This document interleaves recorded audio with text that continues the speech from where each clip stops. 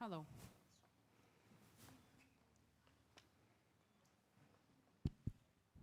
Hallo. Testar vi. Det är du skriver att locken ner. Nu har han också av mikrofonen. Fint, så går det vet. Gerste, Joshua.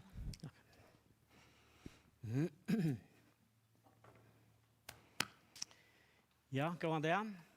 Jeg heter Bjørste Thomsen. Jeg arbeider i ungkvarstående av delten i Orsko.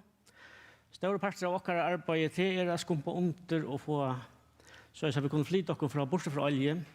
Det vil si at det er Orsko-skifte. Nå, i dag skal jeg si om Sølorsko og kan det være en vever affære. Jeg har først sier om hvor vi hokser om Sølorsko og hvordan støv hun kan være. Så at jeg viser noen døme om Sølorskskipene som er sett her oppe nå de siste årene. Og så at jeg tenker 2 døme, en større bygning og et vanlig sethus. Hvordan vel det lille at jeg kan løse seg at gjøre noe her ved Søl. Vi kan begynne å vise mynden her. Dette viser elframløslene til Søv, det for det og i Arnon 2014.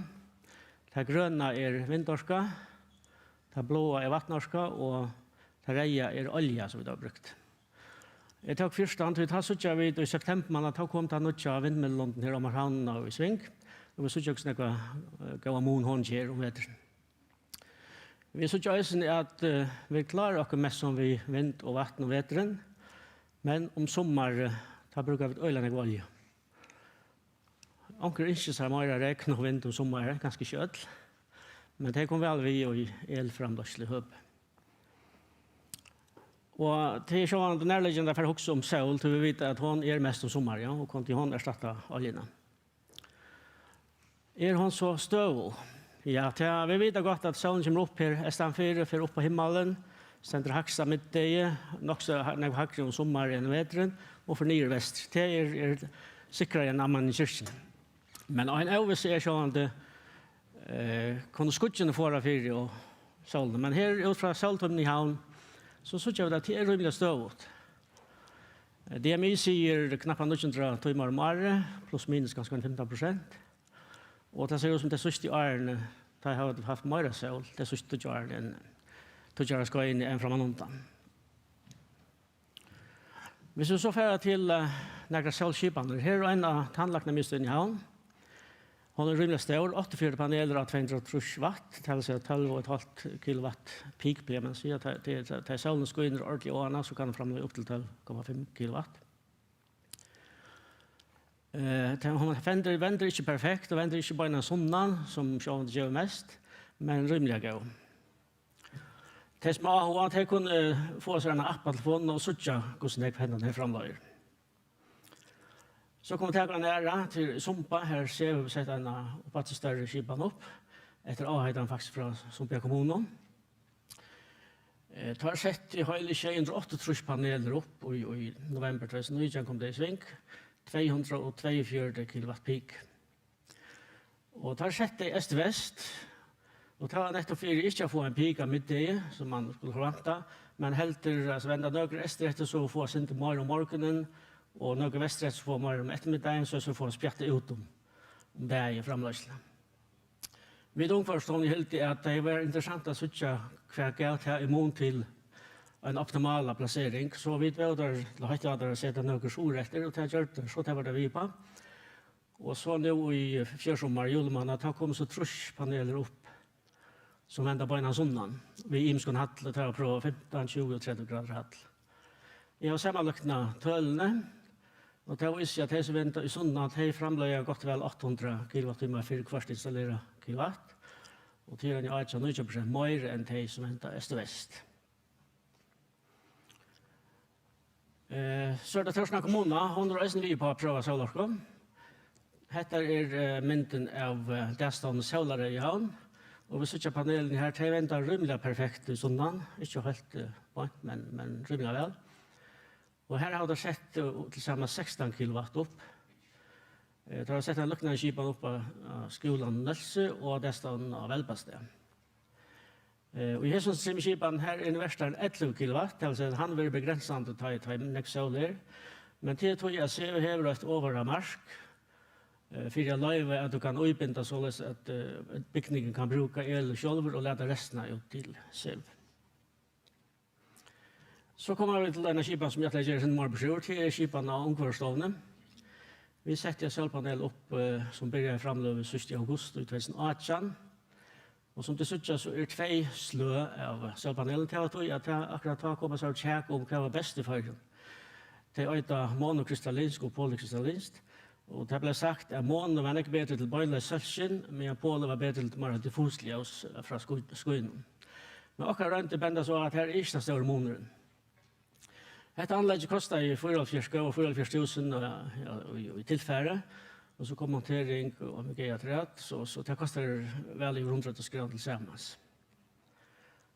Dette her er den beste dageren vi har framlagt, 3.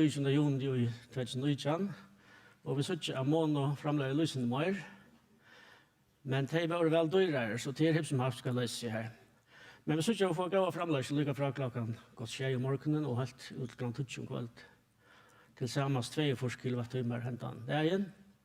Vi sier at 3 dykk i framlegsene til skudd som kommer 4, selv om det er en øyelig solryke dag. Hvis vi så teller sammen hva vi da finner per år, så sier vi at i 2019 finner vi knapt 6.000 kilowattimmar, altså 6,9 megawattimmar. I 2020 6.500 kilowattimmar.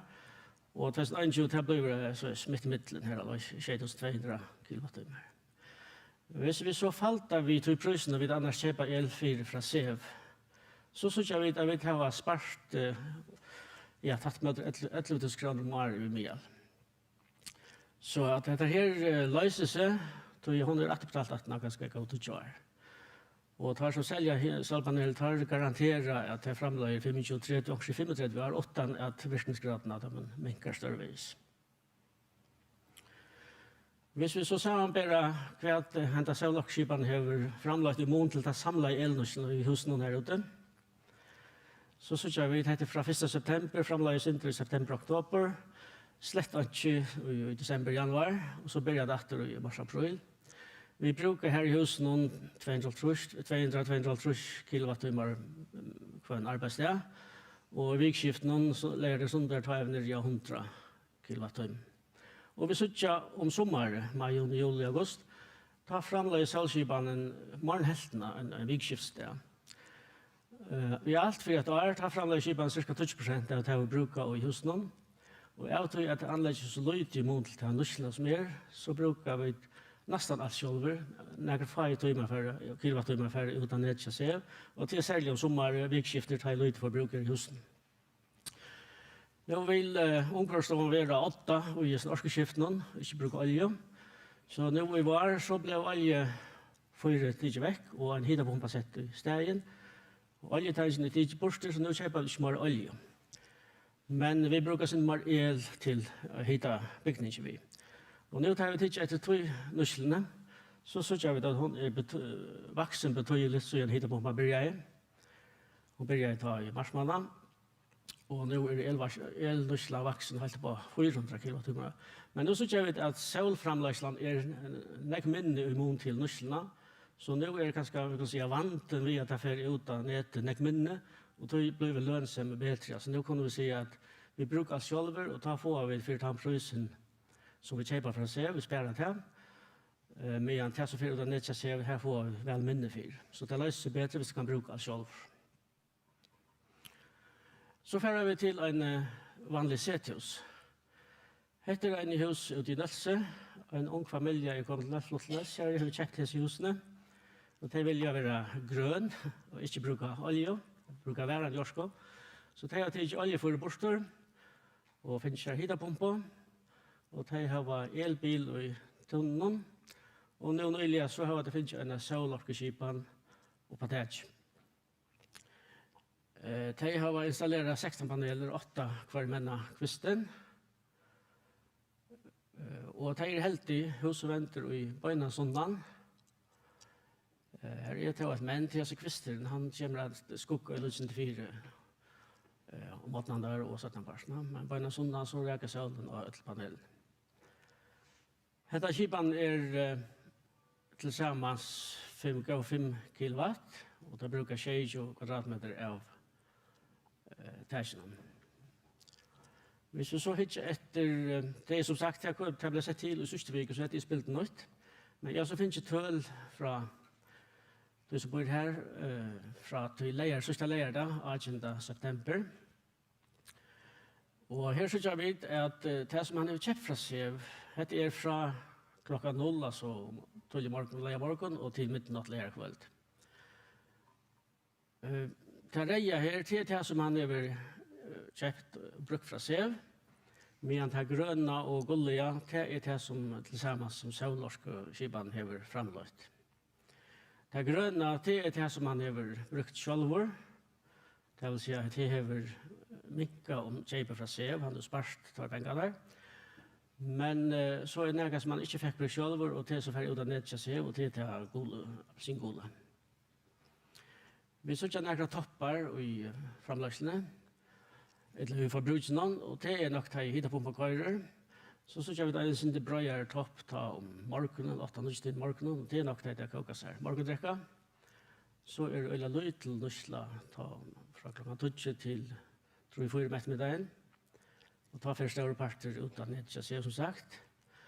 Og så klokkan 16-16 ta kokas seg med at da brukar nok snakke elatter. Men som jeg nevnte, at vi brukar, eller de brukar nek minne om dagen, de solen skøyner, og tog fer av større parter utan ned til seg. Hetta var så i siste leier da, vi kom lengt ut av Arre, så framlagsla, kjøpt om dette var en gav sol der, så er sol framlagsla ikke den helt større. Hetta var en hassommar sørskens der, så hadde vi sted et øyla større klump av de Absingola, og det er alt for utan ned til seg. Vi så ikke på en av veien at det som du sparer kjøper fra seg, her det er først mest 4, det kostet 1,55 per kilowattimme til å kjøpe fra seg. Men det som fer utan ned til seg, her det er med og i elrakning der, 45 år per kilowattimme, og VMG så er det 3 kvart år. Så så vi på en av veien at for at det skal løses som mest, så skal man kunna bruka det selv. Henta skipan her av hesten husen, hon er 5,36 kilowatt. Det er framlaget mest. Og ut fra hesten her maten med sumpa 800 kilowattimmar per installeret gass, så er hon framlaget godt vel 4000 kilowattimmar om år. Og hvis vi så ganget her vi prøysen, som han har spart i kjøpen fra seg, så gjør det over 8000 kroner. Det var 8330 kroner som han kunne spart, hvis han brukte alt sjølver. Men jeg tror at en parti for å sev, så må man hitje på tannprøysen og ta svære det bare til 4000 kroner, hvis alt for å sev. Så sannelig ligger ångstene her midt i midtelen. Og hvis ikke jeg det kan du flyta elnusslene til om dagen til du hever selv, så først du nekk bedre lønnsemi i skipanen. Og det kan man gjøre vi til dømes av at jeg atlander om i hesten husen at få en intelligent styring, så altså hit på man kører mest, her i searchen ned, og så kan man produsere kanskje høyt vatten i en tanke og gøyma det som høyt vatten. En annan mulighet er å sette klokke av vaskmaskin og annet som bruker nek vel, så la seg ta for gang til ta i nek sølvorsker å få. Men først du brukt meg i parti sjølver, og først vi hos før og gav 80 kroner, så ganger det kanskje ikke mer enn 20 år, så er du enda vunnet til øylønne som du gjørst. Men først du ikke brukt det sjølver, så ganger det kanskje 25 år, du finnes det etter, og ta spørninger om det, løs sitt litt. Så vi kunne enda her fra å begynne også. Vi omkvarstående og sev, her var samskift nok snakk og arbeidet nok sammen om orskopolitikk, noe av orskopolitikk. Og her semja om at vi skulle ha nekk mer vind inn i skipene, og helst øysene sjølorsko, kanskje en 30 30 megawatt av sol, det svarer til kanskje 25 000 C-husatøk, et eller annet tilsvarende større skipaner. Så vi sitter ut fra disse myndene her, at vi kommer eta på seg til oljene som vi bruker, kanskje ser det som bare, vi grønner vindorsker fra Erøv, og vi golar solorsker fra Nekrev. Så vi har så ferdig å si takk for det.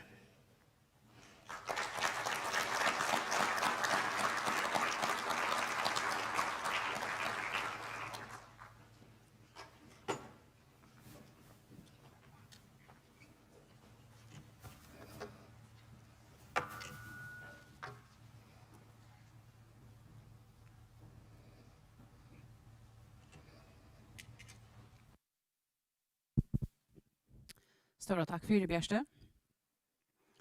Som till så är det väl några skärmar det är så jätte från att det är den kvalt gången till det välkomna komma in här gott plats bäge och så någon och fram i golven någon. Den nästa framlådan börjar klockan 9. Som sagt det som kanske sitta strömmingarna så börjar kvar framlåda det är 20 minuter mitten där. Och vi börjar till tojorna och här i hos någon kommer och färda folk, men nu är en riktig skolan när man kan vara in. Så kommer vi faktiskt på plats, välkomna allesammans. Den nästa som är det skrånet, det är Marnar Fröjam Kristiansen, och han börjar klockan 9.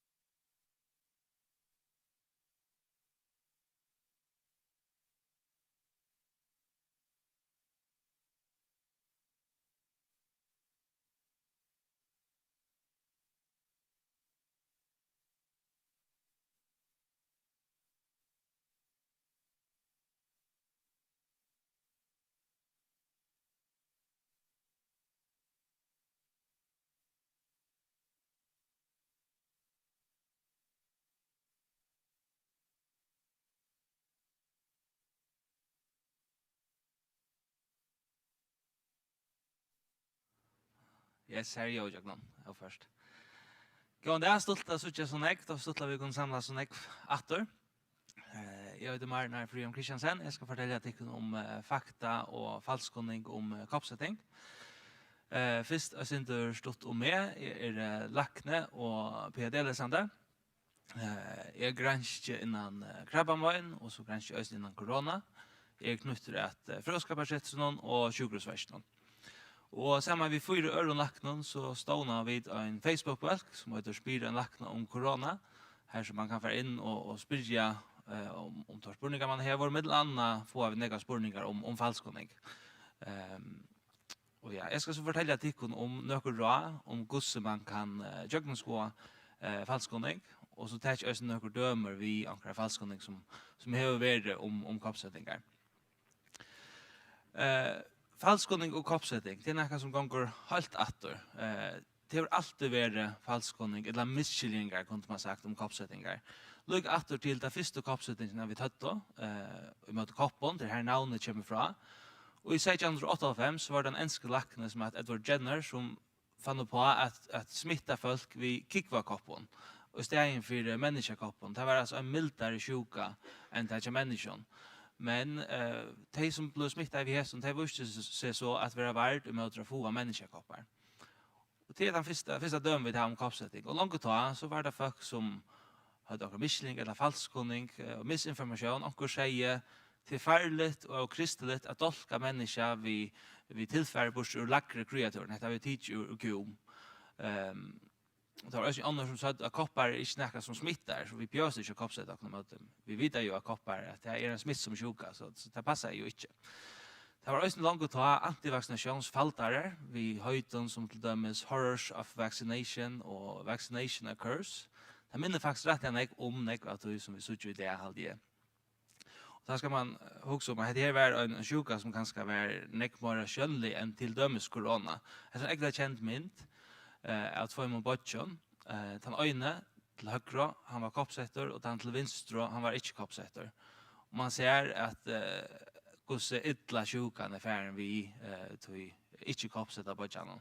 Det var en sjuka som dräpte nek folk, och de som överlevde och de fick nek arr och var mest öjsnjätta nå. Så självt en så tydlig sjuka som häntan kunde skapa nekva misskilling om koppsättning. Och det är sannolikt inte bara att det har varit falskkunning och misskillingar om koppsättningar. Det är kanske nu mer än näkrant och nek falskkunning ute. Det är med andra orsak av alla stövna vid corona, alla höjmeren är lagt ur nyår, men ösne på grund av internet nu. Att ett uppehållt som är skrivet ut kan uppa omgående spjäs om alla höjmen. Och det ger bara en grövre botten för att det kan komma falskkunning ut. Och hvis vi inte känns efter så är det kött att vi ösnen kunde fettla fyra anker misskilling eller falskkunning. Vi tar tyvärr inte tog att jag kan gänga alla falskkunning som har varit om corona här. Så istället så får jag snacka sig om vad är det vi koppsättning och falskkunning, hur hänger det så näst samman. Och ösnen är jag tycker något råd till hur tid själva diagnoskoa och inte kritiskt att det som man läser.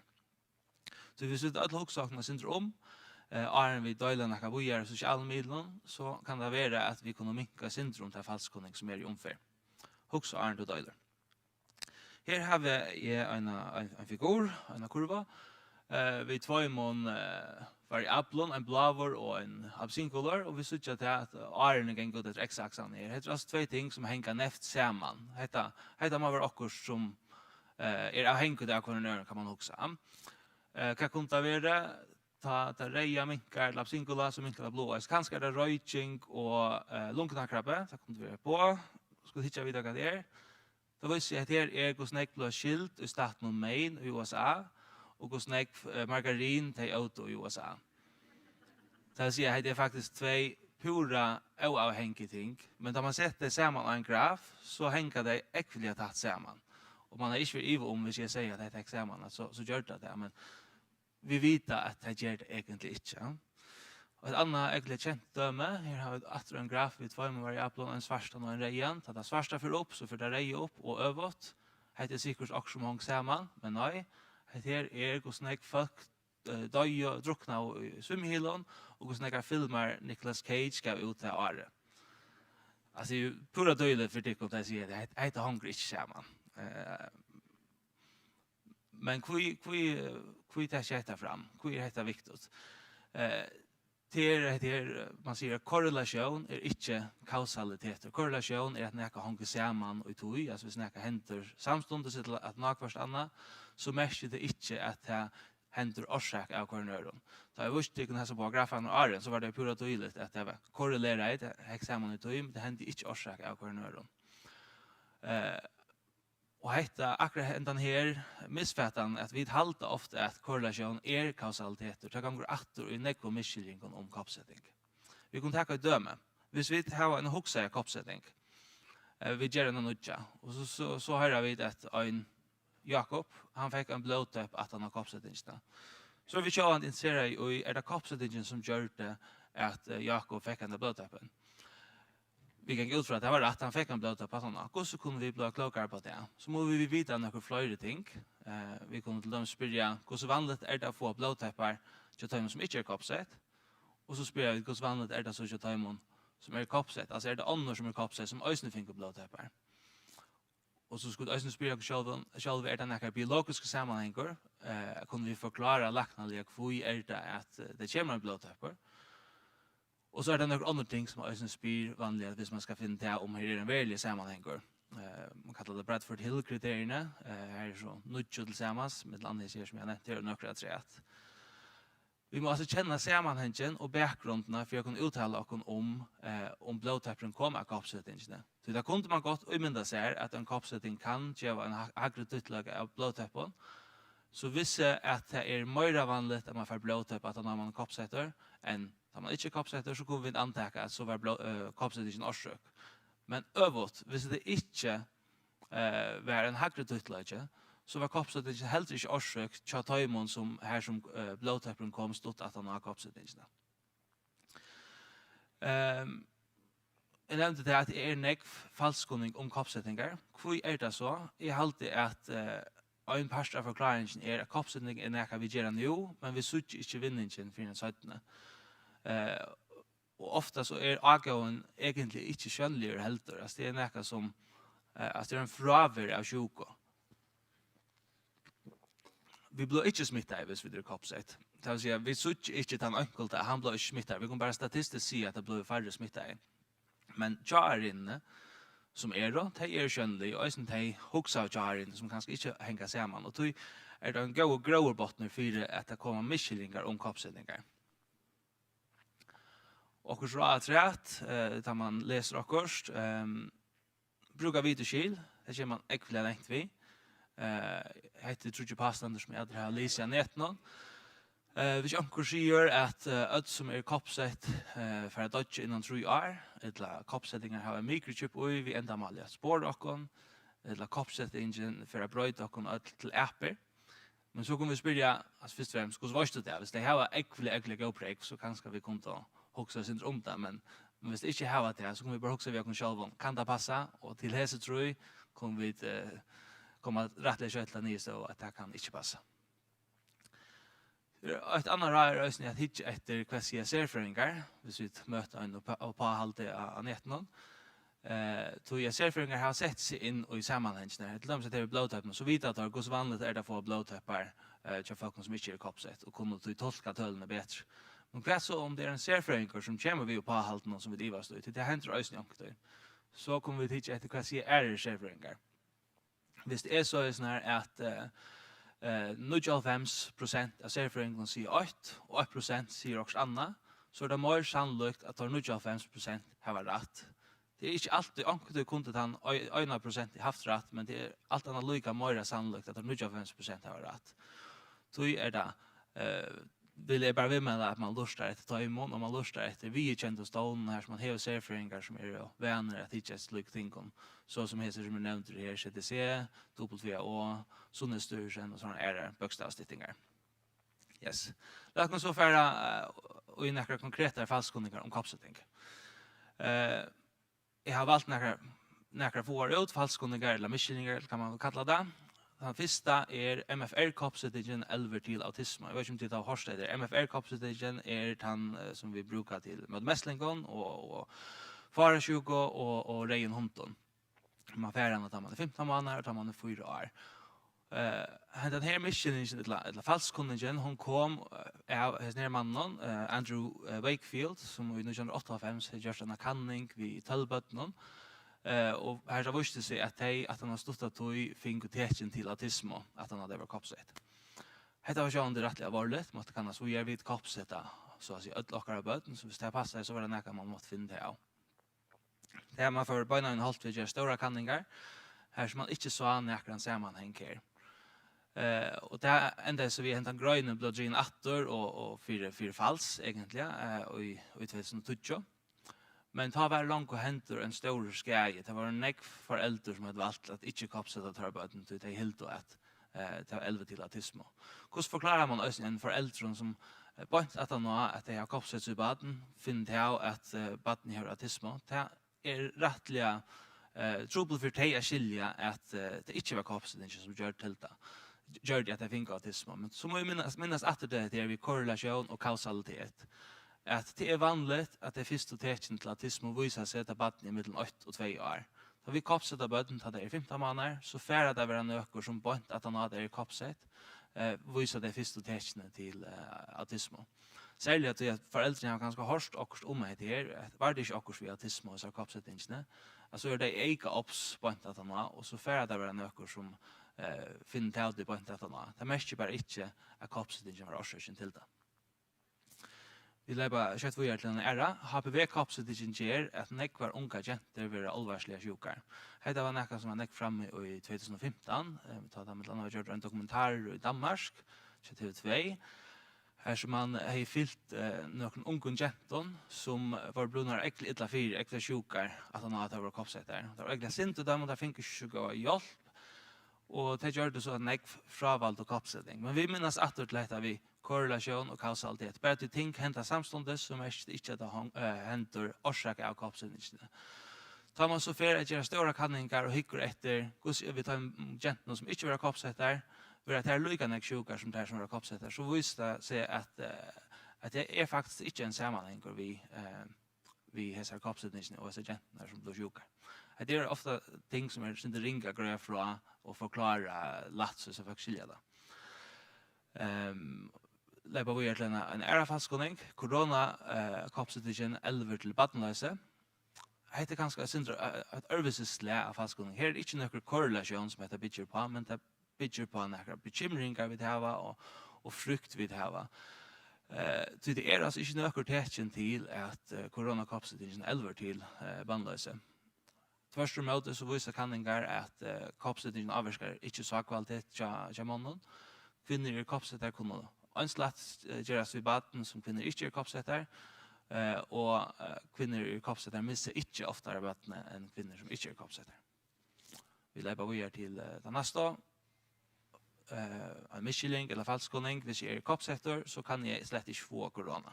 Det är också en misskilling, kanske syndrom i hinon bornon. Tog att från början var sagt att Pfizer-koppsättningen som vi brukar, hon väljer 55%. Det vill säga att det är nökor som kunde bli smittade i HSA till koppsätt. Och han väljer på 55% är nog fattlen näka ut och att ta det gingen så länge tog sig man koppsätter så är väljer näka minne.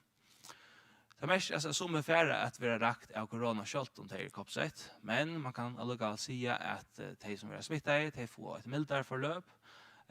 Risken för inlagd eller dödja hon minkar och risken för längre år minkar, men man kan alltså gott bli smittad. En sista falskkunning här är corona-koppsättningen bröjt mot DNA.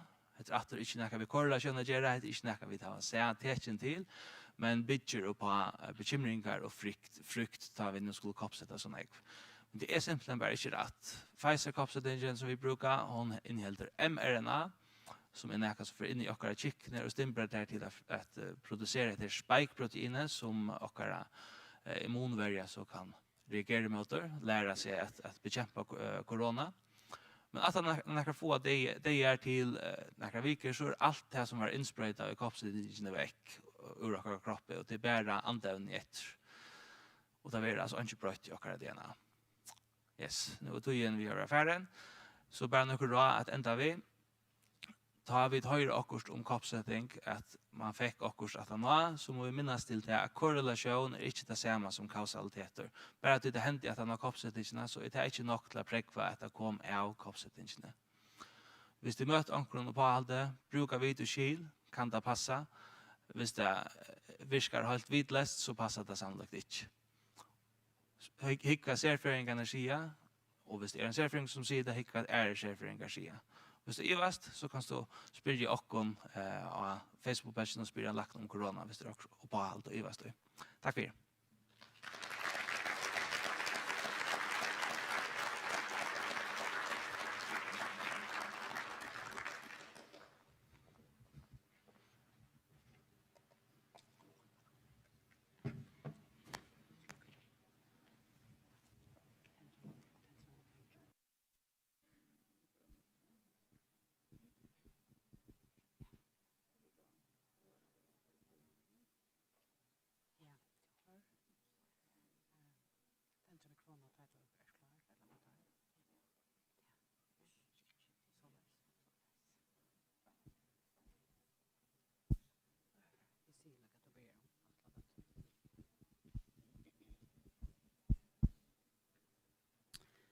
Ja, det var Marnar Friheim Kristiansen. Takk for det. Nästa skrånne er Jana Olavsdøtter fra Gjerfanje. Hun börjar her klokkan 20 minutter over. Og nu er nok størst skifte av folket. Det er plass begge her framför og oppi av søgnen. Og hvis det er fullt så kunne de standa 18 Og til de som er ved ut, til de velkomna videre i telten utenfor og ombord av Jagsverra, havrannsakningsskipen som ligger i bridge.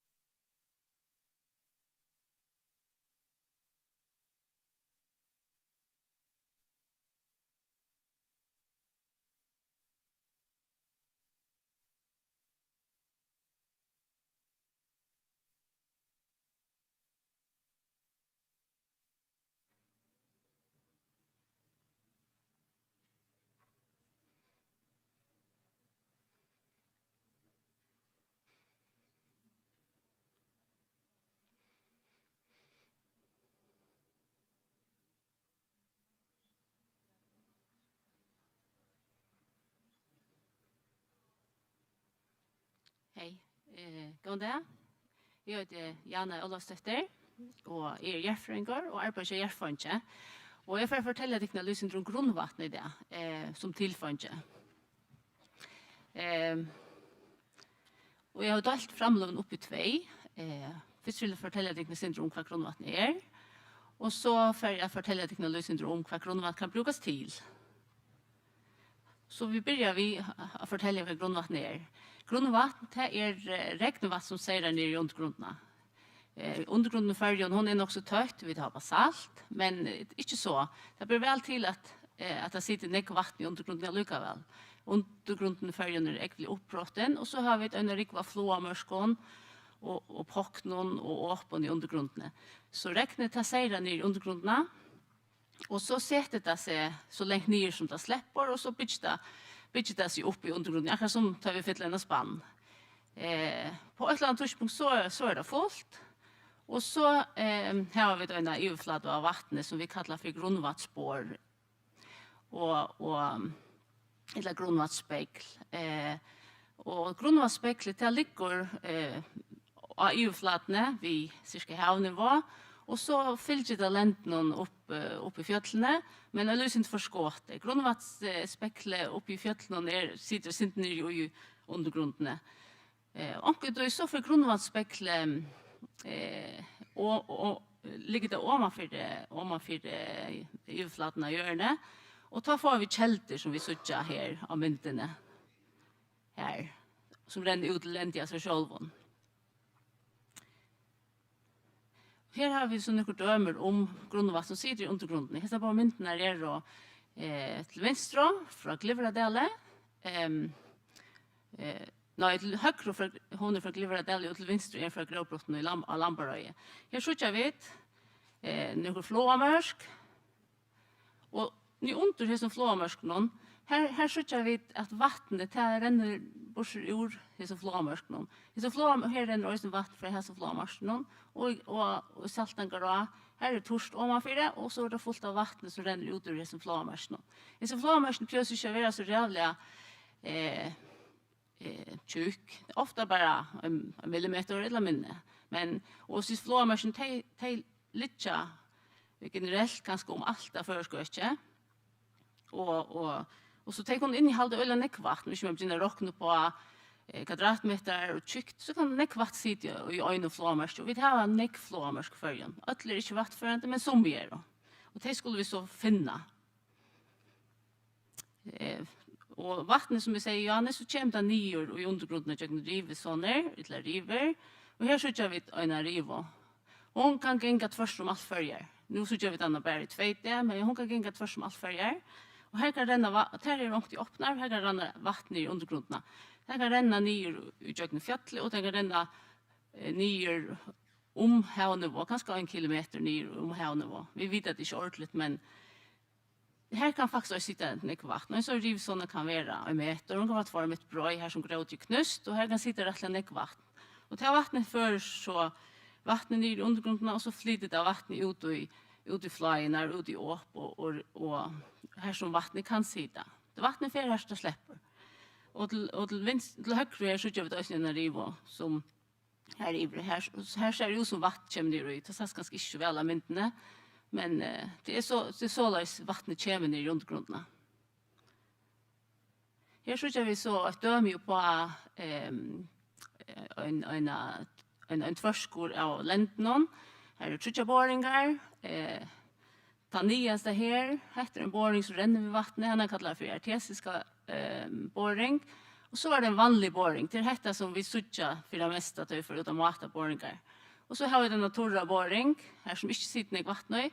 Det her er øyelig kjølsomme, hvis det overhodet eksisterer i førsk nøtje. Men vi har alltid ikke funnet fram av nekra som er så løst. Og vi har målt 500 boringar i førjen, og inntil vi er det gjort der omlag 1000 hjerda boringar, så vi har målt cirka helten av dem. Der artesiske boringar, der er jo av dem 500 er det inntil vi er 30% av dem som er artesiske, og de aller fleste er det så løst, til resten av 100 her som vatten, spekler, sitter 5-20 meter nere i borringene. Og det som vi gjør til det vi får ut, og så måtte vi hitan og løtningsevne til at partikkelmångdene nere i vattnet. Det er så Remik og Katrin som ute i omkvarvstående og mata til. Og vi tar med daten får vi også grunnvannsspekle og gjerridavøksten. Gjerridavøksten ved først undergrunden og alle 30 grader per 100 meter. Det vil si at høyden hakker 30 grader før vi flyter oss ned i undergrunden 100 meter. Så vil jeg fortelle litt om hva grunnvann kan brukes til. Vi får bruka nästan bara utflöde vatten till dricksvatten. Vi samlar vatten i brunnar och bridgingar och det är stora investeringar på det i färjan. Och i sommar har vi haft ett torrsommar och det har varit allt till att redan några kommuner har manglat vatten.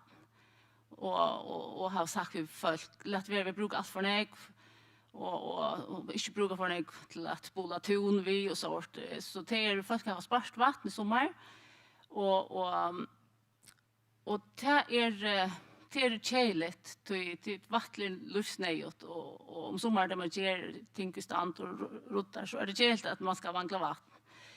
På förra brukar generellt rattla näckvatten ungefär så för några månader en långt vi samarbetar och vi så vi huxar kanske inte om video i vattnet till dagligt. Och till döms i Oslandet här är de 88% av torra vattenvägning kommer från grundvattnet. Till sig vattnet ur undergrunden. Det är bara simpelthen ett vatten i Ryssland.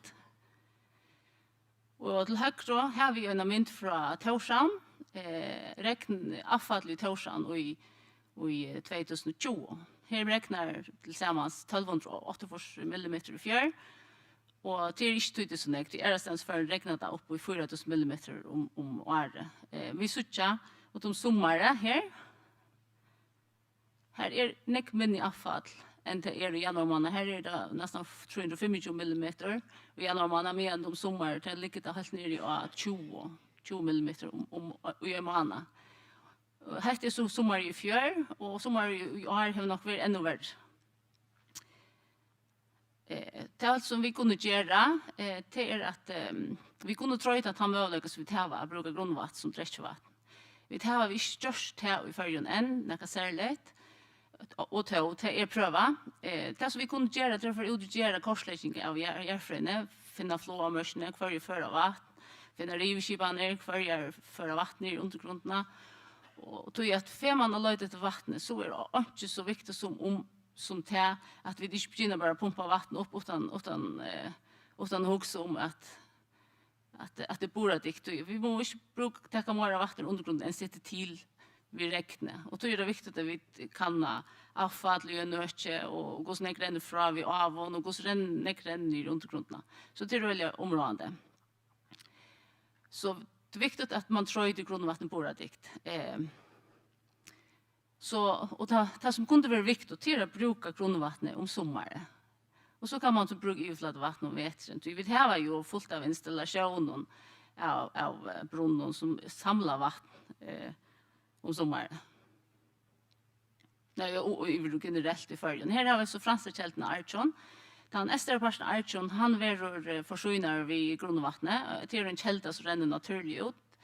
Och det är också en grundvatten. Här är det inte en öliga invecklad installation. Det är en lilla brunnar och så en platativor och så några rör som ränner om man i dessa brunnarna här. Och här var vattnet rönsa. Hända dagen vi var där ute, tar vi det 16 tons runn och i dessa brunnarna om töjman. Så det är inte helt lite. Men det är vid kälton och kältevatten. Det är inte tydligt nyttigt för en. Det är kommuner som brukar kältevatten. Archer brukar som sagt och Öje och Ärastanes. Hittenfjörd brukar också grundvatten och kältevatten. Grundvatten tar man borrar och kältevatten det kommer ut av sig själv.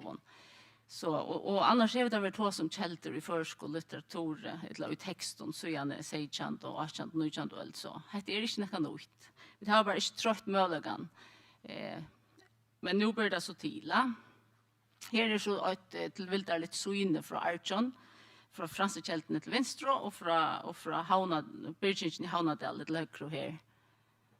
Här ser man tydligt att mikroorganismer, här är det många mikroorganismer och i vattnet som är i vattbridgen i Havnadelle, men i franska källor, här är många mikroorganismer. Här är generellt många mikroorganismer och i vattnet. Och tog jag vattnet vill rönsat av hjörne. Det är santor och undergrund som rensar vattnet. Så tar vi allt sålt fra. Och så är det pH-vire och i grundvattnet är det högre än pH-vire i regnvattnet. Här är det döme, här är det 8,8 högre. Och det är en indikator på att i grundvatten pH-värde är högt. Så att vattnet sitter i undergrunden kanske 8-2 år och där reagerar vi på saltet som är basisstøynsla och så hackar pH-värde och då får det några mineraler till vattnet som kanske kan vara gott för folk. Dömer och framlösla. Her er til dømes Kyrve og Aurora, der tappar vatt fra Sumpia-bergkollen til grunnvatt som renner ned i bergkollen her. Og DISM tappar vatt til framløsla fra franskjeltene, og så er det alle smoltstøyner som også bruker grunnvatten og kjeltevatt til å framløsla av smolt. Og her er det helt sikkert underdømer, men ja, det er til hese som jeg nevner i det. Och så till ändan så är det faktiskt något grundvatten som renner ut av Skjegg. Jag säger ju Johanne att av de 500 borgarna som vi har målt är det runt alla artesiskar. Och tar vi döm i Kotlafyrre så är 5 hål här. Och det första blev borrat 2014 och hinner 2015. Och det renner vi tillsammans 15 000 liter av vatten om timmen ut av Skjegg. Det vattnet blir sprycknacka. Och tillsammans sedan 2014 har det runt 1 miljon tons av vatten av Skjegg. Och det är nog av vattnet till en bygd på 600 till 1000 folk. En vanlig förskapbygd. Har det varit en dansbygd så har det varit nog till 5000 folk. Så och bortsett från tog jag brukar det till dricksvattenborgaren så kan man också köla detta vatten ner, ganska 20 grader. Detta vatten är tillfälligt 20 grader. Man kan köla det ner 20 grader och så täcka till orskarna och brukarna till uppbyggning av husen eller byggningen. Vattnet är stället som är grundvatten till knappt så högt. Det är ganska 16 grader, 13 grader och det kan saktans kölas ner till den vanliga temperaturen som man dricker och så kan det brukas till orsk. Så här är möjligheter att ner, men vi måste bara minnas till vi 24 hållt vi att utnyttja vatten i undergrunden som vi minnas lägger det boradikt. Och det här kanningarna är av öknen kommer in till att finna hur vatten sitter till och hur kunde vi få bort ur undergrunderna.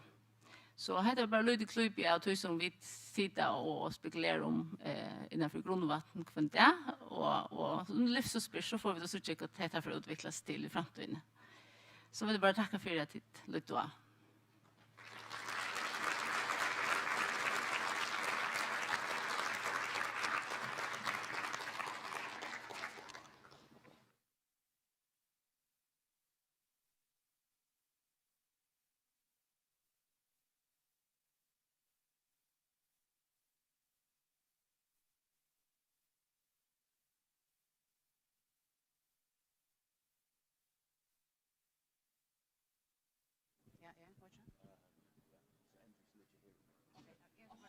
Annars blåser det som ett lojta. Ja, så kanske syndrom på under det heter så här. Okej, så super.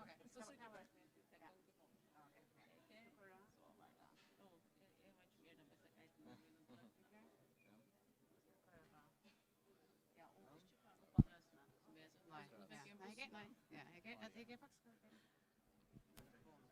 alltså vi ser under tändra. Ser det akkurat ja.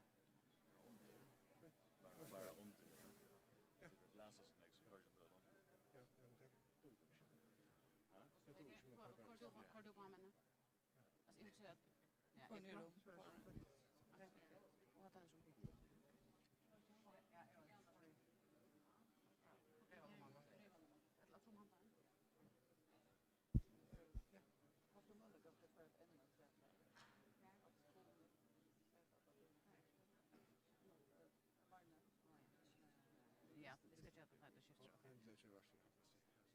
Ja, vad ska ta för något inte säga? Okej, Jon, du ska inte komma hes med att bordet, du ska bara hanta henne. Det var något inte säga det. Ja? Hes med att bordet. Och vi står hinner. Och du kör ja. Så hes med att du börjar klockan 4.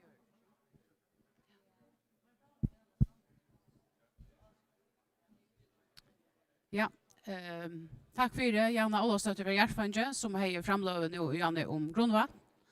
Och man har lite lötet det om 5 minuter så blir det Jon Aldara från Tjausanon som kommer att ta sig om nokturna i Koltre.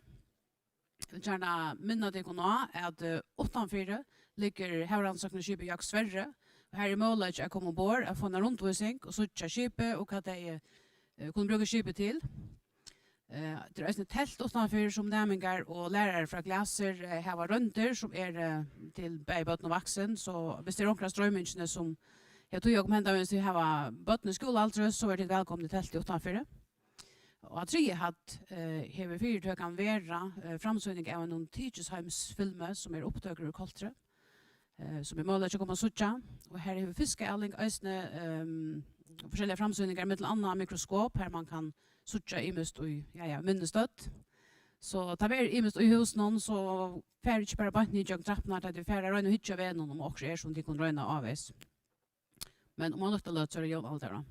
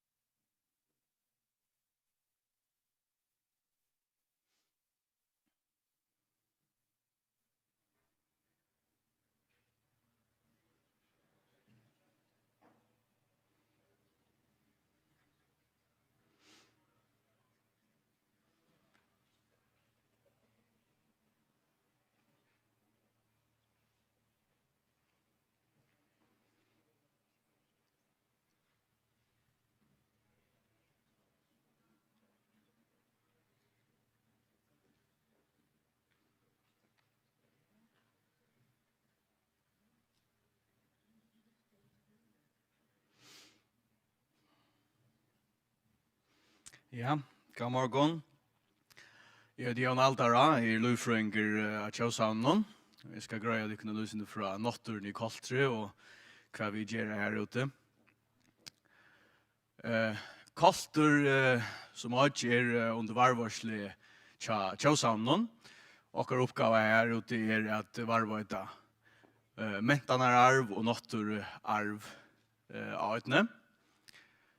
Så inte att fonteren kommer i färnes inte av spåren, men jag må röna att kommer jökna det som friast.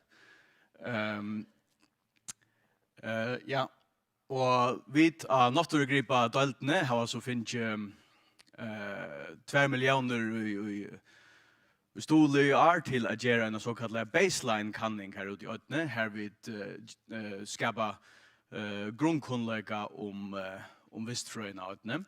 Med landa snur til seg om å skrasette og telja djura og planteslø og meta om hver boøker og lendestyper er i øyne og annars få en halvdarmynde av naturen i øyne. Kolter er næst minst av i Färjön og hon er nokså hever nokså avhverdan avhversplass i visskipan i Färjön til hon er rettelig sentralt plasseret, men hon røysende avbyrd av en hatt og en viss amon. Her er ikke så negferslig ut av utna, for utan negar tilturer om vikna, og så ankrifera turer om sommar.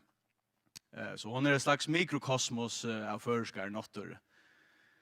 Hon er veldig fjellbrøtt og serstøk byggnaie. Hon har nekve imiska lendestyper, nästan ödle vanlig lendesløen i Färjön. Er nekver heie og bøver, særlig sunnanfyrir, men også norranfyrir her.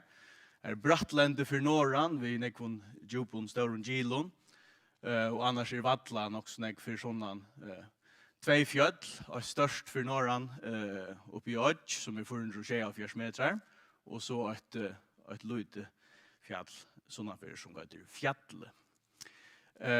Så er Hedla sunnanfyrir, altså ordtippen hon, øyla stør Hedla, er berg av østningssøyene, og vestersøyene er nokså fitt av nokså lenge fjøra, vi er noen luttla kvidar sandstrand her som vi sitter her.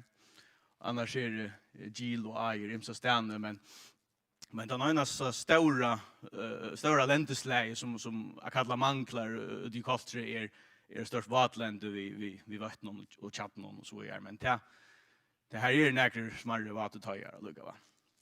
Det er nekker mynter, det er for sunnan, stora Hetland her.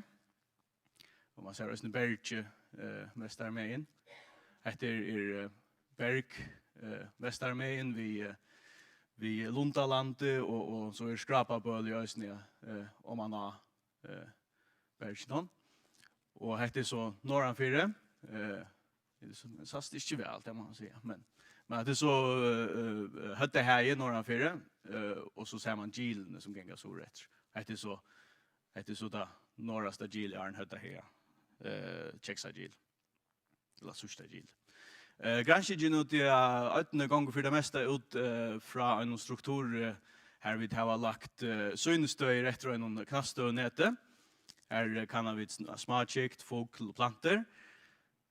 Og det har vi tatt av visser at vi kan det samme punktet. Hver affær, hvert år, og nekva for jøkna året, for at sørja imska brøytingar og så er. Og det er jævnt spjatt i radløytene. Her er sånn noen støy som vi ikke kommer fram et, lømmes her oppe, men så renner vi det supplerer vi tog vi gjør her synnestøk. Planteløyv Koltre har finnet omkrar avbjørngar, eller kanningarna har finnet avbjørngar i sommar, men her er nekka skrasetting gjør av planton, og tar samsvarer vel vi underfarne kanningar, og i mån til her er så helst 5 nudslø for i øytene funnet. Så her er nøyta å finne det av aller helst nekv. Vi tar nekkar avbjørngar vi har kommet fram et som det er sånn her lenten og her på nær til nek spennende grauer imsa stedene her som sier og folk ikke kommer fram et, men det er vi så vannende kan og neste år. Partvis. Smartchikt har vi kanna i Rickles Joe Sjuan 2019, har vi tidje imiska søgner i øtne. Mitt lande har vi fokusert nok snakk på klokker til vi da kunne grøyna klokker.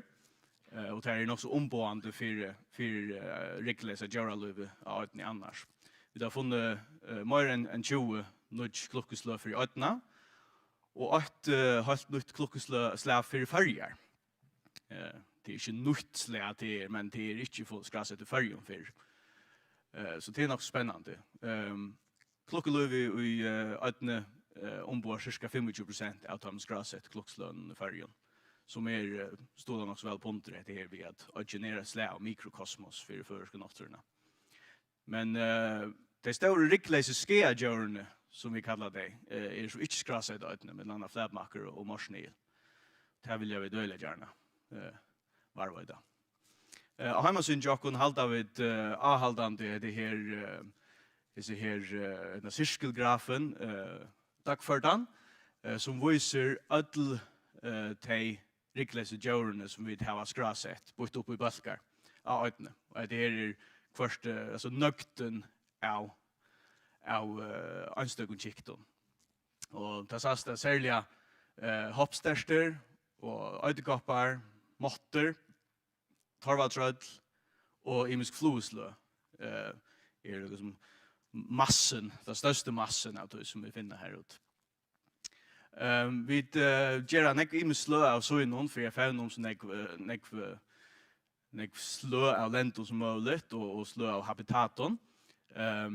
Først og fremst så borrar vi chattene ur svøren og teka målprøver. Det gjør Janus her. Og så går vi målprøvene og Kanada for de kikt som her og i. De hålene som så etter, her setter vi fallfettler nere og i. Rørpetter og så gjerne pura vanlig yoghurtblikk nere og i her. Og så har vi et låg om man iver som verger med rekne og ørnskitt. Og nere og i botten har vi så en glycerinblanding som varvar til djørene inntil vi henta fettlene rett. Det cirka 2 veker i middelen. Det er også tidlig syner av Seiatøven. Det ganske en indismynd i alle framløvene. Det nok snakk spennende lov i tøvnen, og middelanda så har vi så funnet her et nødja slag for førjar. Norr tøklokkan. Hon lever ui og av tøven. Det andre tøklokkeslø i førjen og øsne, men hendan så ikke funnet førjen for. Det merker kanskje ikke at hon nødj i førske nattørene, men at vi ikke har lagt henne til merkes for. Så gjør vi det øsne i årsøyner, for at finne om det som knyttet at feskvattnet. Det ofte at nek kikt har ormverer som lever i feskvattnet og så framveis. Og så det enda stråknet søyner her vi genga etter noen transekton, vi er en glope, og få alt det som lever oman av vøkstren med et eller annet floer og fyrvalder. Så er det øyelig nek imest som man kan gjøre for å få en holdarmeting av Riklesen djøren av etne. Her Fuglaløyvekolster nok så avverst, kanskje ikke tog at her så nek kjølsomslø, men her omløy 25 rørende fuglaslø av etne, og her særlig nek mursnøypa og kjelter og drunkvitt. Og det er rettelig spennende, og det er noen djøraslø som lagt at komelig, eller fuglaslø som lagt at komelig, og kunne granskast. Her tror så lunti og skraper av etne, vi vet ikke stånden, men her nok så fitt til at. Kjeldrene tidligere skulle trivast vel av etne. Ungene kom undan og tar komma flå. Her så mynd av, vi kom fram av et røyer her, en av foreldrene la, og hun ble så kløkk at hun hoppet i av, og en ungen simpelthen koppet i. Jeg helt så fitt ut. Men ungen skal i hent. Og vi har ikke gjort en sånn utøyselig kanning av underkomne, men det virker som at det har det godt, og det er aller helst partvis årsaker av at her er ikke rotta eller musøytene, her er ikke flatmakker og ikke morsnil, og så er heller ikke husdjør, kjetta og hunder og liknande. som håller det lite av Eurek. Men här är alltid ett par som röras bort vi tillpatlen. Och det var så rysliga väl Eurek var cirka 5-6 färnar om vikna minst. Men det ser inte ut till att det ger näkat vid det. Färre en unga flå kvar står. Akvarien av sånne her synstøkepunkten gjør vi da foglatellinger, eller faktisk nøkron av punkten.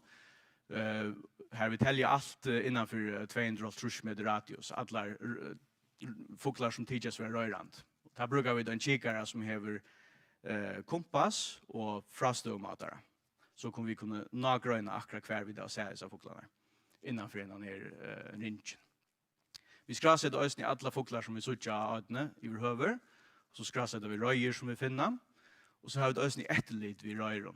Her med landa vi har haft videoopptøk av Chaldersrøyren, en Chaldersrøyre, altså det her vi Tyrlepadlen, og en Tørstarrøyre, og så har vi også bøgnløs strøyming av heimasynjåken av tvøymon drunkvita røyre. Og det her kører enn av heimasynet, og de kunne hoppe inn her og så gjør tvær donungar litt og lukka som fida seg upp og gjør seg klara til at møta verene.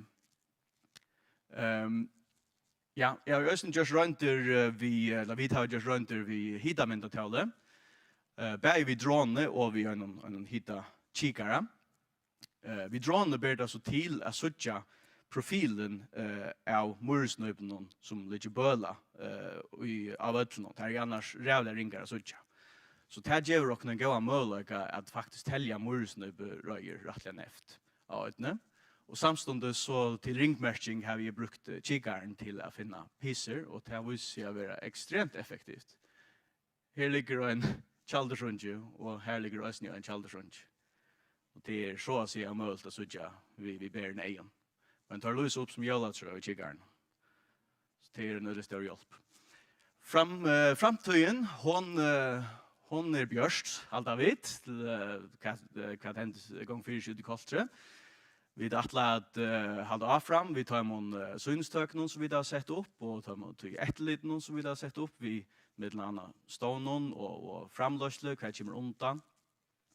Og så atlet vi da menna granskingene, så er det snarere at vi får mer neft kanna til vistfrøyene som er i midlanda hjørne og middelen imisk slø og så framveis, så er det snarere at man faktisk för granska förska nottor på en neva mat. Och det är något som inte är just att sälja stor mat i färgen allant.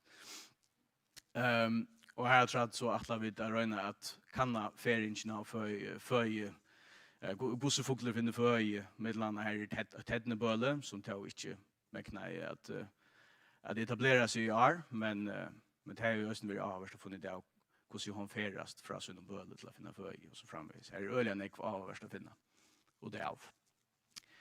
En mangler mannagångter og fyrskittingar regler for øytene, og det er også nekva som vi til ferie menna. Det skal helst være så sånn at jeg faktisk ikke drasser alt mulig til øytene, og at som er øyngst, med landa flatmak og så er det kjøtt her kan henta. Og så er det man får kipa feringsna av øytene, vidjanna av øytene, så vel som mulig, så det ikke blura kaos. Og det er så parter av milingen og snø av øtene, at få folk av vidjøtene, det er aller helst innenfor en, kallar man da en vanlig ruta ut av øtene, her folk kunne avkjøpes komme og vidja, og her får vi så mila at det er granskingene som vi gjør her ut, og så atler vi det skapa en godt grunderlig tja fyrra folk av vidja og genga rundt av øtene mitt landa via gjer gøter og skapa gåa trygt. I framtiden er så også en vidjanardepel og i sønnen. Og det er lukka som det, som er hei på hjersta, at det var en øyelig kjøtt jøkken gong til sånn nøkron av tog som vi gjør her ute. Og om det var AHA, så er de velkomna for inn av tog søyna av akkurat heimasøy for Kolters Nottur gransking, som heter Nottur i Koltre. Han har suttet dit her. Takk for meg.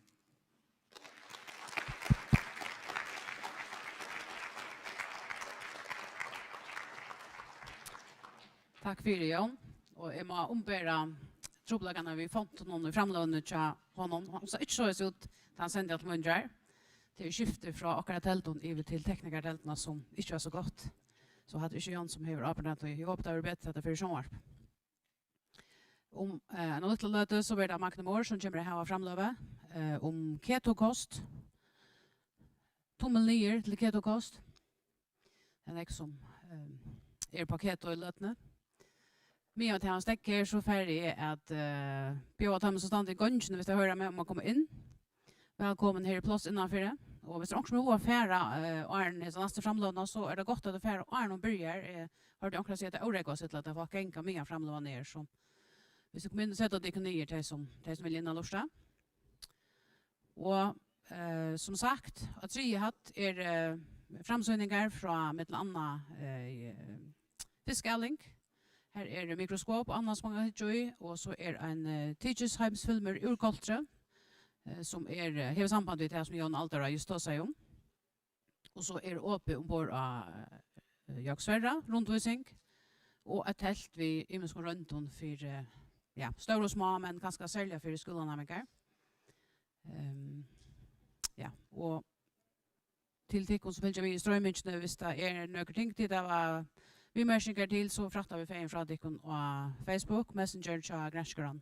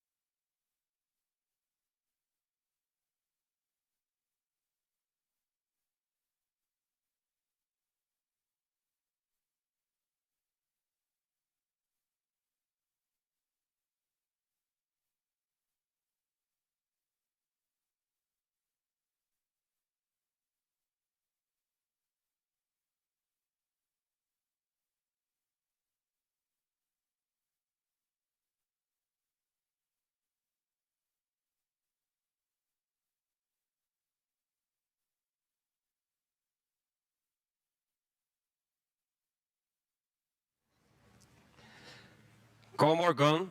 Jag heter Magne Moore och är professor i fysiologi på Froskapasseteren och på Syddansk universitet i Odense. Och min framlåa eiter Tommel 9 till ketokurar. Och så eiter en vötaglykogen söva. Kanske kunde man kanske betrakta mitt upplägg det som en värjeröve för kolhydraterna.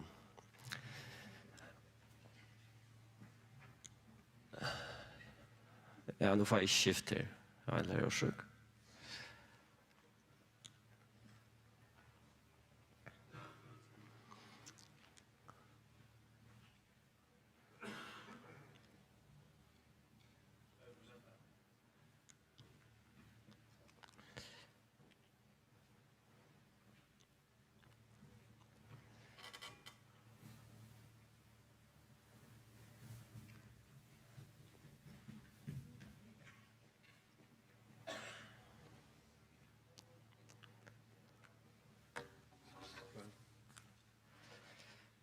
Och pröva efter. Och för att börja vid början. Så, och vi är ett långt tujärskaj. Vi åker mentust. Så mentust åker en tujärskaj här och 80 ön och kolhydrater. Här och går herbivårer. Och baserar det mesta av åkra kost och plantor och frukter. Och så på ett tidspunkt så blev det första människorna till. Och vi tog in i utviklargruppen till ett rennande veifolk ute i de afrikanske savannene. Og blev att ha till omnivåer här och äta mer sammansättande kost. Och i som togärskajnen ta utveckla och reisen i evne att lagra glykogen och välja dona lite lagra glykogen. Och i livren tjocken här har ett lager av glykogen som lankar kjeter av sukkermolekyler. Som också brukar med annat till att upprätthålla blodsockervirne som är väldigt viktigt, speciellt för centralnervsystemet. Men speciellt i vattnen har också utvecklat öliga stor glykogenlager som ger att åker som arst öliga väl utgjort till att mottaga stora mängder av kolhydrater. Det första kanningarna, så klickar sin efter sövliga, tar man först för mata i evneskiftet till kolhydraterna och till fett under arbetet. Vår gördare av Kristensen och Hansen som mente en metod till att mata sammansättningarna av inandningsluftene och utandningsluftene. Till att se hvordan oxygen upptäcker man och immun till hvordan koldioxid man producerar ut i mitokondrierna. Och till att utfallet säger hvordan fett man förbränner och hvordan kolhydrater man förbränner. Så något att du vitan som är gjort arbetsfysiologiska vitan om och evneskifte kommer från tarra upprunna kanningen. Under 1906 har man en teknik här man kan ta vöttabiopsier till att sätta till att föra in i muskeln och mata kvärt äta för energisystemer och orkeskipaner man brukar under arbetet. Och här kan man för mata stötterna av och glykogenlagren. Och senast jag tror så är det gjort öde några kanningar med landet som i själva har varit här man prövar kanna lajkloden tja och kolhydratlagrun ute i vattnet. Och hvis vi kritter efter tar jag kroppsliga vision, så hvis man arbetar vid öliga lav intensitet, som till döms man gånger en liten tur, eller jag kan inte runt här av golven, så brukar jag inte göra några kolhydrater. Men hvis man ska vara mer vision, som allmän tillmäler resten kan gå ut på, så börjar man ha törv och att kunna bränna kolhydrater. Och hvis man tränar vid rättliga hög intensitet så blir kolhydraterna ut i musklerna mer viktigt. För i år då går vi åker ett review ut som är en sån sammansatt grein av det nutjaste vitan om lajkloden tja evneskiften av glykogen under arbetet. Och med landa så visar här att nybrotisna glykogen är tänkt att arbetsintensitet så vid i hög intensiteten brukar man öliga nog glykogen. Och till sig att tar man tränar eller tar man ett arbets i regipas min här eller som tempermauer eller kan man motivera. Ja men så brukar man avsynna glykogenlagren och då gör man törv att fylla det upp efter dagen och kväll. Och grejen är att tar man ner kroppsliga vision så brukar man glykogen ur bavon, tar man hövustypen av vöttafibron och gräva tjåta vöttafibrer som sprintar av nok var av, och gräva sina vöttafibrer som uthaldenhetsutrådda folk har nok var av. Och båda till fibertyperna är väl designade till att gömma kolhydrater och väl designade till att bruka kolhydrater under arbete. Vi ska hitta in i själva chickena, som också tja här som myndene, så såg greisne att alla svarta prickarna som de såg hesmina såg och i kvildastöve, ja men så såg svarta prickar runt alla ställen. Tar visa lager av glykogen imsastene i våda chickene. Så jöknon evolutionsövna jökon har mätt evner att mottaka kolhydrater, att lagra dig i våda chickene och att lagra dig specifikt stö i våda chickene så att våda chickenen kan fungera optimalt. Och så under kroppslig arbete så blev det färre prickar till att du nu börjar bränna borster av hesson glykogenlagren. Och det är också vurst att hvis man tömmer sin våda glykogenlager, det gör man under kroppslig arbete, det gör man eisen hvis man är i hungerstöve, och det gör man eisen hvis man är av en diet här man tar kolhydraterna, en av de största födsleevnen, borster ur kosten som mittelanda imisk slö av dieten till de ketodieter lägger upp till. Ja, men så tycker att så börjar flera av de nöjliga processen, biokemiska processen i några muskler inte fungerar som det skulle, inte fungerar lika väl, och några eisne vurst att det är öda starka indikationer eller tecken på att man eisne börjar att sända via några stoff som man producerar i musklerna att till heilan, som gör att heilan helst fungerar, nervsystemet lika väl som det är, hvis man är i kolhydratbalans. Och här är ett nytt studie som har gjort, samstarv mellan Froskabergsetri och Aarhus universitet och Syddansk universitet, att vilja störst design, här och gravt några unga män, och så går till Vitalia, lärde där arbete, trutja perioder och cykla. Och så i kvildarperioden här så får där anton en kolhydratryckande diet eller får där en diet som är fatagrupp av kolhydrat. Och det kan sådär här kan där få till en så få där en dryck som innehåller nog kolhydrater, syndra protein och syndra fett och hinner så inne lite kolhydrater.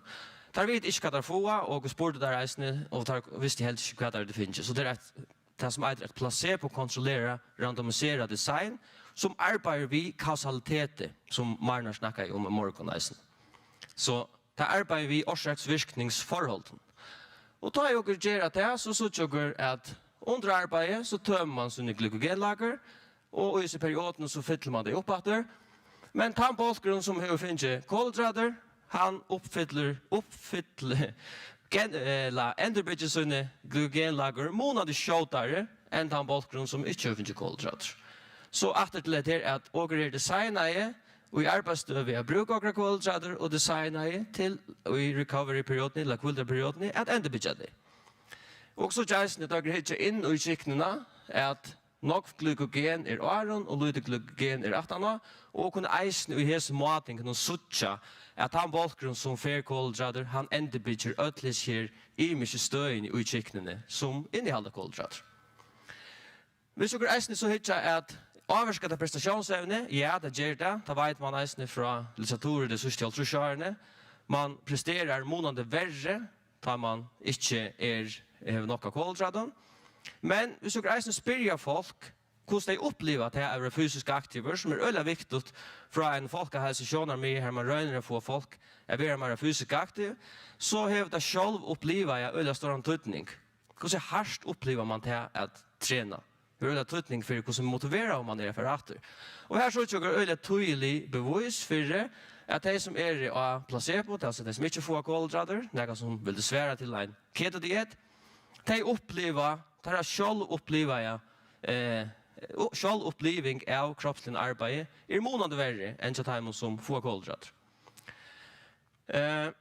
Og altså eisen tja en utrettet folk, eller utrettet lie, en fotbollslie, prøver å fylle dem i retujarskai, her de spiller dister, de trena og spiller dister atter, som man ofta gjør, da man utrettet folk, som eisen vil dessverre til folk som har et øyelig hardt kroppslig arbeid.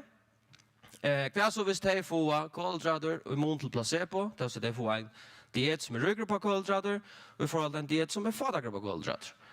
Og så tjokker at, og jeg kan ikke, at tar man gjør hardt kroppsligt arbeid, så underpresterer man heter brøydingen og heter brøydingen og hvordan noe kraft man kan utvikle, hun blir tannbrøydingen eller fattelig i kraft, blir måneder større mot endan av en kroppslig arbeid. Men også så eisende at ta man begynner å bruke nok glykogen, så begynner man med til annet å produsere nok ammoniak, for nok ammoniak ut i blået. Og ammoniak såleis at å kunne slippe av det ved å produsere urinsyre. Men og vi eisende fra kanningen som jeg eisende har vært parster av, at ammoniak eisende kan opptakes i heilanen. Og heilen hever ikke en effektiv urinsyrecyklus, så han kan ikke lukke vel. Han kan ikke bruke til naturlige måten å slippe av i ammoniak på. Og tog ser man noen brøydinger i tarmen evnen som har tøytning for velvære, har tøytning for hvordan man motiverer man følelse, og har tøytning for kan man si, psykologiske velvære til folk. Med landa serotonin, produksjonen minker måneder da man hever nok større opptøk i ammoniak i heilen. Og tar jeg også så prøve at hitte at, det så salerlig åren av eisene at inntakke kolhydrater. Og hvis dere hitte at tar man skal gjøre øyelig hardt arbeid, så blir jo langere man arbeider, jo mer blir han selv oppleve jeg tingten av til arbeidet. Og så har vi et hovedtak som utrådder salerfrøringer har ment, som er negativ self-talk, det vil si man begynner at halte heter øyelig strave, man begynner at halte heter øyelig hardt, og man begynner, for jeg sier at det er ikke brutalt, jeg kan syndes i selv. Hvis man så hykker at hvordan det så, hvis man inntekker kolhydrater i forhold til placebo, det er altså ikke kolhydrater, så tjokker til at de reier stappen noen per minne der bladet, som viser at hese hovedtøysen her, som negativ self-talk, eller ego-depletion, som eisen er et uttrykk for, man sier kjølsalit, mye man arbeider, det blir månande minne til man ikke inntekker kolhydrater. Så ser man omtøyt til djevelsk litt at gjøre noen nye støver ut fra hesson fyrlesteren, men så heva åker jøknen åkra evolusjonssøve ment evnene at lagra kolhydrater som glykogen, først og fremst og i vøddavevnene, men eisen i livrene, og vøddaglykogen blir brukt under kroppslig arbeid, det blir liverglykogen i eisene, det blir eisene brukt opp i hungerstøven, tror jeg nok som kan man si, simulerer til støvene via fasta i eisen døven. Og i støven her ikke eta kolhydrater som til dømes hvis man velger en ekstrem diet som keto. Tømt er vøddaglykogen gømsler vi fører at man ikke arbeider like vel kroppslige, til at man fungerer, muskelfunksjons någon rikkar ikke lukka vel. Man blir kjøttere mower. Ta salerlige trusti ugjendig arbeidende støve vil verre. Det tror man anbefaler utrådda folk og folk som har et avgjørende kroppsligt arbeid. Hvis man til dem seg fjalla bjergare og skal ut i naturen og bjerga folk som ute i kjøttelen og som vekk, så det viktig at man fungerer kroppslige, man fungerer salerlige, og man eisene fungerer kognitivt. Og kanningar viser eisene at man blir underprestera kognitivt, da man tømer kroppen for kolhydrater. Norsk gransking viser eisene av horen og motivasjonen av kroppslige virkjen fettler, ta kolhydrat, gømsler, gømtar, og finnes penger fra granskeren i år til å kanna hetta videre, her og færre at hitja at hvordan det daglige aktivitetsnivået ikke folk vil avvirka av at være av en diet vi får en kolhydrat. Så hvis man teker kolhydrat i ur og koste, så fettler evnen gjør kroppsligt arbeid, og at kroppsligt arbeid fettler kjennes tingre, og motivasjonen fettler. Så tog konklusjonen tommel 9 til ketokurer, og annars allar vuggangtar kostbrøydingar som teka de store førstlige evne til å se feit, protein og kolhydrater helt bort ur kosten. Takk for det.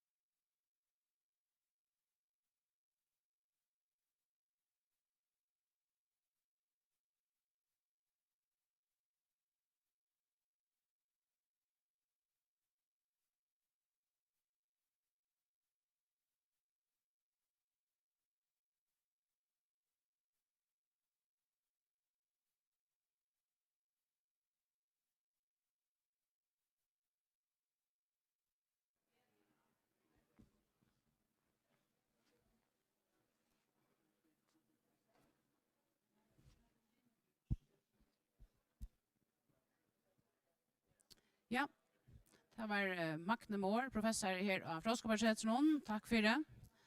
Og den neste skrønne var Gethin Roberts, som arbeider av Ungkørstående og er knytter av Froskoparsetron.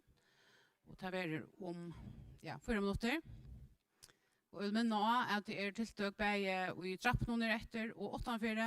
Særlig vil gjøre verst i at det 8-4 en tur ombord av Jaksverda, her han sagt noen skipet. Det er ikke hver en dag jeg tar meg litt her, så hvis det er målagene for ombord og så ikke hva det gjør, så gjør det.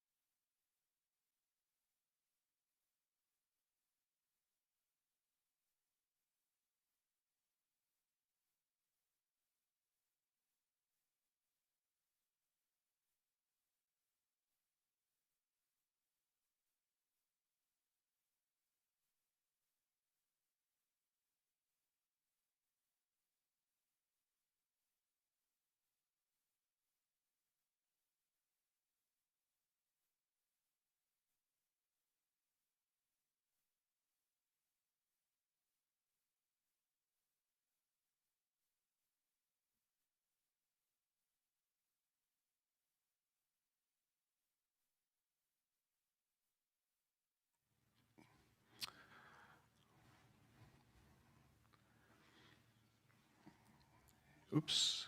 Yeah. So my name is Gethin Roberts. I work in the newly formed Hydrographic Office, Orlando Sjókorstælidin, at Umhverfisstofan. My talk this morning is entitled Hydrography in the 21st Century on the Faroe Islands.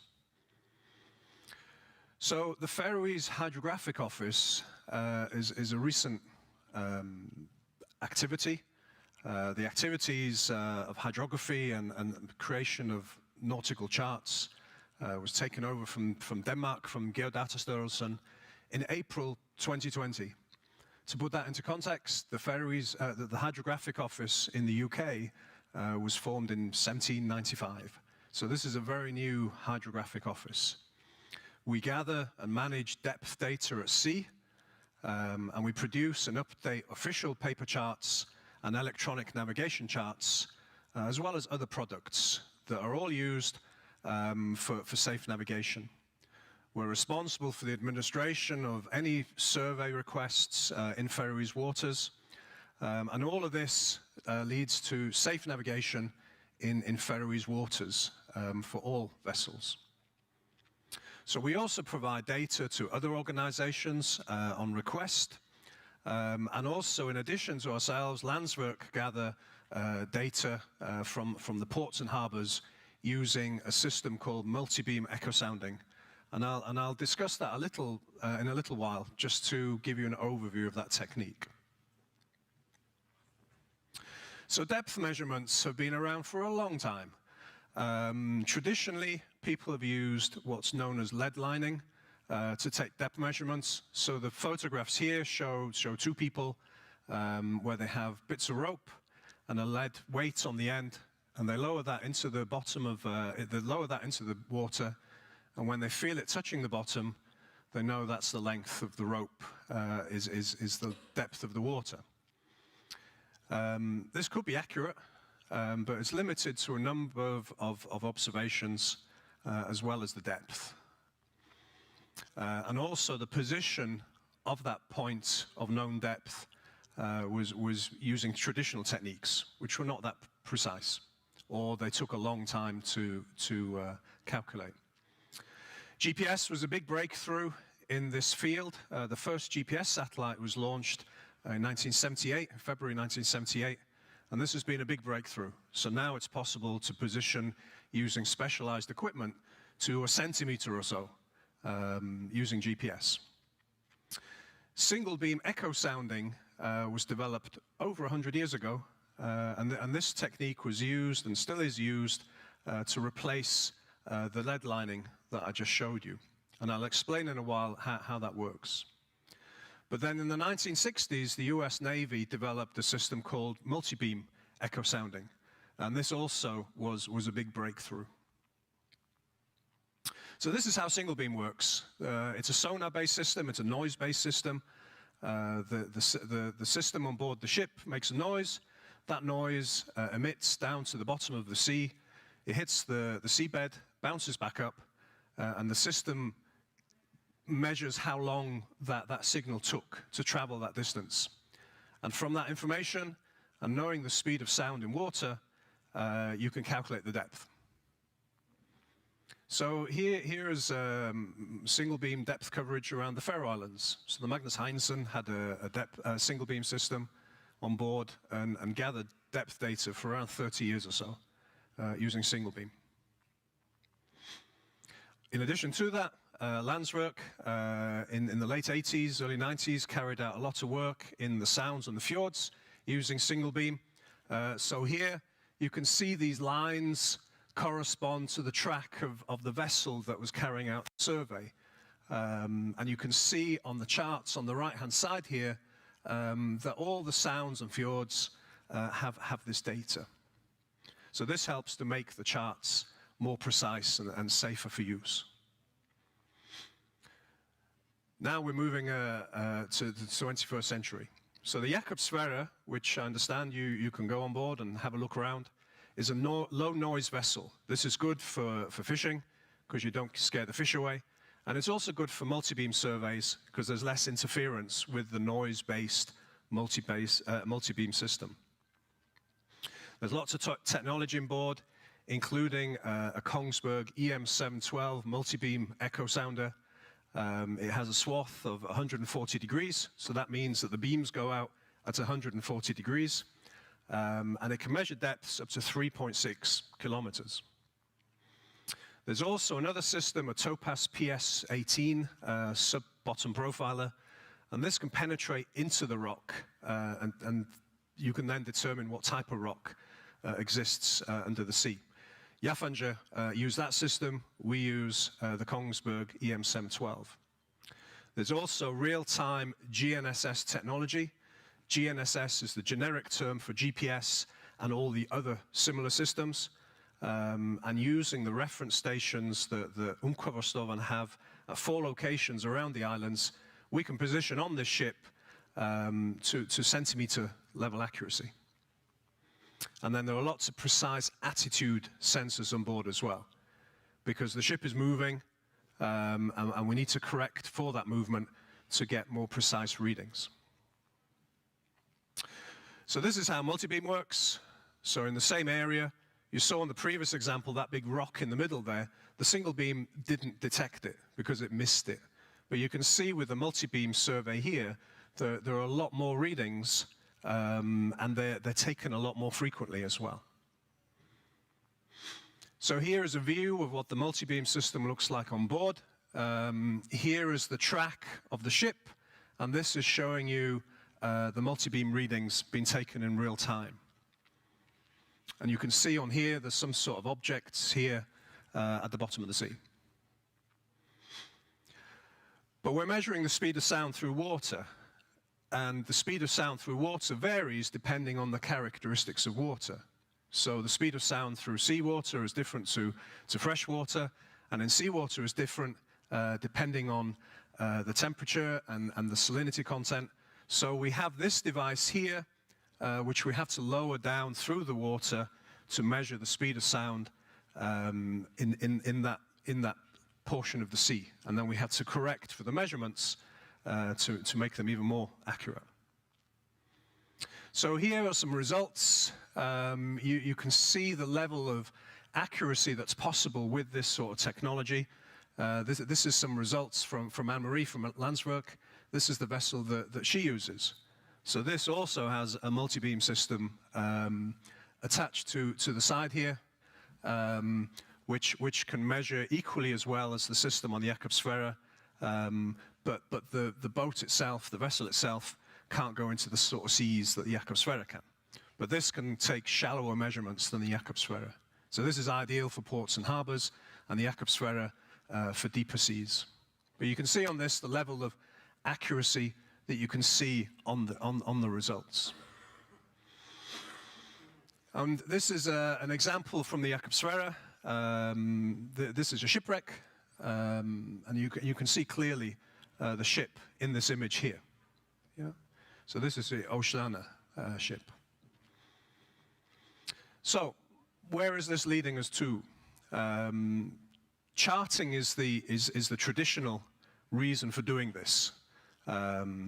We are a charting office. This is our main product. This is what we're responsible for. But there are lots of other applications as well.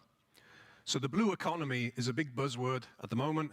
The UK Hydrographic Office has a big push on this, as does the International Hydrographic Organization. There are lots of new technologies and lots of new applications for this type of technology. So here is an unmanned system. So this is a small remote control vessel that has all the same technologies as the Jakobsfera or the Landswerk vessel, but nobody has to go on board. You can send this out and it takes readings. This is new technology and it's still under development. Satellite imagery and radar is being used more and more for shallower waters. Drone and aeroplane mounted radar and laser-based systems can also be used for shallow waters of a few tens of meters. You then also have towed systems which are dragged or pulled behind the ships, and also this is a side scan system. So the problem is, as the water gets deeper and deeper, the ground that you're measuring gets further and further away. So the measurements become more and more inaccurate. But if you can pull a device behind the ship that can travel closer to the seabed, then that improves the results. So all this data, in addition to charting, can be used for other applications. So to understand the seabed. So currently the surfaces of the Moon and Mars are better surveyed than the seabed surface. For fishing, aquaculture, mariculture, so to understand how the currents move around in the sea and to understand the best place to put these. Coastal zone management, use of resources, whether they're fossil fuels or renewable energies. So being able to understand the seabed and understand where to put offshore windmill farms, for example, or other types of energy generation.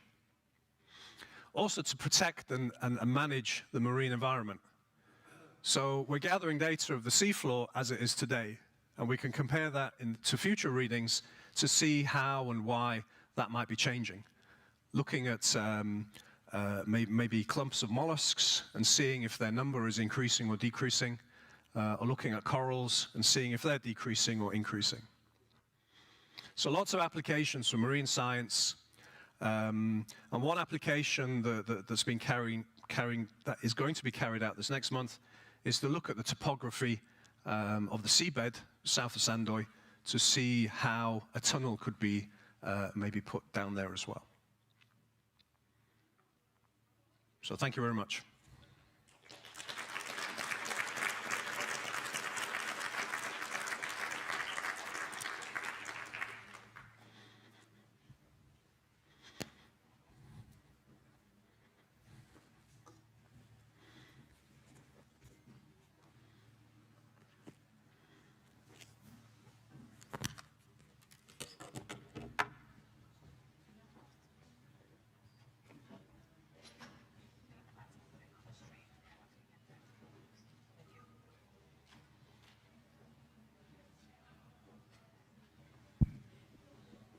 Ja, takk for det, Gethin Roberts fra Ungkårsstovne og Froskeparsetsen.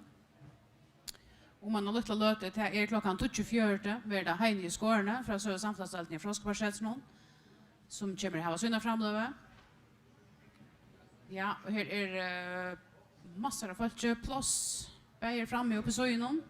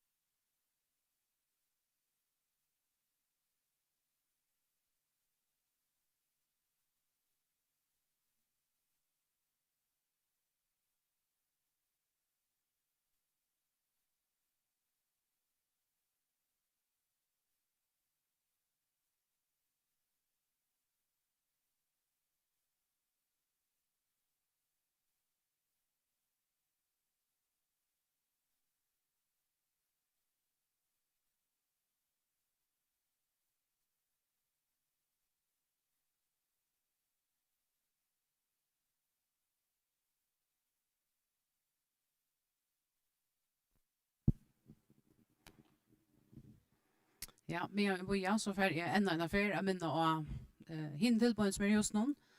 Är det näkar som är värd om bara jag svärra vi chappat nu här i morgon?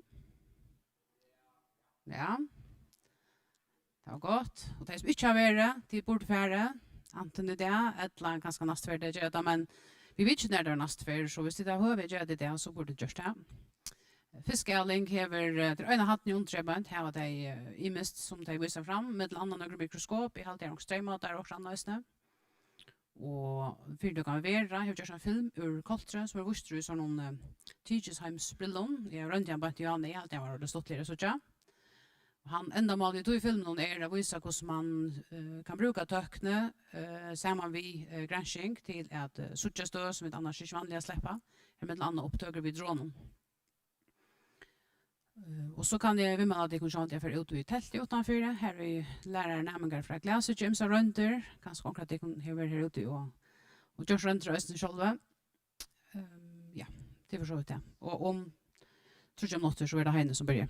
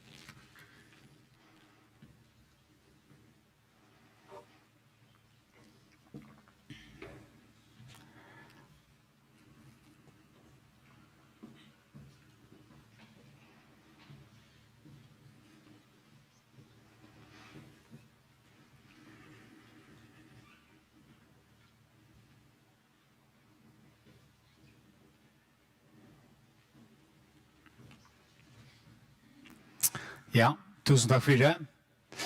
Jeg heter Heine, og jeg arbeider av Søvi- og samfunnsleitene av Fråskaparsitter Førja. Og det seneste gode året så har vi sammen med Ørengåen Folkon. Vi har holdt vi en av granskninger av Verskatland. Hvers endamål at kanna avlit og misavlit og visendalier og politiske myndeleikar. Særlig at kanna hukbor til imiska visendalige spurningar som politiskt aktuelle, at kanna hva det som gjør at vi anten godtaga eller vreka visendalige informasjon til som granskarar, serfrøyngar, visendalige myndelagar sia.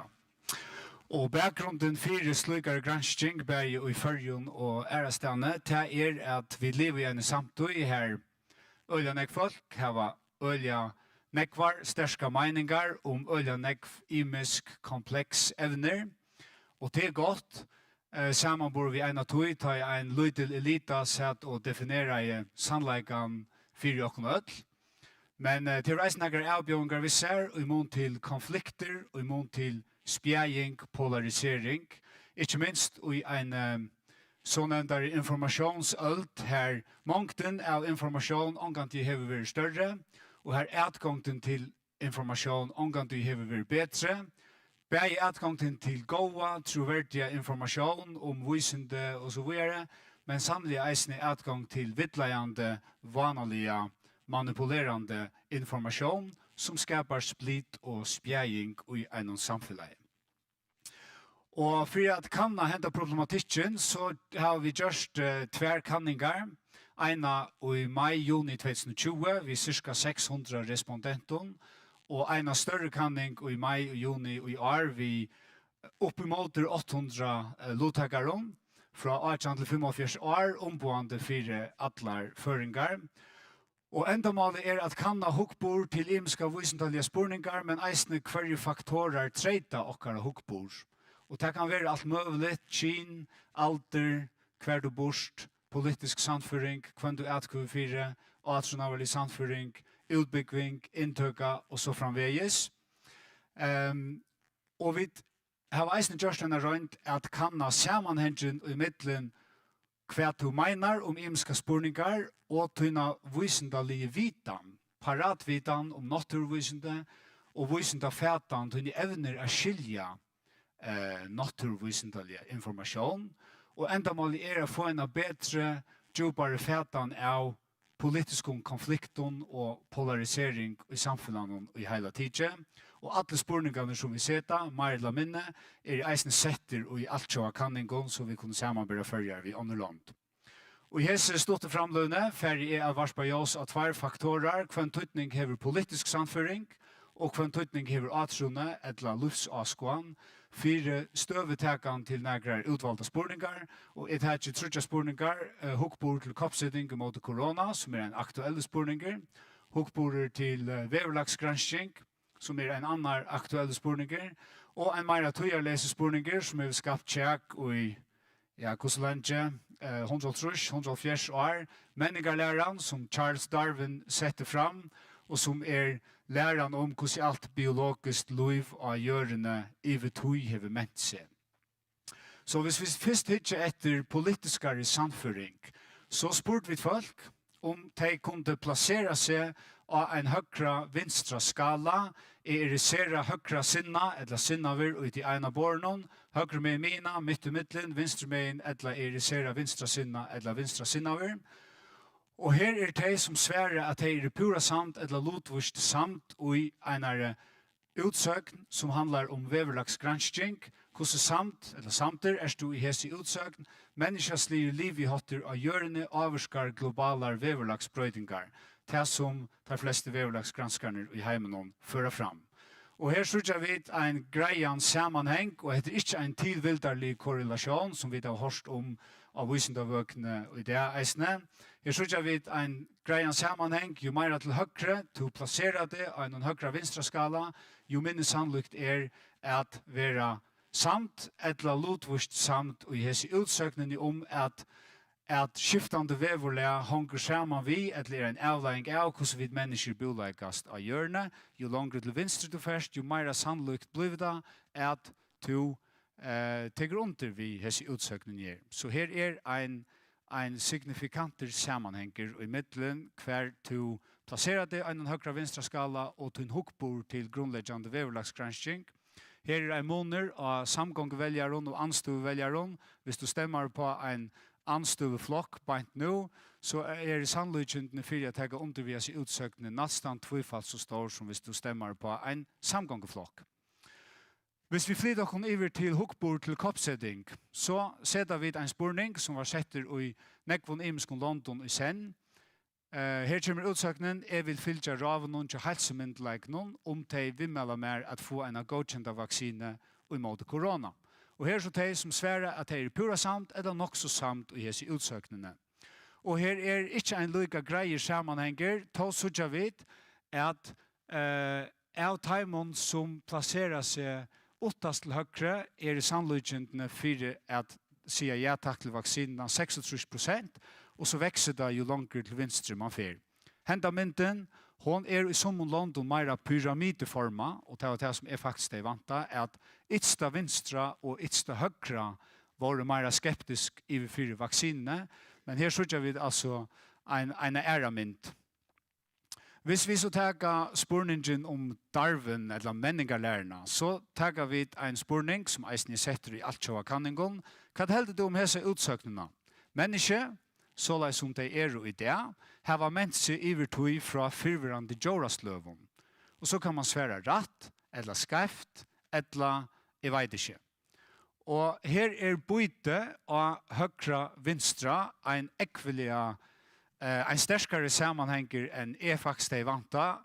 Hvis du åttast till högre så det färre än 20% som svärar att heter en rött utsökn och talet växer markant. Det sannolikheten växer markant ju längre till vänster du först. Hvis du åttast till vänster så är det över 40% som ser sig taga undervis i utsökningen om att människor har ment sig över från fyrverande jordaslöven. Hvis vi så tar atrona, så spurte vi folk hvordan tøytningar mykjel atrona ute i noen løyve, og så kan man velja å gjøre spurnarblænen, ser at tøytningar mykjel, nokso tøytningar mykjel, ikke særlig, eller alls ikke tøytningar mykjel.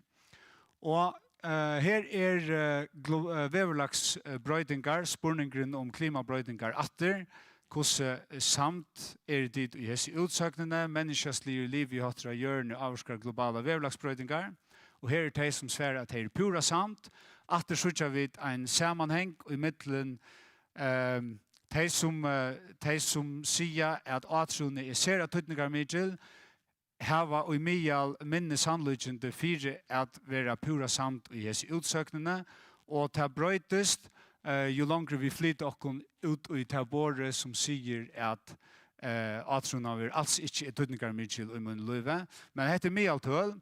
Knapp 40% av timon som sier at atroni ser at tøytningar mykjel og i munn og løyve, i eisne pura samt og i hese utsøktene. Så dette skal ikke generaliseres, at man kører ødelig ein pott, dette mye alt høl, men en greie sammenhenger korsene i middelen klimagransking og atrona, som gransking stand i eisne viser faktisk.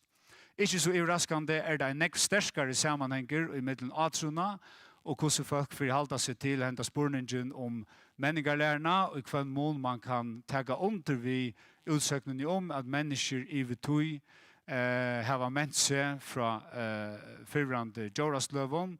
Hvis i atrone omgang tøytning her i din løyve, så det knapt 40%, middelen av 40% som sværer at hetta en rødt utsøkning, og under 20% visse atrone ser at tøytningar mykjel uten løyve.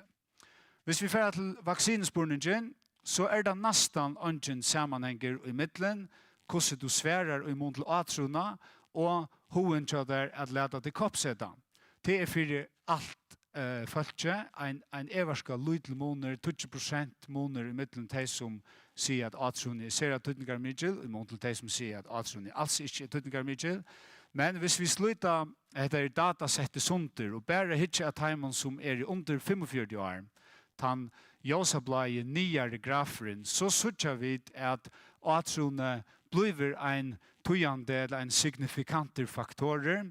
Hvis du under 45 og sverar at atrone ser at tøytningar mykjel, så det av heimen det 30% som sier ja takk til vaksinene, og ta til øke så. Jo langere ut i hyttbåret vi færa, men hvis du plus 45, sambarteson, så har det størt seg omgang tøytning om atrone hever en rolle i din løyve eller ikke, så sier du ja takk til vaksinene. Så man kan eisne omgang du finna sammanhenger tar man for at zooma inn på imiska bølgar. Ja. Så her vi, og Jesse Kanningsnjer, 16 spurningar, et altkjøva spurnarblad som rønt og testa og i altkjøva gransking. Hvers endamal at kanna paratvitan om naturvisende og at kanna evnene at fæta naturvisendelige informasjon. Det er ikke en intelligenskanning, til intelligenser er så nekv, sosiale intelligenser, kreative intelligenser og så videre, men dette snur seg om naturvisende.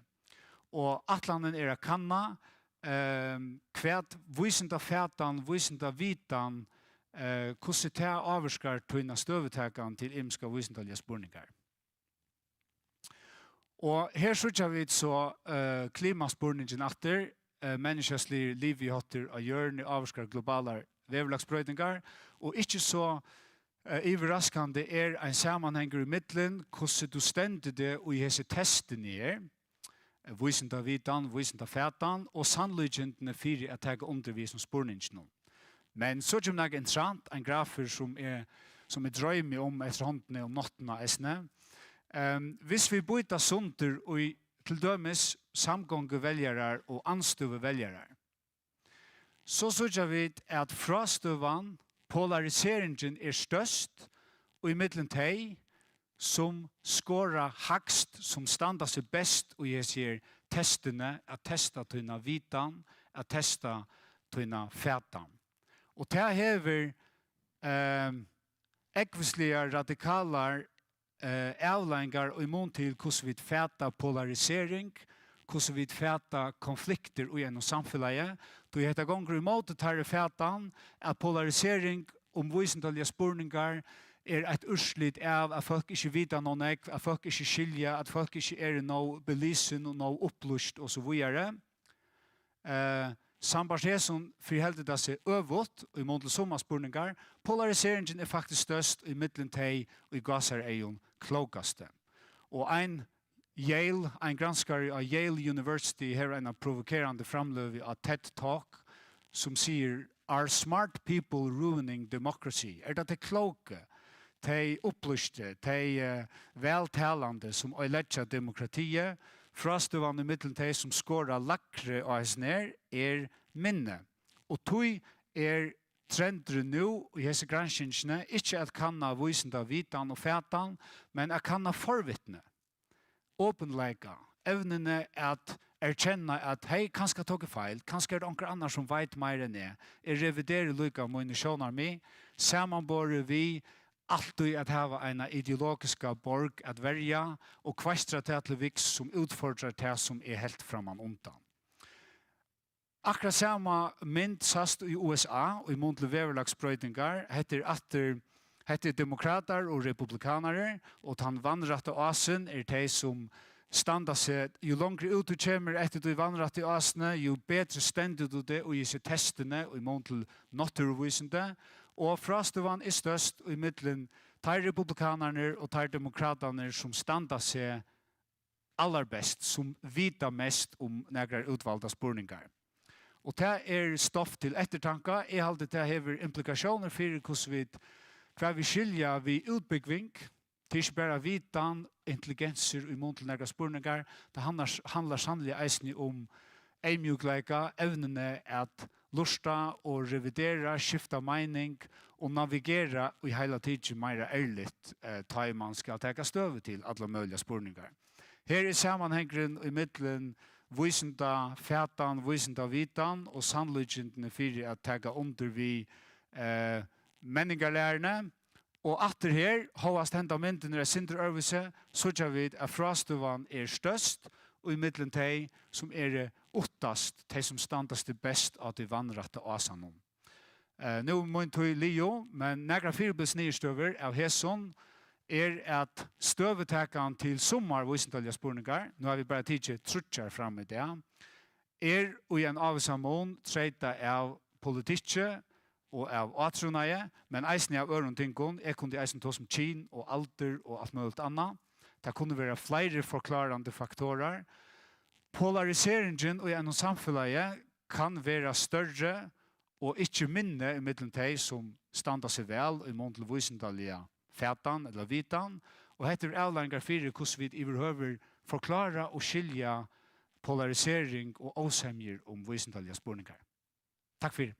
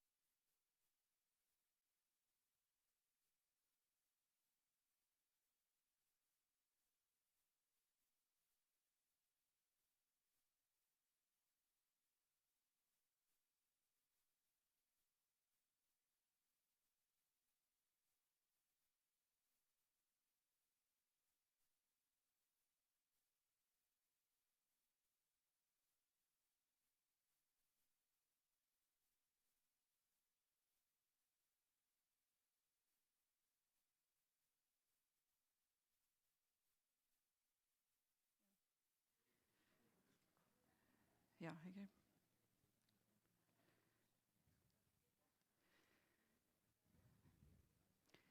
Ja, nästa framlövan tar vi Karin Margreta Larsen fra Havstående som för att ta sig om Golfströmmen och hon sätter spåringen för Golfströmmen att stäcka och körs väl kan Margreta.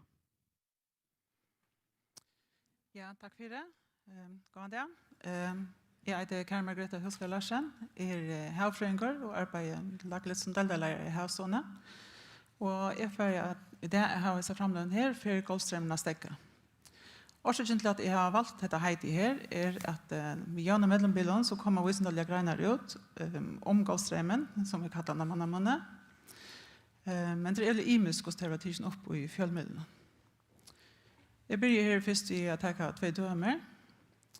Den første her den greinen her til en dame som heter Emma Worthington, som har lagt et arbeid her, og hun har så skrivet en grein hvis nere heiten og ned, her de bruker Atlantic Meridional Overturning Circulation av fagmelde, vanligast AMOC, for Golfstrømmen. Og dette heit her har vi omsett til at en skjedvarig utdrukning av Golfstrømmen viser unga minching. Henda greinen her, hun fikk ikke særlig noe område i fjellmiddelene, kanskje det ikke var noe spennende. Så en annen grein her som kommer ut 17 år. Hun er skrivet av Niklas Spors. Og dette heiti her har vi omsett til at kandidater viser avhengighet om at Golfstrømmen kan stekke. Og i disse greinene her viser til bruker eisene observasjoner og sier at det er tegjen om at Golfstrømmen langt er viktig. Og hentan greinen her, hun fikk øyne område i fjellmiddelene for faktisk rundt alle veiene. Her er altså tidsen noen døme, her er et døme fra veke, og heiti her en ny studie slår alarm, Golfstrømmen kan kollapse. Et annet døme er her fra The Guardian, her tar det om klimakrise, og eisen er at Golfstrømmen kan kollapse, og det er altså tar vi granskere som halter at dette her må ikke slippe hente. Og det senest her fra dr.dk, eisen er at Golfstrømmen er ostabiler, og at det her gjør at granskere blir bekymret. Og eisen teg at vi granskere, og som tar helder at fyrbilds så det osannolikt at Golfstrømmen fører stikk.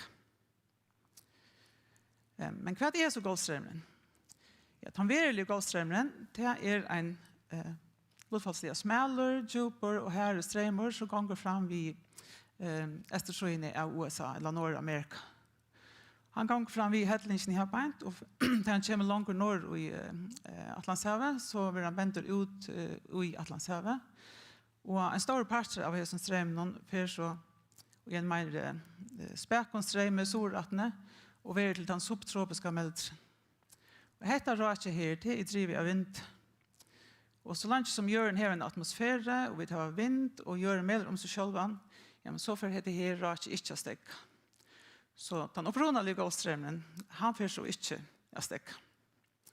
Men en part av Golfstrømmen, han får eisende nordrettene mot Jokkarleion, og i tog som vi vanlig kaller for Nordatlantsstrømmeren.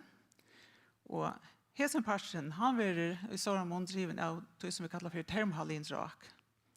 Det vil si at det er brøydinger i hita og salten i halte og i kjøkve som driver hentan her, strømmen her. Og da jeg så fjellmøller skriver at Golfstrømmeren kan skal vikne, da er de heter her og ikke det mener vi, heter for kan skal vikne et eller stikk. Hetta rak her er øyla til stor tvittning for vevla i A-hjørne. Det heter et rak som fer om Ødheimshøvene. Kjekver søkker her i akkurat leier i Nordhøven, men eisen vi Antarktis. Og til det så fer ned i Døype, så fer det rundt Ødheimshøvene. Og så vil vi fer det spekler opp at det måtte de overløvene og enda. Vi har kommet atter til det støyen her som det er fra Lesak. Hvis vi så hittar nær i ettelsen Ørtsen og Jokkon i Nordatlantshavet, så hadde vi at denne greinen av Golfstrømmen kom nordrettene, og en parter ble så til Irmingerstrømmen, som fer inn i Labradorhavet. Og her kølner sjekkeren så og søkker ned av Stordøype, og fer så igjen i solrettene i Døypen som djupt rak. En annen grein kommer fram i Åkraleien, som Nordatlantsstrømmeren, reker bægi norranfyrir og sunnanfyrir førjar, og inne i Norrhøv. Her hesten sjekkeren så eisne søkker ned av Stordøybe, og først og tvers om at Grønland Skottland Ritchen som det som vi kallar som EU-flåt. Og at det her blir parter av sånn her Juba Alheims Rachen. Det som voisene folk halta at han parten i Labrador møvlig vikna, men det som nordanfor Åkon ikke vikna. Og det bytja vi med andre matingar som gjør der her i førjen. Havståan hever mata ratje, bæg av over og nye løvnen, så igjen miskar i 50-ån, og det har vi gjort vi en streimataren som sånn her, store streimatare som ligger i som flåten, som vi legger ut av kvørnar.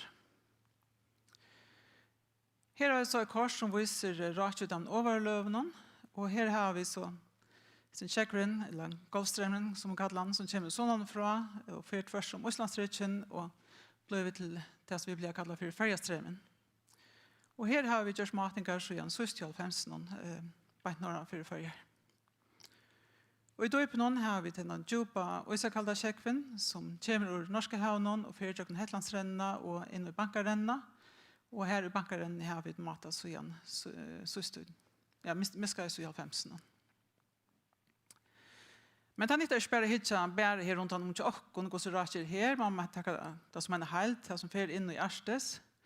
Og det var vi sammen med granskaren, når kom øren granskaren, vi til at sammenfeta og en grein her som kom ut i 2019.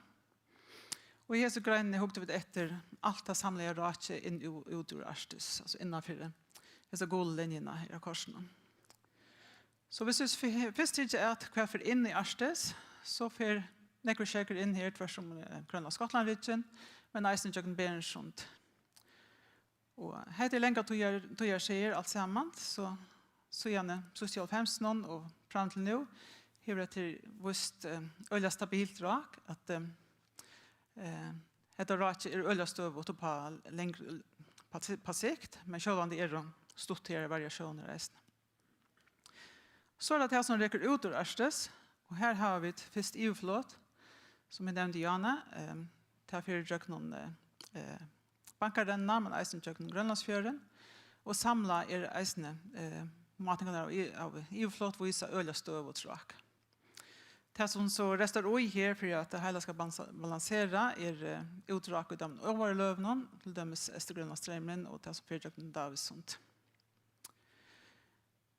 Ja, så vi tar altså ser støv og tråk. Det er ikke en lengt til brøyting av Homa her av okra leien. Og dette råk som sagt ser tøtninger mye for okra veverle, til det hitar, Førjar, Skandinavia og Nord-Europa. Men samstånds det så eisen vi til Brann og Ysen oppe i Arstes. Hva det så som driver dette råk her? Her har vi en skor her bant som viser, han gonger fra Atlantshavet, Stor Atlantshavet, tvers om Grønland Skottland-Ritchen, og så i Norrhøv og Ishav. Og det som så henter oppe i Norrhøven at havet misser, eller har et hitatap til atmosfærene, luften køler kjekkvind ut av den overløvene. Så hesten kjekkeren blir tunker og søkker så ned av stor dype, og fyller dypen opp norranfor Grønland Skottland-Ritchen. Og til enden så flyter han så iver Grønland Skottland-Ritchen som EU-flåt, og blir til det djupa raket som fer om Ødheimshøv. Men det kjekker så for borster fra Østen og norranfor Ritchen, så lakkar vannskorpan, og det er det som driver til heida raket fram i okk. Og i overløvnen her blir det så bæg hite, men eisen salt først nordrettene til Arstes. Den vanliga støvan at brøydingar i hita og salten i halde fylltjast, så selv om kjekkeren blir en sindre heiter, og tog kanskje kan være sin lattere, men så øker salten i halde i eisene, og til å si at evnesvekten er jo til å stande sted. Jo større salten i halde jo ting skjer. Så den vanliga støvan at disse brøydingarna fylltjast, men hva hender så om hetta for av leie, ta i for nek brannar av til dømes innlandsøysen i Grønland. Ja, her har vi et atter matingar ur Førjon, og jeg viser så atter norranfor Førjar og i Färjaströmmen. Og hvis vi begynner vi hitabrøytingen her, så har vi matet hitan her så igjen, i eisen i 50 og framettene. Og vi så her som grafen her, at det var lodfastlig kaldt, midt i 50, men at kjekkeren så hittene i omlai 1 grad. Og jeg hilde seg nok så støvått høver i siste 2 år og tøtjen. Her gjør vi så et saltinnhalt noen, så gjør vi at jeg, som jeg nevnte, at jeg har ikke til å fylle brøytingen noen i hit. Så det er ikke avvarska sånn jeg, om kjekkeren Norrafyr kan søke ned og stå og dryp.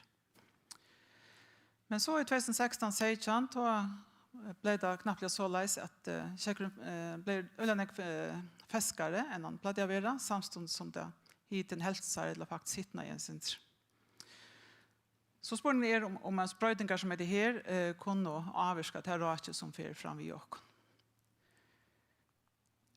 Det må vi så bare, ja, hvor vi hittar etter, men man kan nesten bruke verlagsmodeller til å kanna hvordan det er i fremtiden.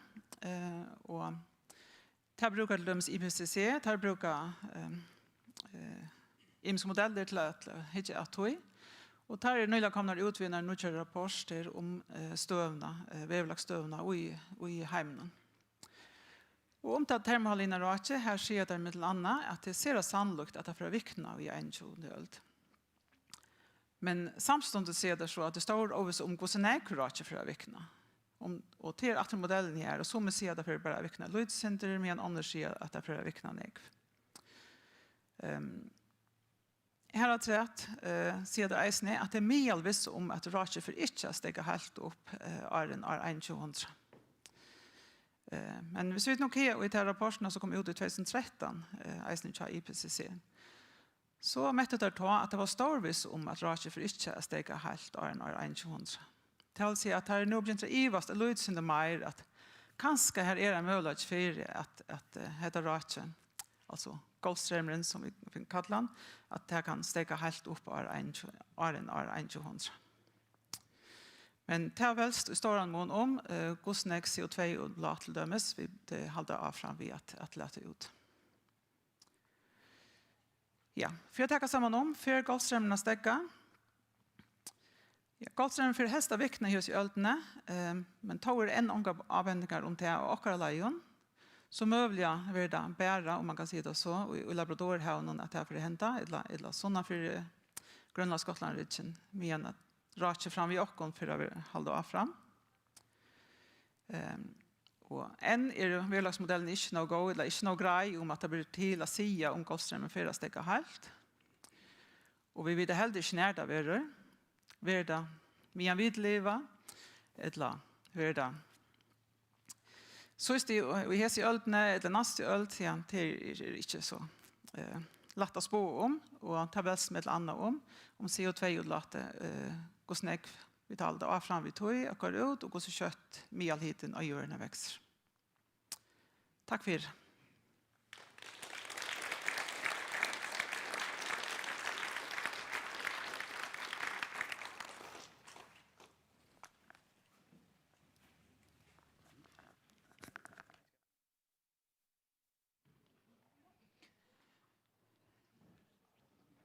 Ja, tack för Kär Margreta Larsen. Nu är det om 5 minuter så är nästa framlövan och det är Sjurur Hammer från Omkörvestovne och vi får att säga något om skiajor. Han sätter spungen näka skiajor. Tjätje om lövfröjliga tryckt om 5 minuter.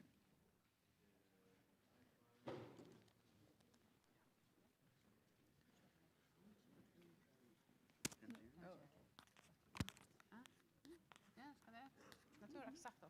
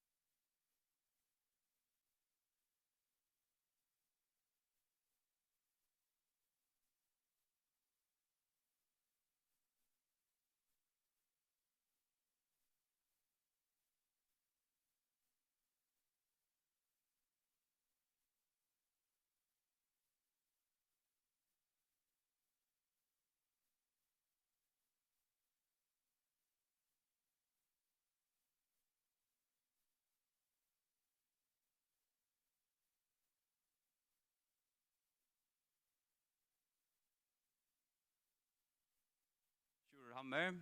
Jag arbetar i omkörstående. Tjatje om skia, djur och planter. Det kan tyckas att det inte fjärst och ovidkommande för vanliga föringar. Men det är ett ämne som samförd om och vanliga samförd ekonom har allt sådana tydning för att välja naturerna och att männa förska samfället borardikt. Här har vi görna. Enaste gångstötna så fraktar vi vita som har Louv. Och Louv gör man sägas att vara i en kreppe. Man kan inte dramatisera eller man kan inte överdramatisera hur så allvarsom stövan vi missar någon av biodiversiteten eller Louv-markfältet och vi tar att naturen just fattigare och fattigare. Slö tar ju ut vid en affär som vi känner där från öron hoppöjningen. Men det är särskilt hesa för att det är i huvudsheten drivet av människan och åkara liv i hatt. Och vad så kunde jag spurt? Jo, vi är fattigare naturen, mest vi det minimalstöv för mot väderlagsbrödingen och till ett land alltså vid förjon som nästan borde av livet av naturtillfång. Ta man gott kan se att förjar är en lika rik eller har vi en lika rika natur som ett nu regnskogar i Amazonas eller Borneo. Så kan man se att förjar har en så är fjärrskottna oljebalkar, en särskild lejklot och apert och jag väljer åkara natur och markfält i henne. Och i 2008 kom en ett håll av granskaren till Nystona att och heter för Europa att det är särskilt trutje faktorer som gör sig galdande som gör naturen och fattigare. Det är oborardig ländesnussla, väderlagsbrödingar och så den tredje kategorin som kallas invasiva främmande arverer och dolching och annat. Och det är särskilt invasiva främmande arverer jag kommer att ta som i det. Det så är så jag man att när börjar jag färdas här hon teacher mång imus creator vissar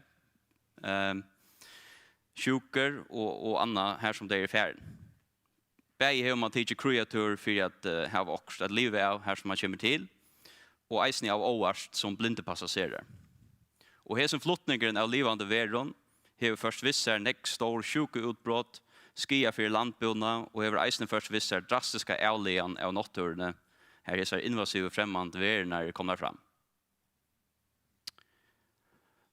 En också generell tommelfingerregel innan invasionslöjfröje är att en tutsende parster av kvarje främmande organismer till planter och djur och så vidare klarar sig ut under omkvarven. Och en tutsende parster av hästen som klarar sig blir det som vi kallar invasiva. Och vi tog i förståelse att det här var ett negativt arrin eller ett nejligt arrin av naturen här ska komma. Det tydligen vi inte vi känner här på den vägen att inte alla främmande slö är invasiv. Och det var näkt just för att kanna och modellera akkurat hur invasiv eller hur lite invasiv imskjourer och planter. Således kunde eisene finnas ikke fremmandar verer som eisene framtrakka invasivar og i visskipan her som visskipan og i forvinn eller avlega.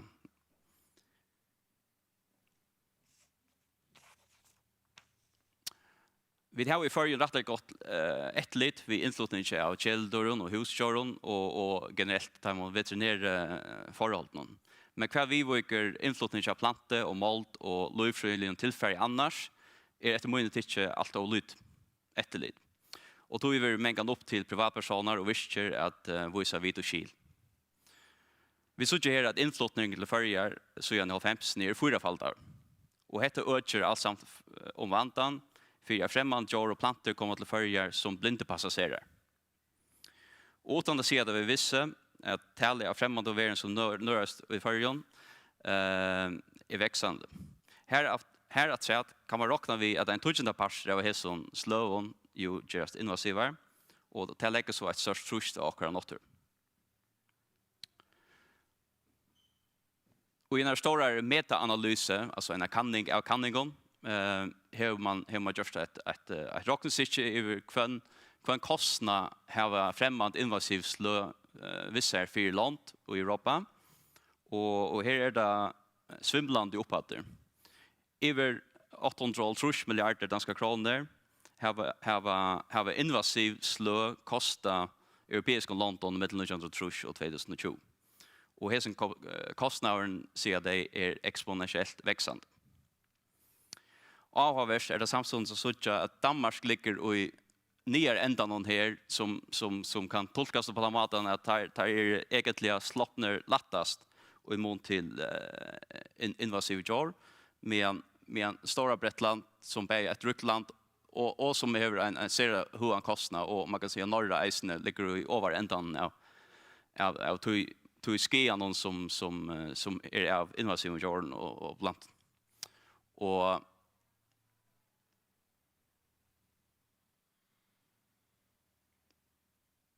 ja, och kanske ta förklara part av och man kan säga liberala huckbord till akkurat det vi lufröliga sikt i förrjun. Kanske till Danmark inte är rakt så harst ut. Man kunde ta som nekvar imska främmande verier som kommer till förjar och som nörast och spest från Odslodge. Den nyzeeländske flätmakaren kom till förjar sent forsnon och hever vi hjälp från folk spjatt sig till nästan alla odjarna i förrjun. Vi hörde till bättre morgon att hon flätmakaren inte kom till kolter så han held inte stora dömen. Men med vid den är han i de flesta öröds. Det källiga vi honom är att han är rådjur och han äter rejmack som hever stora implikationer för djur, särskilt lamporna gör. Vesper kommer ju eisen i 1995 och omfram till att stinka och man får ilta tog och till lampa av falske så det här eisen rådjur som kunde ha oförutsagda avläggar för visskipan. Kätter är globalt sett som ett av mest skeende invasiva djur odjon sälja. Och tog är det glädjligt att flera odjar out av småplåsen under förrjun täcka till ett stäck där och röjna att regulera kättehalt. Brandgasen eisne som är vurst här, hon är vuxen helt ölen i förrjun senaste åren och man kan spekulera i om hon kanske eisne är invasiv. Men det kan teacha sig sitter allokust av vara så benchen för att driva främmande slö till förjar. Det är vad sagt han skott för markfältet eller fjällbrötningar från Dutslö skulle man tro. Till det är my grejer från eller my skilmarska i mittel 2 ofta brukt hothög. Det är tal av slönon, det som man kallar species richness och enskon och fjällbrötningar eller markfältet och det som vi kallar species diversity och enskon. Här är två döme om tvär visskipaner här som tal av slövon är det samma. Fyra imisk slövtrövon och det är och i det första dömen här är det hackre diversitet och i det nera dömen här är det lackre biodiversitet eller fjällbrötne tog att ena släge dominerar. Så det är hotat markfältet eller fjällbrötne är ett relativt hotat som ska interspekla hur snäck plats det är för imskar natur. En sån och rik natur hever bägs imisk slö och störst fjällbrötne i sig.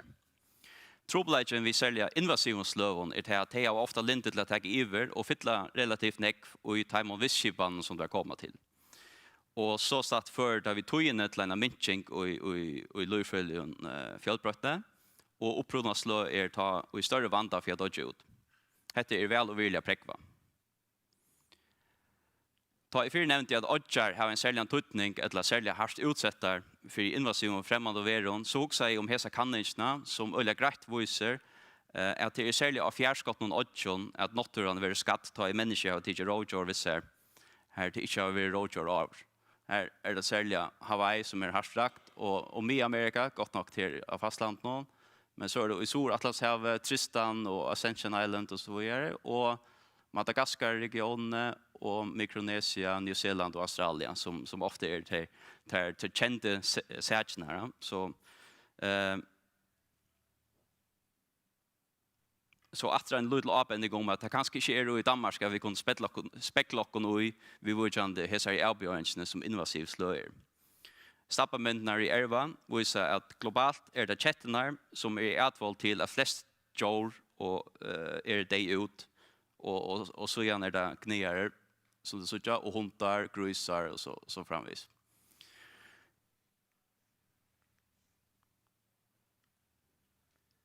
Rottan som må sies av være okkar kjentaste og fremsta skiadjor.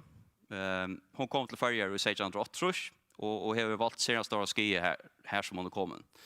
En nødt kanning som F. Magnussen har vært til har vist at talan var ikke bare om ena innras i 1608, men at det faktisk trutjar og avhengig innras. Det faktisk mestesvært og oppmuntrande at det gikk heil i 130 år fra at Rottan var kommet til alle restauri i til at hon kom i Norrøtjar. Ta at det kanskje trobult å se det opp i rocknestykket, så det kan ikke som vist til over, så det rettelig greit at Rottan har gjort stora skia for naturerna og folkene som har livet rundt omkring i Førjen. Til versta minnas til hvordan nekva lunta man kunde veia til dem i Viøytene og Vaunen og Sorøytene når Rottan kom, og hvordan det får nyr i nesten ikke etter at Rottan kom. Til kjøttet og lagt att glömma såret, men det är inte också att folk har mistat en stor part av deras livbrei, ta i Rottan kom till Førja. Rottekundgjøren som senast ble dag for 2016 stedfeste for første fer at vi eier gjør alt som vi kunne for at at Rottan spjei seg og nødvendig åtskjær. Og dette er egentlig at det som etter mulig tidsje eisen i 80 har vært gjort for ånder invasiv fremmandslø. Granskingar øke som vi kallar invasjonsløyfrøye har vi til senast i årene finner veksande motstøve og skepsis. Det har vi satt iva om det visendelige grunderleie, men særlig det en generelle kritikker av grundhodtøkene såsom hva opprunna organismer og hva fremmande organismer.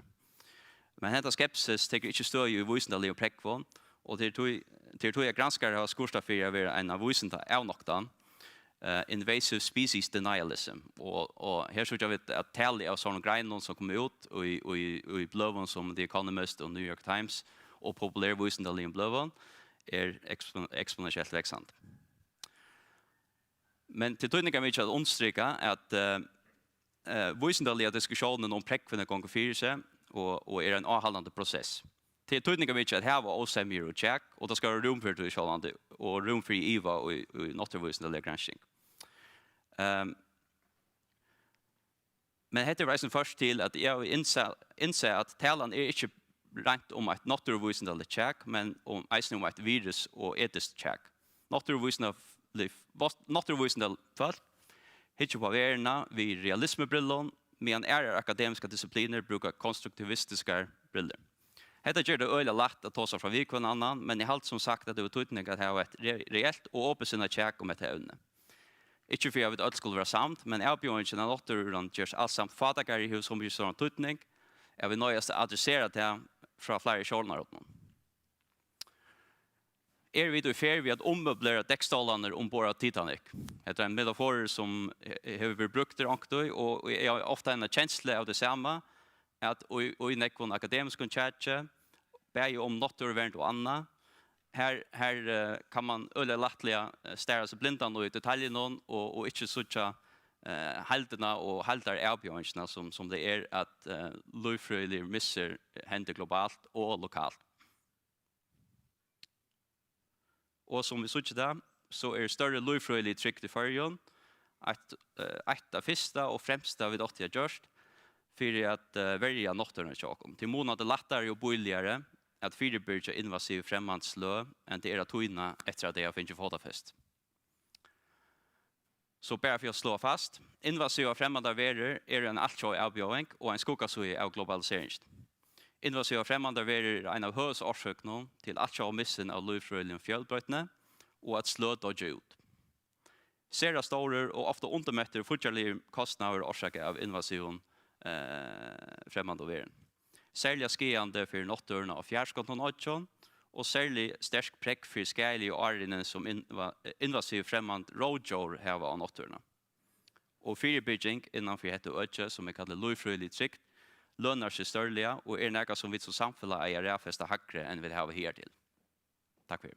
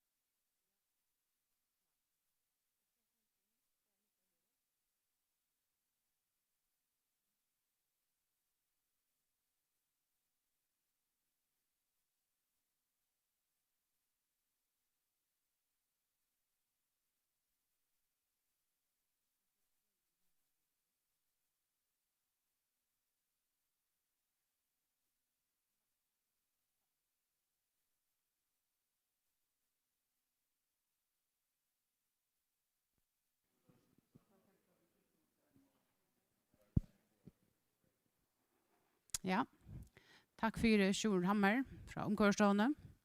Och en liten löte så var det sikrika in i från Sövi samflagsstället från Skoparsetsen.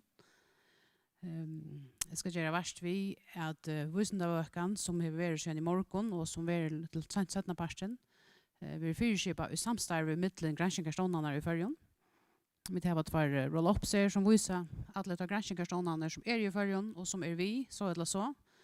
Vusendavökan heter i fyrstande ferie vid fyrskiparna. Onker år har vi haft öljande tilltök av Svälanon till vi spår till i år, men vi har några tilltök av Trihatt. Vi tar några tilltök utanför som folk är välkomna för att röna och vitja ombord.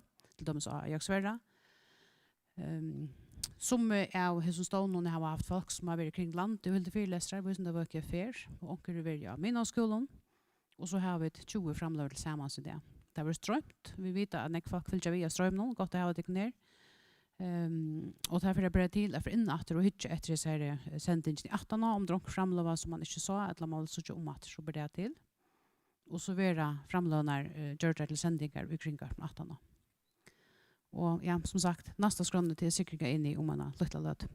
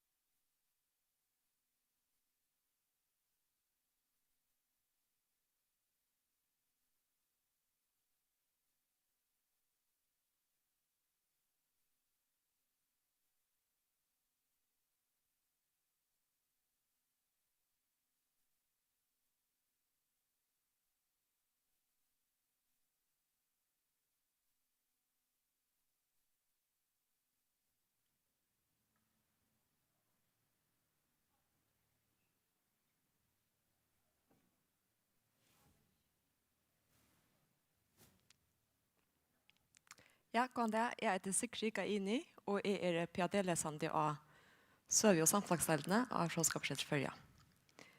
Jeg skriver om talefralse og hatstalle, og om hver marsj er gengen mitt nesbeg. Eller om det er av en marsj i behøver. Og framløven er talefralse i høtt, om allmänna kjærtje, hatstalle og politiska korrekthet.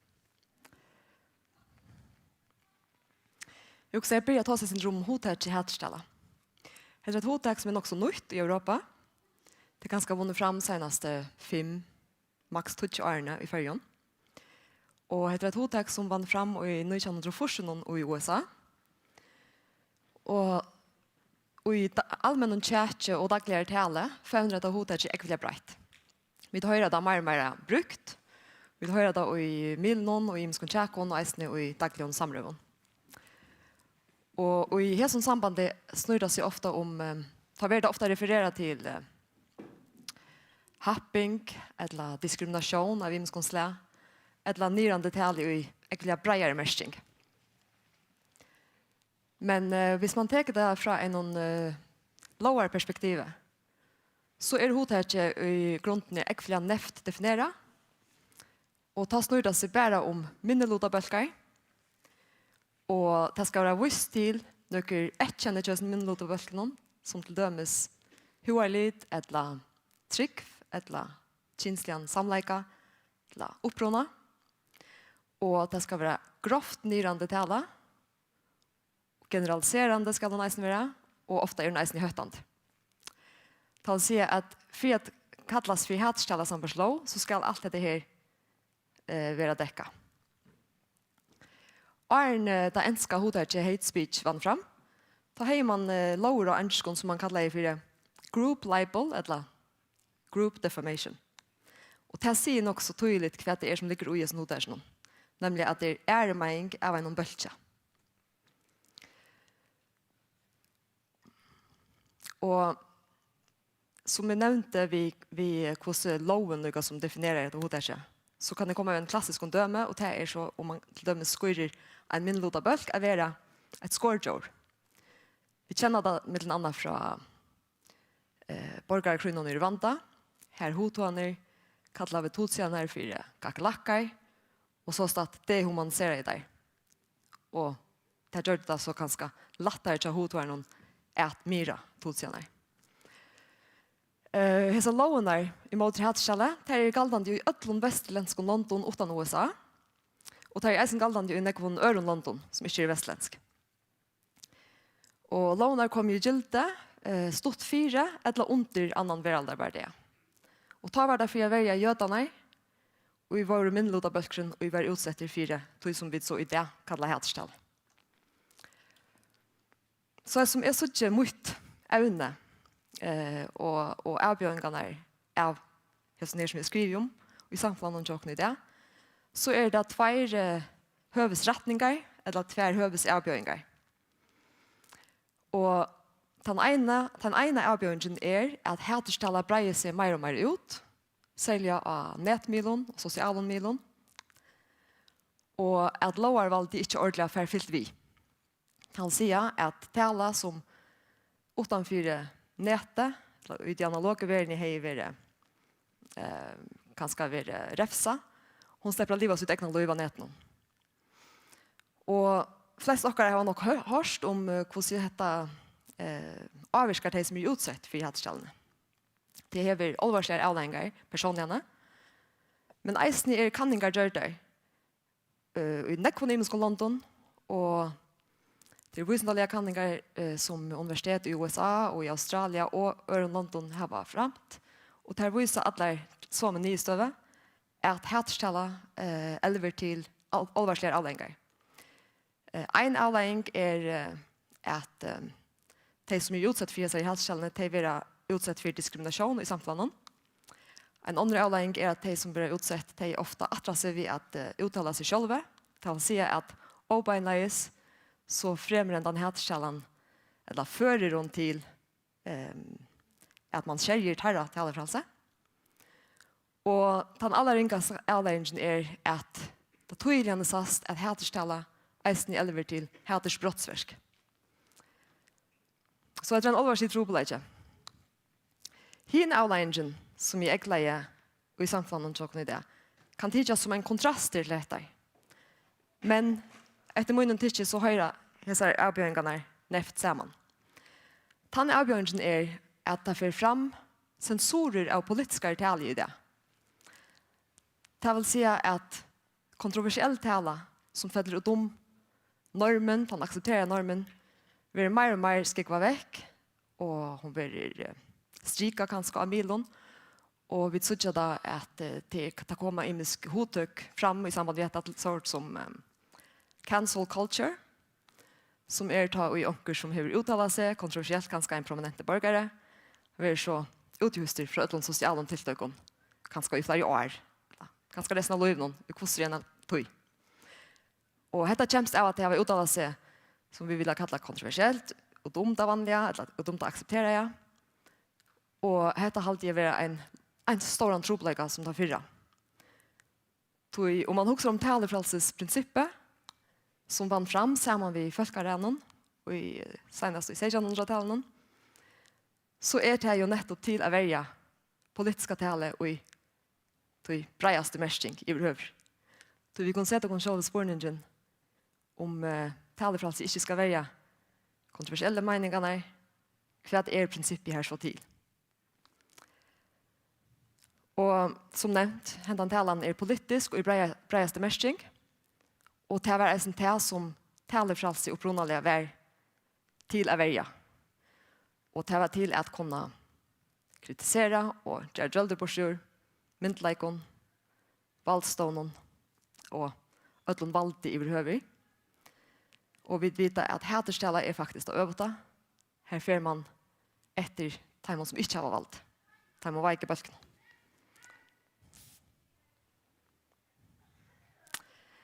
Da det kommer til talefralse generelt, så två grundläggande hukkborder.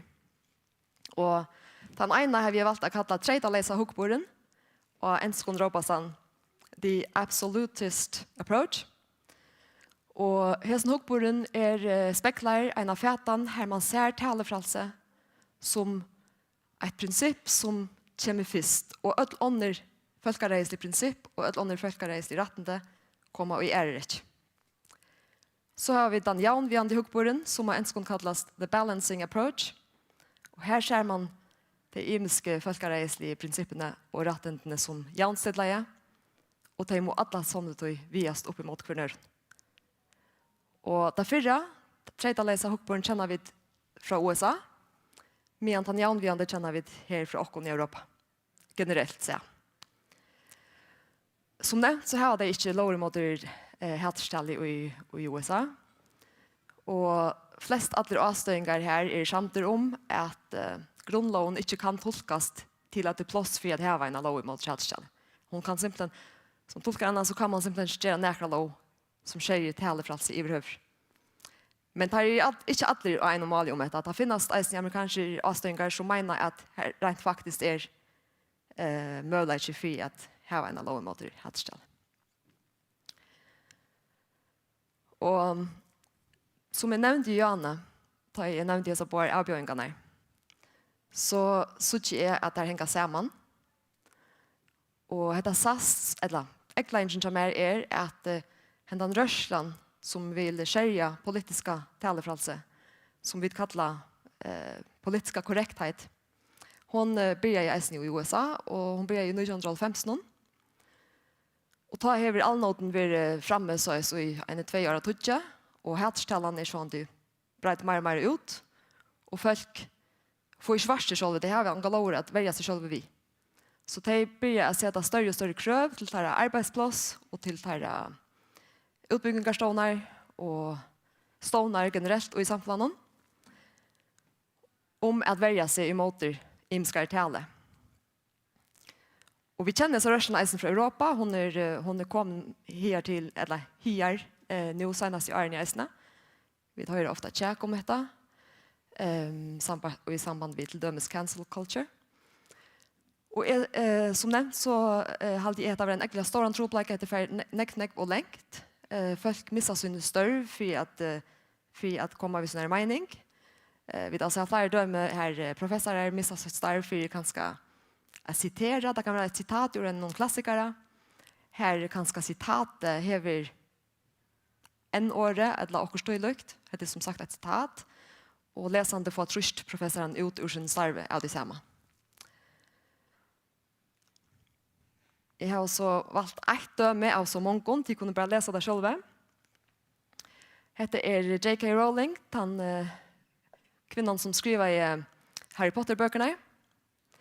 Og hon skriver det her til så at det er ironiskt som en reaktion på et tjek i Bretlandet som snur seg om at transkvinner skulle slippe bruka kvinnelig ves. Og til at det er biologisk fødte menn som blivit kvinner som bare slå og skulle ta seg slippe bruka kvinnelig ves. Og henne politiska mening, eller samfunnslige mening, var at dette kunne være en høytende mot biologisk kvinnen. Så hon skriver dette av sin egen Twitter-konto, og det som så kommer bort ur ramaskrudd, og alt det som jeg nevnte i Jøne. Hun var så utsatt for cancel culture, for jeg var ute i høst, og hun har i veisen opplevd å få hatstall mot seg av sånn. Så det er bare ett døme av mange. Så henne mening var sett som kontroversiell, men man kan si at i førjene er det ganske vi øvet. Vi det ganske se tjætje som kontroversiellt, og henne mening som også kontroversiell. Negvåkere. För jag väntar åter till spårningen som är sett i början av framlövande om talefralse är högt. Så får jag ofta vimörsningar från fölkje. Det kan vara bäg och under på delesande folk som kommer i samband med. Och det säger vi med att det är hållt till att loven mot hatstall är en högt mot talefralsen. Och det hållt är så avgörs inte. Till som nämnt så är det så loven äckliga näft åra är. Det snickar sig bara om att välja dessa minnelåda bölkarna. Men det som jag såg som en har hört mot talefralsen, det är den här rörslan som uthuser folk for å ha en kontroversiella politiska mening. Takk for.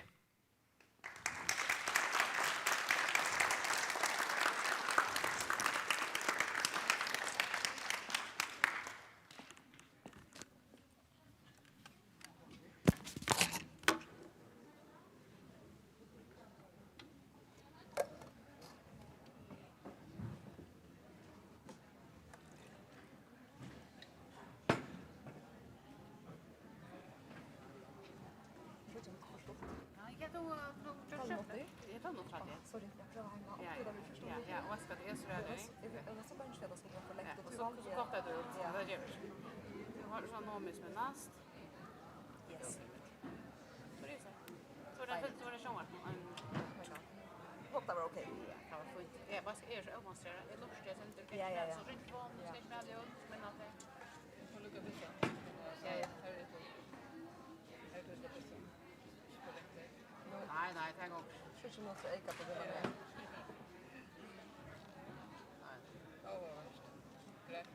Dejligt, tack för det.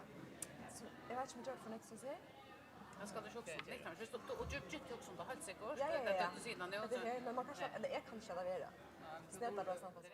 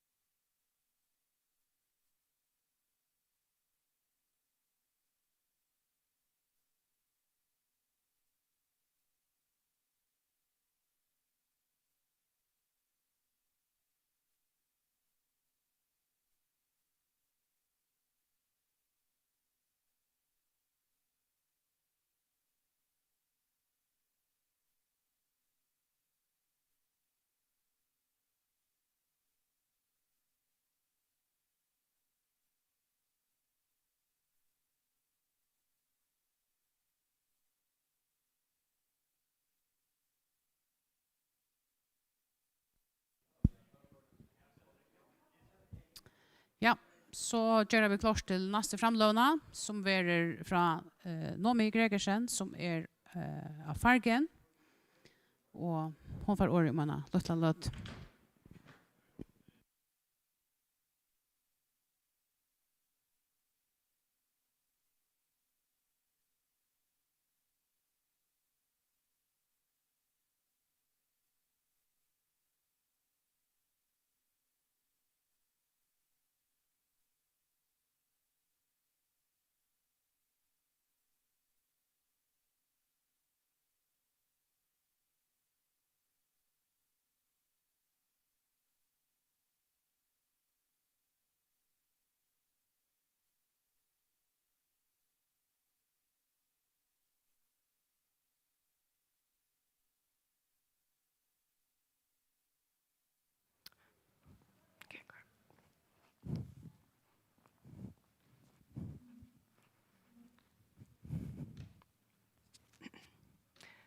Ja, god dagen. Jeg heter Nomi Ottmarstøtter Gregersen, og jeg arbeider av Ullevsavnen ved Fargenverskattlerne. Men her arbeider vi også ved en krabbamøysverskattland innenfor brøstkrabba. Og henne får jeg fortelle deg om i det. Hva er så brøstkrabbe? Da vi tar som krabba, så er det så løyes at det avvissar celler, altså kikner og vevneie, til dømes brøstkrabba, eller brøstvevneie, som får oppføre seg øvelse enn der øya. Til å si at det får døyla seg og kontrollere, og spire seg så til annen vevna. Da så gjør vi dømes av myntene, til dømes i brøstkrabba. Her er det så at det blir ofte i mjølka kjerstelen, eller i mjølka løgjeren. Og vi sitter her normalt og krabba vev. Hvordan sprøyer seg. Vi deler østene brøstkrabba ofte opp i 2, til å si at han arvelige parten, og den ikke arvelige parten. Og da vi tar som arvelige part, så er det ofte at vi tar som kvinner, eller menn, som får brøstkrabba i en ungen alder, til å si under halvtrosjærsalderen, omfra da vi sitter familiesøv. Og da er det ofte de som får en genetisk kanning. Men hvordan er det så vi brøstkrabba? Som sagt, vi deler det opp i 2, og da vi hittar her på, så er det at 20 eller 25% er den arvelige parsteren, og her er det ofte 8 gen. Og ofte tar vi om vi sier brakka-gen, brakka 8 og brakka 2. Og det er det som vi gjør genetiske kanninger av i helseversjonen. Det er det her som kunne vise av en høy risiko for å utvikle brøstkrabba. Man sier 30-40%. Til å si at er det en familie, så hvis du sperrer av en sånn mutasjon, ja, men så er det stor risiko for å få brøstkrabba. Og til øyne her, man kan så gjøre en voameting av familien, pluss at du kan gjøre genetisk rådgjøving. Men det er nok så ringt, da du ikke har sorgen, rådgjøve om. Vi har øyne, altså, det er øyne undergen som er tydelig har tøtning for brøstkrabba, men det er øyne synder mer avbjørende at gjøre rådgjøving om. Samtidig som vi har den største parten er faktisk sporadisk og kompleks, til å si at det er en kombinasjon av flere gener, omframt vi har miljøfaktorene som spiller inn. Så hvorfor er vi så gongt vet det? Hvor gjør en sånn kanning i førjen? Ja, men først av ødlån, til tror jeg vi har faktisk ikke så større vitan om brakka mutasjoner i førjen. Ja, alltså man kan det, men man finner det faktisk ikke. Og det synes underligt at man husker om grannalånden til åkken, til å si at de landene som ligger nærmest, de har faktisk flest av dem en founder-mutasjon. Til å si at de har en mutasjon som man faktisk kan rådgjøve om. Hittar vi det at Oslandet, så har vi største alle familiene som här du är bröstkrabba innanför familjerna, så är det den samma bracka 2-mutationen. Till att säga att du kan göra olika vårmätning och genetisk rådgivning till dessa följderna. Och det är tyr öljanek där man är sjuker. Och det är så att det är underligt har vi tog som åkara folkslig söve. Alltså vi stävar från som folkon, hur så gör vi det så inte här. Och är det tog att åkara upprona, alltså förfädrar inte hade dessa mutationer vi, eller är det tog vi inte har funnit där än. Og hvis vi tittar etter brøstkrabba i førjen, så er det cirka 20 kvinner som får brøstkrabba om året. Tallet er 0 for menn, men det er også menn som får brøstkrabba. Og om de 100 av oss har finnet, tjøkken togene har finnet gjørs en genetisk kanning. Hesa kanningarna er var gjort der i Rujtsjukerhusen og beid til kanningen og også rådgivning til familiene. Så det ser vi gjør ikke kanningarna her i førjord, men vi skriner, så gjennom 2015 har vi skrinet for brødskrappa. Så det som vi atla å gjøre i hese verskattlandet, det var å finne disse familiene her du hever hoan tuttløkket av krabba innenfor familiene.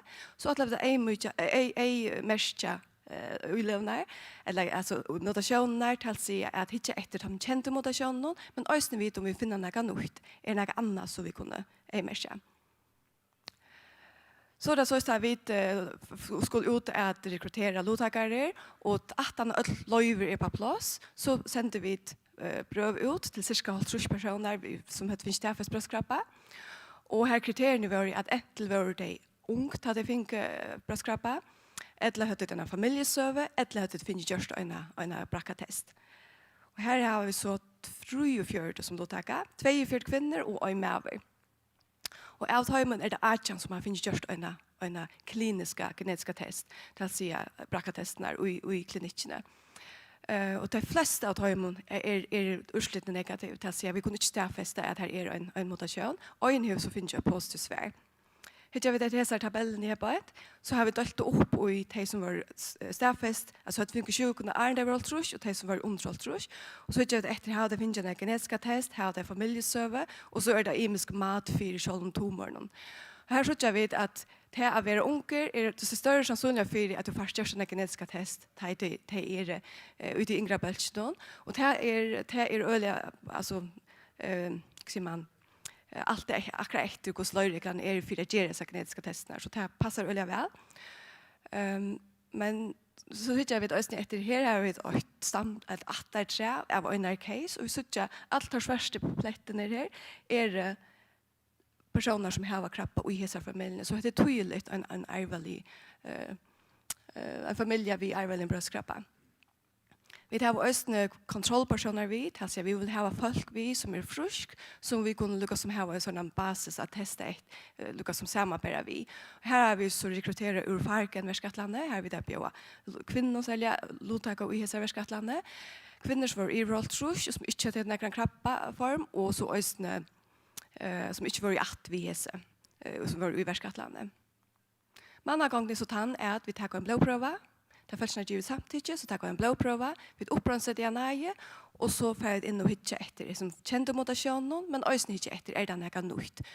Og det her samarbeider vi ofte vi til fruske, vi til sjuke. De kjente genene som vi får inn og hitje etter, de ser 15 genene som i en genpanelen som vi har gjort i helseversjonen. Og det ofta sånne gen som det samme vi brakkagenon, som har en større tydning i som lømmes at regulera cellecyklus och celledeia, men också vi att reparera arvastrongen. Så det är väldigt viktigt gen immun till celledöjling. Så själv man tar sig självt att vi har vid troblagar vid tomgenon, så kan det vara att chicknar sig och för att döjla sig och kontrollera. Ja. Så det vet jag bara efter öliga varianter som är öliga har god kvalitet. Så hvis vi så bare hittar etter, her var det en brakkatest, en brakkamutasjon. Så jeg vet at 12 av dem hadde en brakkamutasjon, men 31 ikke hadde. Så går vi for at vi hittar etter, her var det bare en brakkamutasjon, eller her var det øysene, og annet gen. Her så jeg vet at det er helt om helt. Helten av dem hever enten en brakka, eller en brakka 2-mutasjon, og hin helten hever et eller annet brakka 8, brakka 2, eller også annet gen. Så jeg vet det. Och här ska så säga så att han en patienten som är finns där för en mutation för han är ösne hon blev ösne staffest i Jesu och det är faktiskt den enda person som har akkurat i mutationerna. Vad så vi resten att den ena tredje som inte har en bracka mutation. Ja, men här var det faktiskt så att det var 16 av dem som onka mutation hette och hin 15 de hade mitten ögon eller tvär mutationer i ögonavsnitt 15 kände bröstkrabbagenon. Men vi gjør så øsne era kanningar. Til dømes, nu har vi gjort en exomlesing til å se om det er hukt etter ødlån proteinkodande genon. Og testar vi etter, er det noe annet som vi kunne finne? Her så vi så listan iver alle de mutasjoner. Ja, vi tittar her etter brakka 8 mutasjoner og brakka 2. Alltså molekylärbiologiskt så vi att här är det sådana mutationer som har tydlig avskan av proteiner. Det är missens eller frameshift mutationer. Men för vi så in hitta ett kliniskt en databas som är som heter Clinvar så vi att hur är avskan av en mutation som molekylärbiologiskt är farligare att ha. Kapitoida kliniskt, här man ser att det här har tutning. Det har visat sig att flesta av dem är inte så farliga. Det är alltså man mest är benign och det säger att det är inte så farliga. Så självt om vi finner några mutationer så kanske kliniskt har det inte så jävla stor tutning. Som sagt så hukte vi det östra efter ödlen och genon. Här testar vi så patienterna mot kontrollen. Och vi testar om 200 000 varianter. Hittar vi det efter sån här figuren här ivre. Så vi uppe efter här så ska lukka som lysa samband i mitten av en mutation och sjukorna. Till att säga att långt uppe prickande färra större samband har vi. Och vi vill helst ha att prickande färra på med sig linjen här i point. Utefter så vi så kvar en kromosom i så mutationer skita. Grunden för att vi vill ha det på här till att vi vill vara öliga säkra på att finna vi den mutation, så har vi samband. Du vi vet att vi gör statistiska kanningar, att gör vi den kanning då ofta, så får vi tillfälligtvis ösnä och som visar samband, självt om samband inte är där. Så då är det öliga viktigt att vi kommer på med dessa linjerna och det visar henne kanningen inte. Men så det betyder inte att vi inte finner några samband, det betyder bara att möjliga som öskan avskat här till att vi har öliga få prövar. Vi har 3/4 caser och 8/4 kontroller. Och det kan öskan statistiskt göra att vi inte har några styrke till att finna ett väldigt signal. Men allukavell så kommer vi titta efter att vad är så signifikant allukavell. Vad är uppe med åter dessa linjen ner på. Då så vi faktiskt att det är flöjgen. Och flesta av dessa gener i dessa tabellen här har på en eller annan haft avskan av bröstkrabba som då visar i granskningen. Och till dömes har vi 2 gener här på ett TRBV 28 och Nova 2 som faktiskt för har visat att vara nytt mal för vidger. Så det kan bli väldigt avhåverst av kanavöjare. Så nu så han också att vi finner mutationer där är här, men det är kanske inte så farliga. Och då ska vi lyckas som kanna mer. Vi finner inte några, hvis vi bara hittar efter några nutjon, så finner vi inte några som har öliga goda styrke statistiskt, men allukavell så finner vi några gen som öliga avarbete att det kommer till. Alltså att det särskilt att det kommer till att hitta efter nutjare vidger. Så hvis vi skulle ta oss om att göra en genpanel som malrattat till forskare patienter så må vi göra många kanningar. Vi må ha flera folk och vi kan inte. Men vi skulle ösna för löjr. Vi glömmer sig hitta ett själv tumor och hitta ett vad är det för ulever som vara uttrycktar i själv tumor. Och så på samma sätt kommer vi också efter vad är det för medicin. Hur reagerar patienterna på medicin. Så ja, jag ska bara tacka en rikva folken för att kunna göra sådana verkskatlan, särskilt Ulvsaunen, Alansjukrosen och Rutschjukrosen, men också för alla där stolen från futjaliga stolen som det finns och tror jag att utan stol så kunde det ske efter. Så tack för det och sjönde tack för ditt som föröka detta tilltag och gott och tack för att du lust.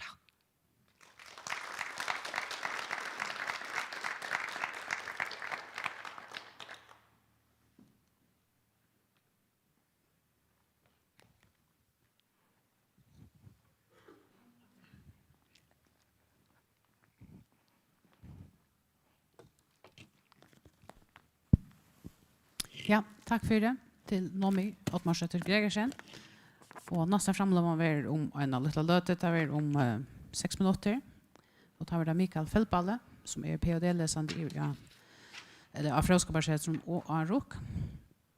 Og ja, det var man lykkelig løt. Og de som ikke har vært ombord av Jøksverre enn ganske, kunne kan gjøre det reklam for tog, det er til at vi ombord av Jøksverre, utenfor det her rannsakene skipetjåken. Og vi gjør fremstående til fiskeavling som er 3 hatt, og teltet utenfor til nærmingen og læreren til glass.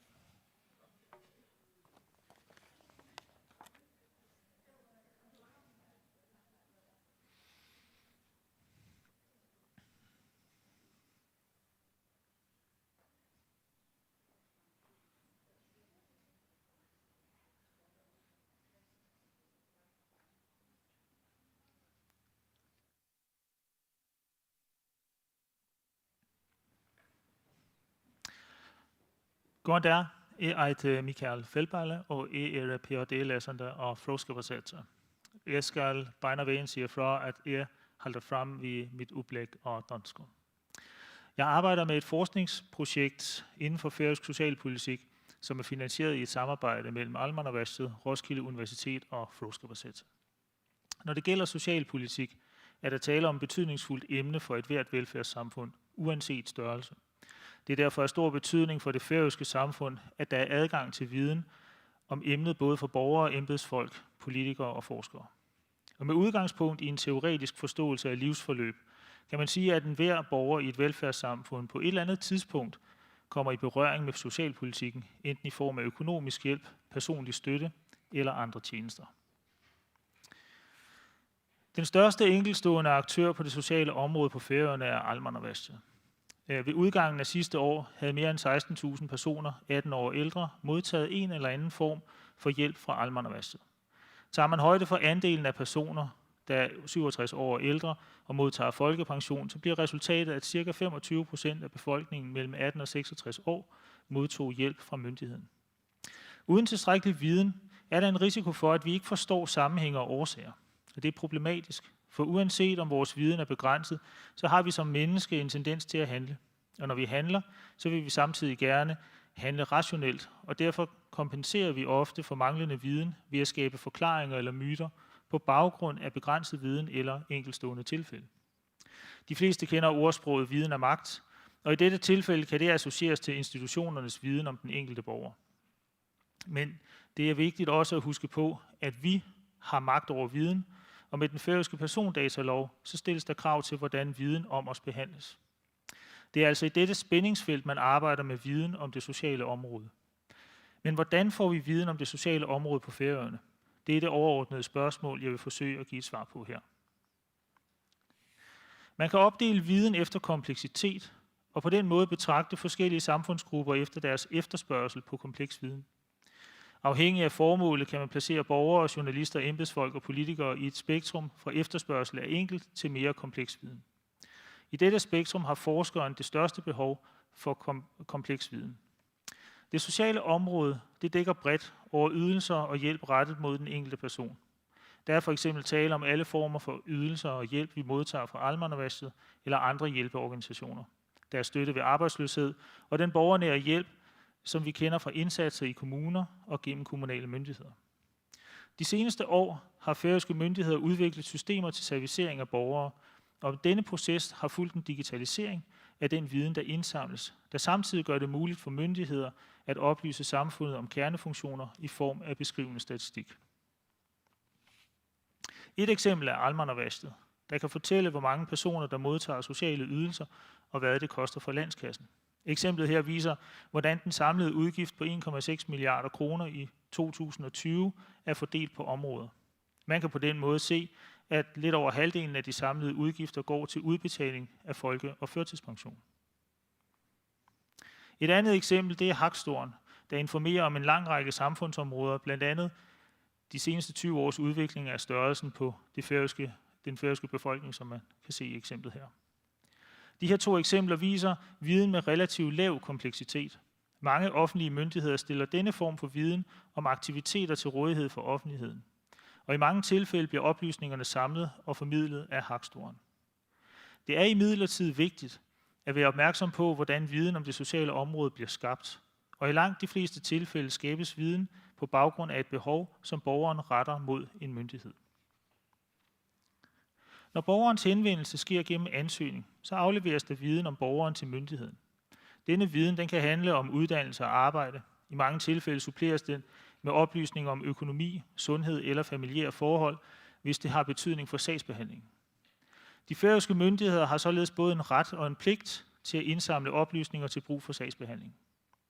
Der er to ting, der kendetegner den viden, der offentliggøres af myndighederne i dag. Dels er den anonymiseret, og dels er den udtryk for resultatet af den handling, der medfører en ydelse eller en service.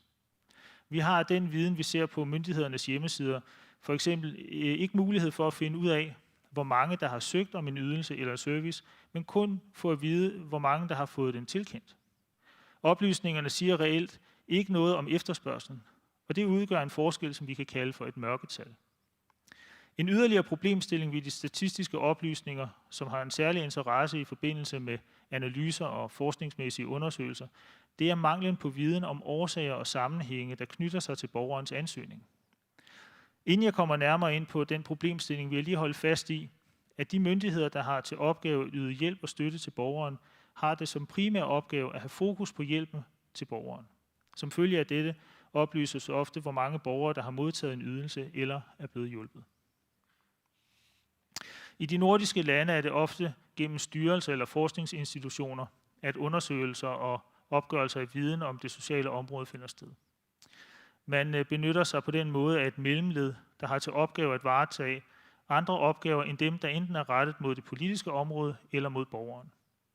I situationer, hvor borgeren ansøger om hjælp hos myndigheden, forventes det, at myndigheden er opmærksom på at yde hjælp så hurtigt som muligt. Borgeren indgår altså i et afhængighedsforhold med myndigheden. Det kan derfor være et etisk dilemma, der er forbundet med behovet for viden på det sociale område, hvis nu ressourcerne til at hjælpe så hurtigt til at hjælpe individet i stedet anvendes til skabelse af viden om det sociale område. Der er sikkert nogen, der nu tænker, at det må være det mest korrekte at bruge ressourcerne der, hvor der er behov. Og det lyder også rigtigt. Men min pointe er, at med den meget omfangsrige information, der indsamles i forbindelse med sagsbehandlingen, så findes der viden til rådighed, der kan være med til at kortlægge, hvorfor borgerens behov opstår, og hvordan man bedst kan løse de problemer, som borgeren oplever. Ved at anvende denne viden om det sociale område, så bliver vi ikke kun klogere på, hvilke indsatser der virker. Vi kan også blive klogere på, hvordan behovet i befolkningen forandrer sig. Og det er væsentligt, når vi tænker på udviklingen af socialpolitik og indsatser, der rettes mod borgerne. At få viden om det sociale område på Færøerne kan lade sig gøre ved dels i større grad at overføre viden fra sagsbehandlingen til registre, men også ved at skabe en sammenlægning af viden fra en eller flere myndigheder. Jeg vil prøve at bruge mit eget forskningsprojekt som et eksempel på skabelsen af kompleks viden på det sociale område. Med udgangspunkt i godkendelse og tilladelse fra både Almannavæstet og Dataelite, der har jeg kombineret registerdata og journaldata, som ligger til grund for den sagsbehandling, der har fundet sted gennem årene om vart størv og arbejdsfremmende tiltag. På den måde har jeg været i stand til at kortlægge forandringer over tid, både af de årsager og behov, som stammer fra borgeren, men også de tilsvarende ændrede indsatser, som er lagt til rette for myndigheden. I projektet har jeg også anvendt andre metoder til at skabe viden om borgere, der modtager de her sociale ydelser. I forskningen så findes der utallige eksempler på, at man er nødt til at kombinere viden fra registre med spørgeskemaer eller interviews for at få et helhedsindtryk af det fænomen, som man ønsker at undersøge.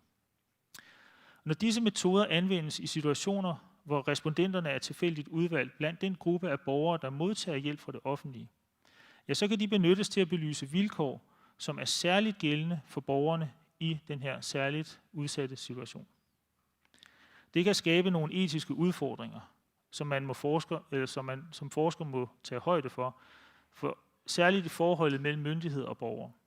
Og derfor må det også være meget klart i sådan en proces, at hvis respondenten deltager i et spørgeskemaundersøgelse, at den deltagelse ikke på nogen måde har indflydelse på den sagsbehandling, der finder sted.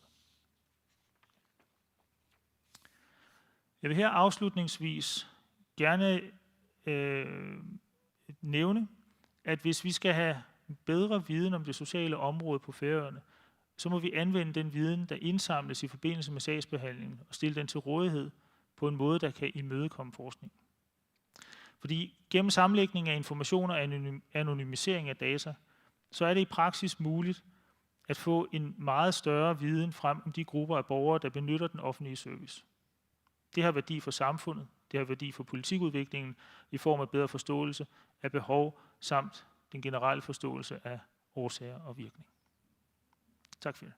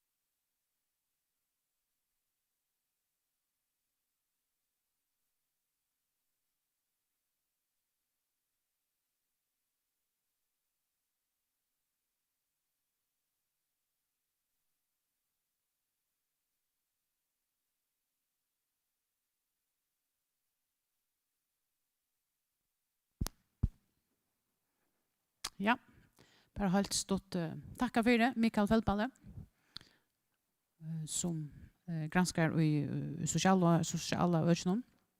Är det en liten löta så är nästa framlövan och det är Amanda Bank, som är en fiskärling. Hon har heit enskunda Salmons View of Climate Change. Amanda kommer sikkert att tosa enskund. Gör det, råknar vi? Ja. Det var en liten steg och som jag har sagt över så är det möjligt för vi inte omner tilltök här i Husnösne. Och till de som har fyllt via strömmynsen, hvis det ikke har sett alla framlånar i morgon, så vil det høve at for innattra nettet og hitje etter timon etter 18 til strømmynsen ligger av netten og i dævren liv.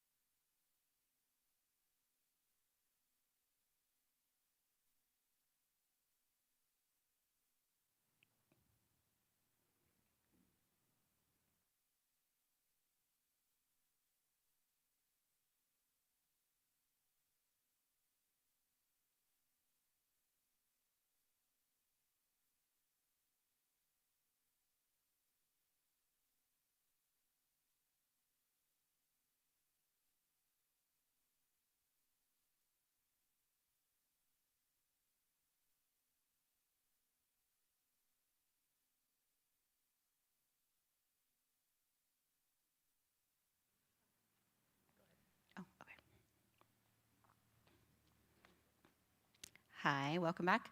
I'm Amanda from Fiscaling, and today I'm also joined by Siri, the farm salmon that you see here, and we're going to discuss her view of climate change. I'm also joined by our CTD sensor, which you can see at our booth up on the 3rd floor. And we use this to monitor the fjords, and we can look at temperature and salinity and oxygen and things like that.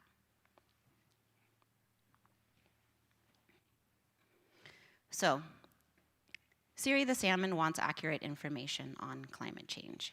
So to get that, she looks toward international consensus reports. And those highlight that climate change is absolutely not fake news.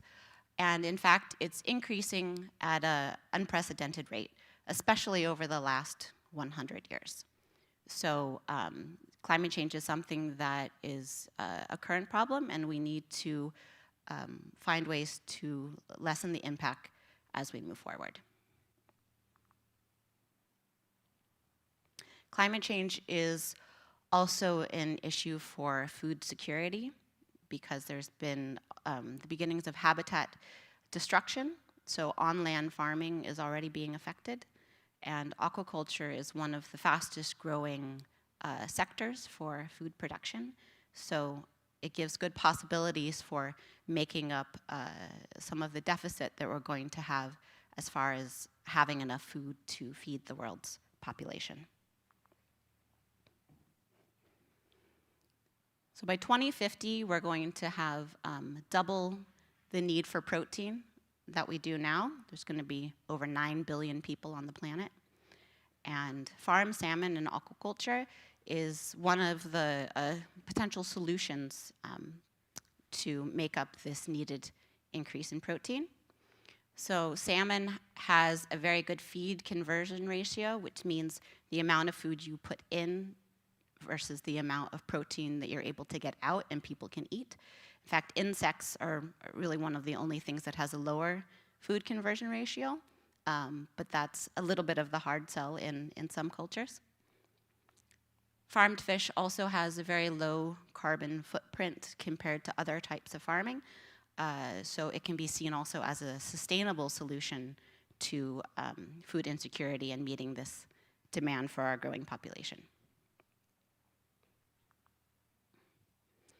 So the real question is then with climate change, what's going to happen in different parts of the planet, and for us, what's going to happen with the Faroe Islands. And it's possible to make some global predictions, which you see here. So this is a close-up of the Faroe Islands here, predicting if the climate warms 1.5 degrees compared to where we were about 100, 150 years ago. But because of our geographic position, as you heard about earlier, between these opposing warm and cold currents, it's difficult to make sort of exact predictions because things could change quite a lot in the coming years. So we don't have a real prediction of what's going to happen, but we can already see that change of some sort is coming. So climate change has a lot of different components to it. But today we're just going to focus on what will happen if we have an increase in sea temperature. So you can see on this relationship graph here that when the temperature goes up and the seawater becomes more salty, that the amount of oxygen that that water can hold goes down. So this obviously has implications for things that are living in the ocean and need to use oxygen to breathe and sustain life. So in red here, we have the temperature range on average for the Faroe Islands for the seawater. So it's between 5 and 11 degrees, and it's about 35% salinity. So when you take this relationship, that equals about 6.5 to 7 milligrams of oxygen per liter of seawater with the current sort of status on the Faroe Islands. And these conditions are very good for farmed salmon. They thrive under these conditions. So what is going to happen if that begins to change and the oceans begin to warm and hold less oxygen? It's important to point out that Siri is also part of the research team. So farm salmon can also be looked at as a sort of a biological sensor, and you can see their response to things that are happening in the environment. And this is because they live in a cage, right? They can't swim away, so you know where they are and you know the things that are affecting them or that they're experiencing. And you can also collect them and measure them. So if you're going to use something as a research tool, you have to be able to access it and you have to be able to measure it in some way. So besides being a food source, they are also a research tool. So what's going to happen? If we look at direct effects, so when the temperature goes up and oxygen begins to decrease a little, how much can salmon directly tolerate before they start to have problems with their critical functions? So we know because salmon's immune systems are very similar to humans, so we know that the chronic stress of trying to sort of work harder to survive all the time, it's going to reduce their ability to fight off infections. So we expect a decrease in their immune function. There's also a high energy cost to extracting oxygen from the water. So under conditions of a higher temperature and lower oxygen, then salmon are going to have to work even harder to breathe and to swim and perform these critical functions. So we could expect a decrease in their growth rate as a result. And finally, one other thing that we might see is changes in behavior. There's a recent article, which is shown here, where they looked at an experimental setup, so a cage of salmon where they raised the temperature and had a decrease in oxygen. And what they found is that the salmon tried to move to the places where they sort of did best. So they moved to areas that had higher oxygen and areas that had cooler temperatures. But what happens is then they aren't able to move everywhere in the cage. They have this sort of vertical restriction where they feel comfortable. So then you end up with the salmon being more crowded and potentially also being exposed to other pathogens and things because they're moving to a different place in the water column than they were before. So in addition to these direct effects of increasing temperature and decreasing oxygen, those environmental conditions are also very good for kind of explosion of external stressors, especially sea lice. So sea lice harm salmon. They can cause skin damage and stress and lesions, and also because they're kind of weakening the immune system, they make salmon susceptible to other infections. So there's a direct relationship between temperature.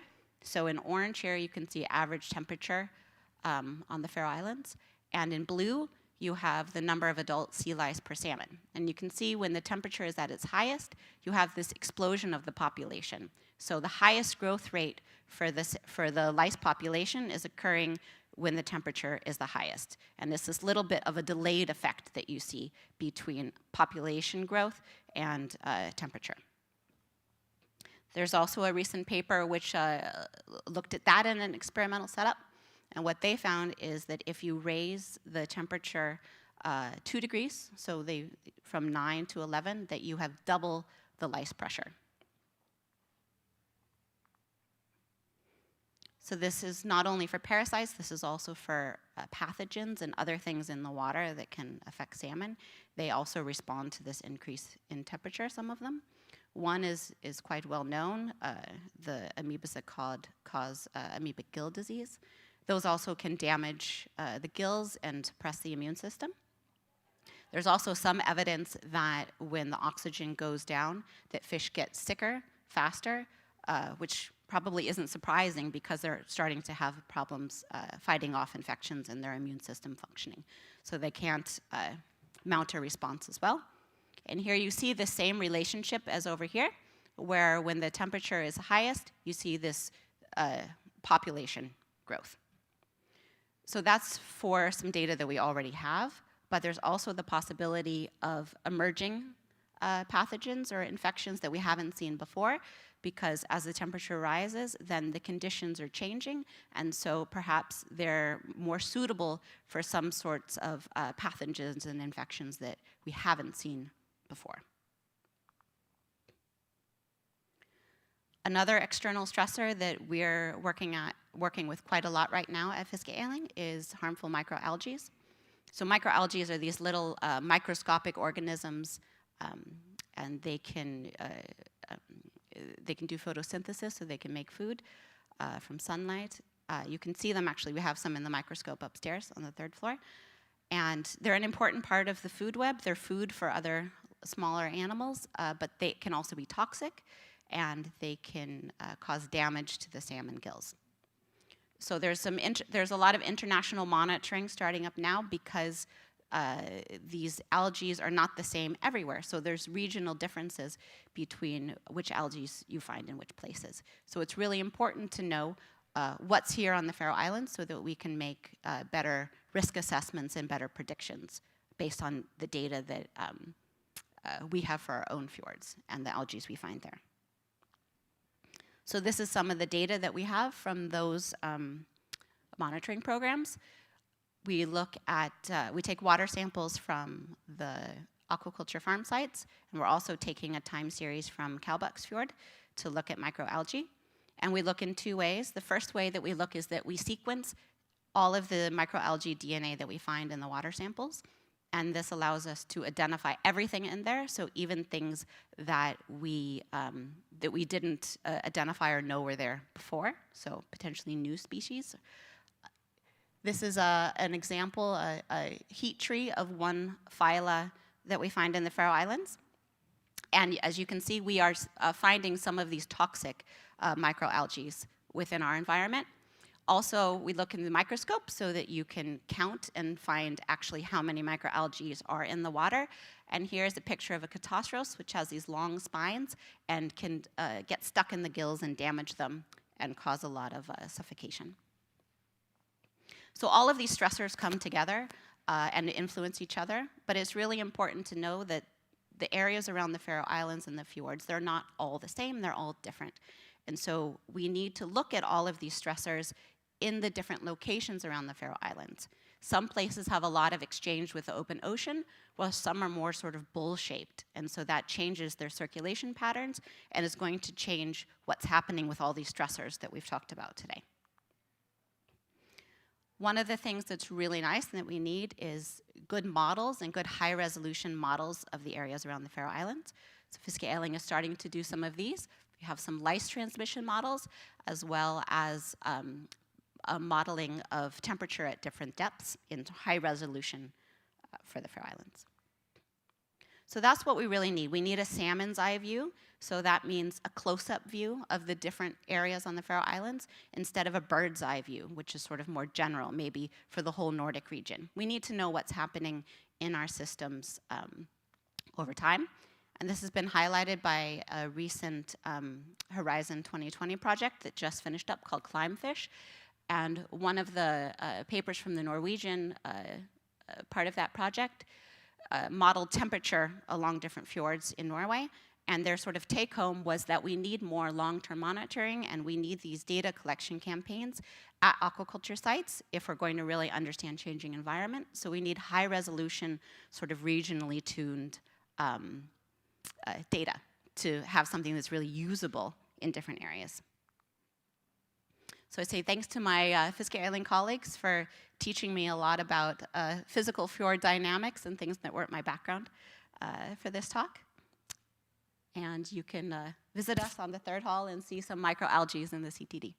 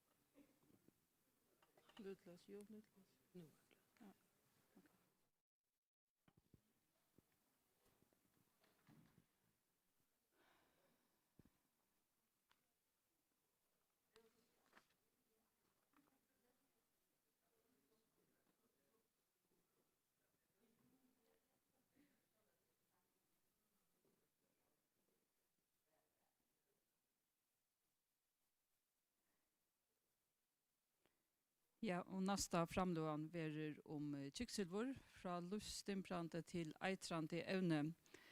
Det Halla Reinert og omkvarvstående og i fer at hulaja om gransking og greining av støvne av kiksilvere og øron dolkande evnen og i natturne og i det. Gjør så vel, Halla.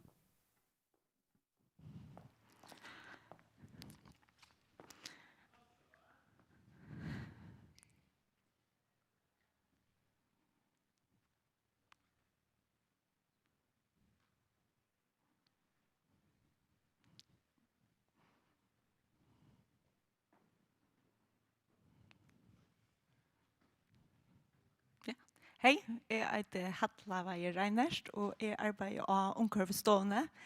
Her vi kanna nøkter av dolkande evne og i natturne, til dømes og i grindakvelde og torske og så videre. Jeg selv sett til at jeg prøver av de imiske jornen, og så sier de vid datavidger. Derfor at hos jeg synder om en av sånne evnen, nemlig kiksilver, som et evne som vi har hørt nok snakk om her i førjen, og kanskje særlig i grindakvelde. Vi vet i det i førjen at kiksilver eitrande, men faktisk i over 3000 år så var det helt det at folk har vært hodtidgen av oss når silverlitta metallene som flotande ved romtemperatur enn at de fave. Og eisen er man helt det at det ikke var ser å gå enleikere. Faktisk så har man bare brukt kiksilver til å legge svar, og man har brukt det til vekkelegerøkt. Og en ta til at lunsje om løyve, faktisk så var det første keiseren i Kina. Det siste han døde av å drekke en daglig kiksilverdrikk som skulle til lunsje om løyve. Heromfram så var romverger og grekker nytt kiksilver i salvon, og det var nytt til vekkelegerøkt. Og alt mulig annet. Så i 15. år ta i syfilis blir jeg at herje i Europa. Ja, men så skulle det kiksilver sjølvande eisene prøves her til at det virker ikke som noe annet fikk bukt ved de bakteriene. Men man sier at i som føren så var koren ofte nesten verre enn sjukan. Det var nek som døye av koren. Og man platt å si, man sier alluga, if it hurts, it works. Så man helt av fram, og en helvarm ble utviklet det som man kallar kalomel. Og det bare brukt som en undervidger. Det var brukt mot syfilis, det var brukt mot tuberklon, det var brukt en ta mot krabbemein. Og en ta var det brukt til å smyrja av tannkjøttet av små bøttene som var vi å få tenn. Og man fann så smått og det at det var altså et eller annet, men det var først i 20. øld at man begynte at ordentlig på det mest jo i at det faktisk eitrande for kyklingene. Men hva hendte så? Ja, men altså, man har kjelter som sier at i mye estre så var det faktisk jorda-forsøk helt atri i 800-900. Og som sier at kiksilver hei altså skeil i åren. Men det kravde några stora händingar och man ordentligt blev mest ju i hur skeil det faktiskt är. För alla 500 år sedan så tog nomsvinnan väldigt lika alltså. Man visste att via bruka kiksilver så kunde man utvinna guld och silver. Och man började att mina en rikvi av kiksilver. Man ber tyvärr så att stora lufröliga skäger sås runt om att lära sig minnar. Som läge så helt upp i 1900-tallet så var det knappt en rikva av folk som döje vid mina matavujna i Japan. Och det visste sig att det var en kemisk virke som hej lät kiksever ut vid spittelvassen utläggningarna. Och detta blev så upphoppat i fiske och källjor som uppbyggan runt om vidgna åt det. Och det var så skejlt att eisen såst utan mon ofödda bötten ut som vi kallar mina matasjuken i det. Kiksever var brukt i termometron i 900 år, men tar man börjar i att lägga mest till sig kjell och arrin av kiksever så får man också att man nöjtast att göra också vita. Då valde man i fjärsforskningen att lucka eller banna bruket av kiksever i termometron. Men kan göra det så i Amerika. Sen för att lucka, vi flyttar bara fabrikerna. Det flyttade det till Indien. Så termometrarna blev flott efter i Västerheimen, men allt rustet blev lägga i skå och under ruskplås och i byggt och öde. Och det var först i 2001 att man fick veta att orsöken till att folk döje i öden, men det var på grund av kiksever in i allt någon här. I förrjun så var det också äckna på Veje som blev den dag att kiksever vanta mycket och kjolt i små och nökton. Så kan det vara skejl för hela människorna köpet någon och sälja till fostre. Och det vidare vid jag vill säga att kiksever ett eitrande ämne som sker nervaleie och gör sjukeäckande som tropläggar vid rörsle och ömskonöron. Och kjolt i små och mångton så kan det ske hela människ köpet någon och sälja fostron. Kiksever runt alla möjliga ställen, för inte helt i nöje sig här, myntna, men nämna skall att det är ett naturligt utlåt av vantamyglom metyl kiksever. Men särskilt så är kiksever bonde i hjärtskorsperna och i sån här lukas med steiner ner, sinnobär. Men människans verksamhet kan göra att det här bundna kiksever det kan vara frigivet och det är särskilt nomsvinnan och bränning av fossil och brännjövne som gör det här. Omkörstående här kan vi kiksever och under doskande ävne och i imskunjoren så som grindakvälle och i torske och i fukle så som havhäste. Och detta har vi gjort i samstarv i en artistisk program så i 1905 eller i 15. Och i det att det är mer att pröva att hitta de nödjas tölnen av kiksever innehållet i grindakvälle. Det är helt nytt töl. Det skulle efterkanna så det är vi för fyrvarne att det är för injöja det här. Det som vi gör vi hittar efter trendlinjen i en av en aramale, tøyarserien. Helt stort så för kvar kvällar av en sån prickar av sån där grafen. Och så ska jag bara säga kött för det upp efter mot högre, ja men så kiksever innehållet växande, för det ner till högre, ja men så är det minkande. Vi får hitta ett tvöste som är det som vi äter. Och det som är så gott av omkörstående, vi tar töl helt efter i 15, men faktiskt en fler töl. Så nekve prickar, nekve kvaler kanner, och som vi suttja så kiksever innehållet smått växande. Men vi suttja här alltså en avis variation nu. Hvis vi tar med allt alla kvarstår, ja men det fer alltså, jag sitter upp och ner, okej. Men det som man ofta gör i granskning det är att man finner ut att man ska kunna sammanbära år till år.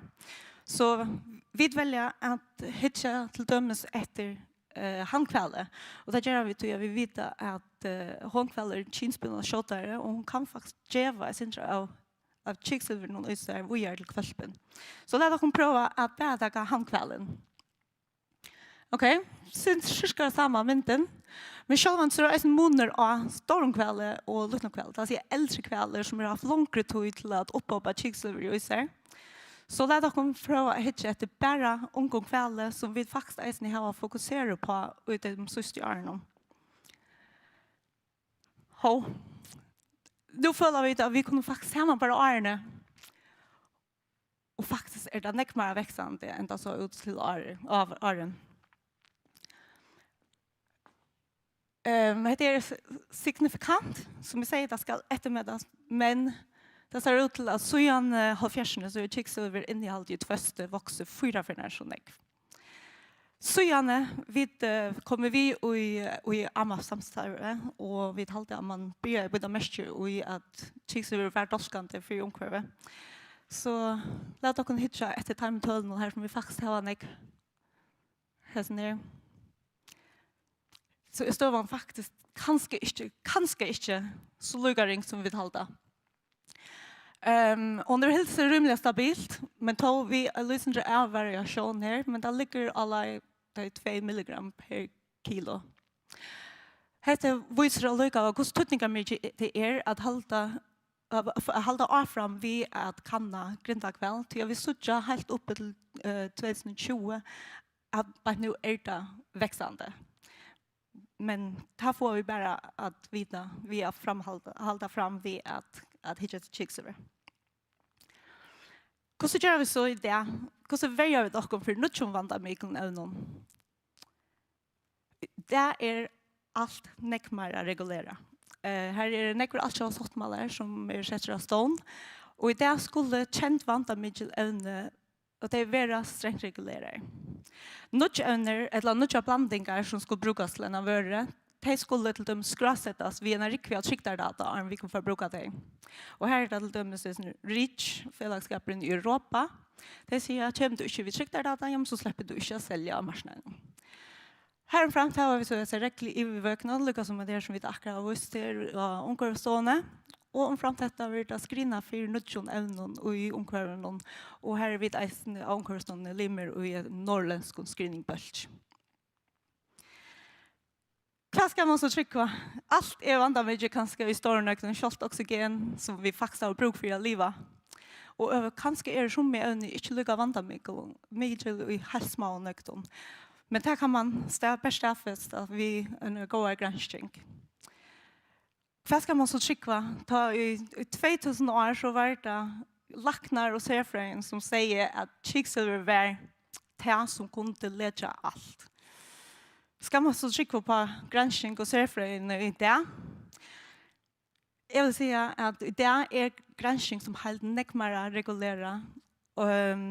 Vi tar vad finns nekmara framkomna tökne. Vi kunde mata neft innehållet av till döms kvicksilver och i imenskon.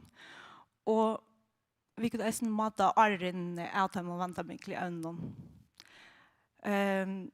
Eisen är nekva till allt samstarv och open access som är alltid bäge över jökningsskickning och granskning. Men eisen är att jag följer att det har för att lite granskning upp att hackra stöje.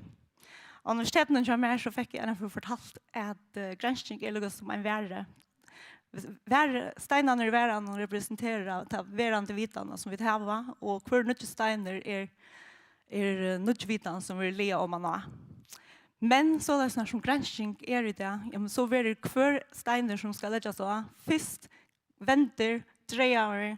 Kan man ena för att säga att det är av folk runt om. Och vi är en officiell process. Här ser förändringar innan öde. Hålla och skria steinen sånt där. Och han överhuvud släpper av att lagt det. Men eisen kjolt ta och han kommer ut och avsteg av världen. Ja, men så blir han åter ända väntar. Om åter. Bara lycka för att syrka för att det faktiskt passar in. Akkurat som det är. Så ja, jag alltid att man kan stå på granskning till sina. Granskning är inte perfekt. Men vi regulerar granskning och godkänt om granskningar hoton. Vi open access och jökningsskickna och så alltid är att vi kommer öliga tatt på. Tack för mig.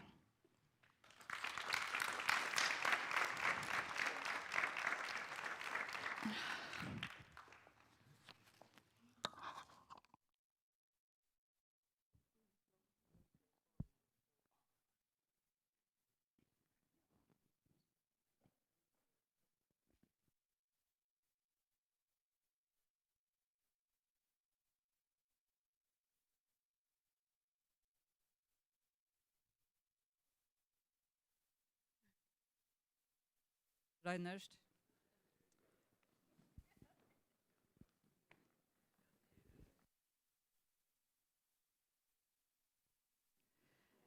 Tack för Halla Reinerst. Om 5 minuter cirka så blir nästa framlövan och det blir Jens Ivan och Gernon från Bonaverstående och vi får att se sin ommålt som han kallar en marskläsan medkåva. Detta är en landbonaverfaglig greining om gagnuslo av lente. Omlai 5 minuter.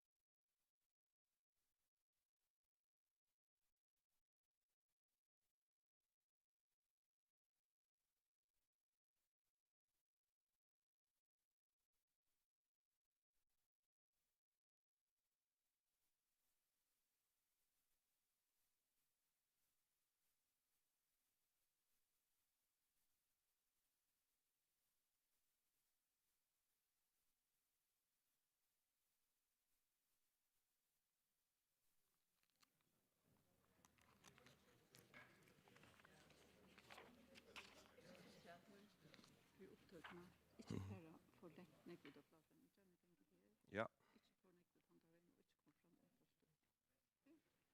Det är fint.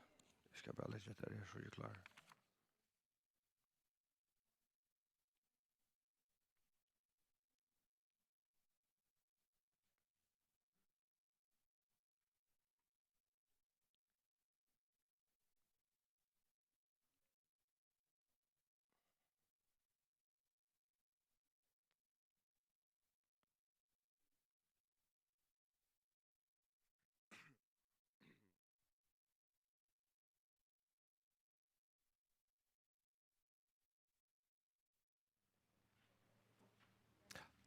God dag.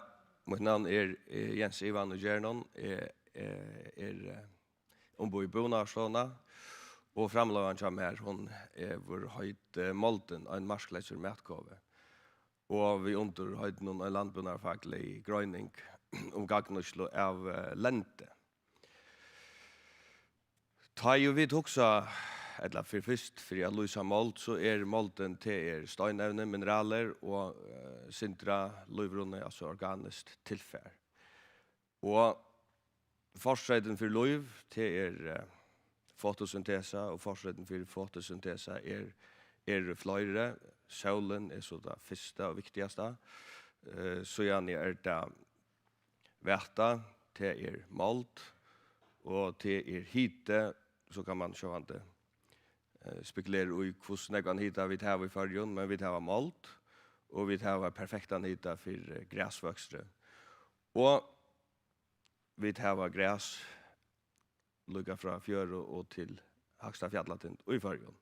Så vi har grundarlig for løyve i fargen.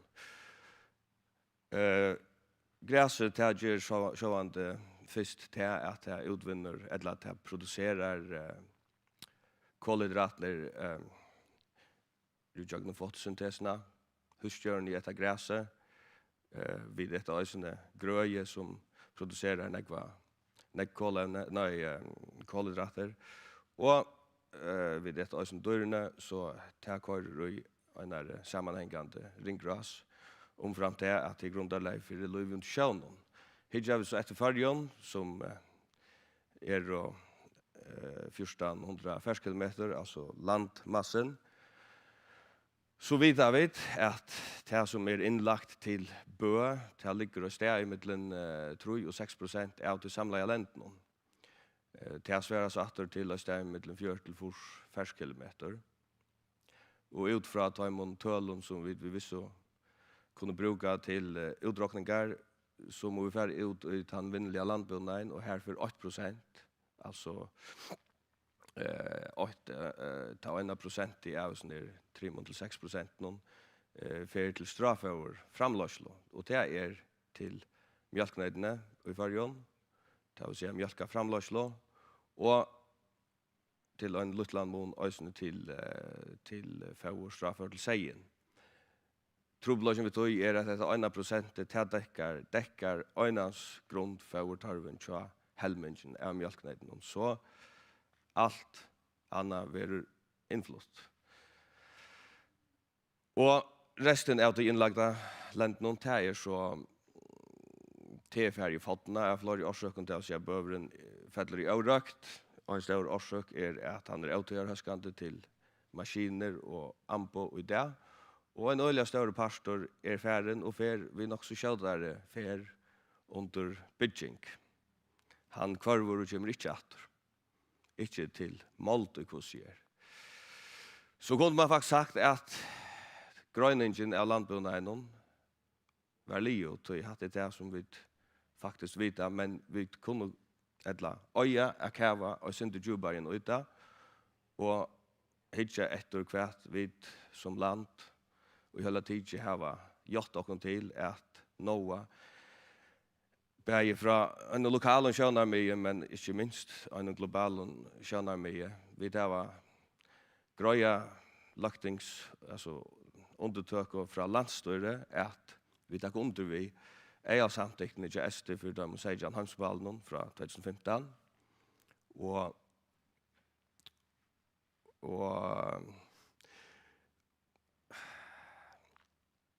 at arbeidet for å røkke ta med malen.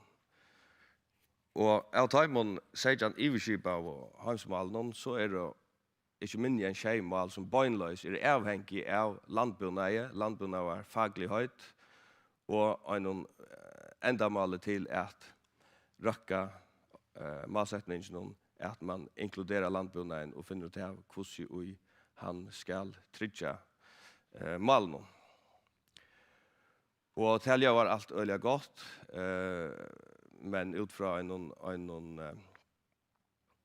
landbundet var faglig og skjønner mye, så vi den kritiske støv og tog til avhånger alt av en lovarverske. Og hvis vi tidser etter lovarversken, til granna London som vi vil gjøre landbundet, så størst fokus av vernt av lente, og det bare for altså, naturen selv i lenten, men ikke minst at trygga en stående framløsle møveløyga av mæte av lenten.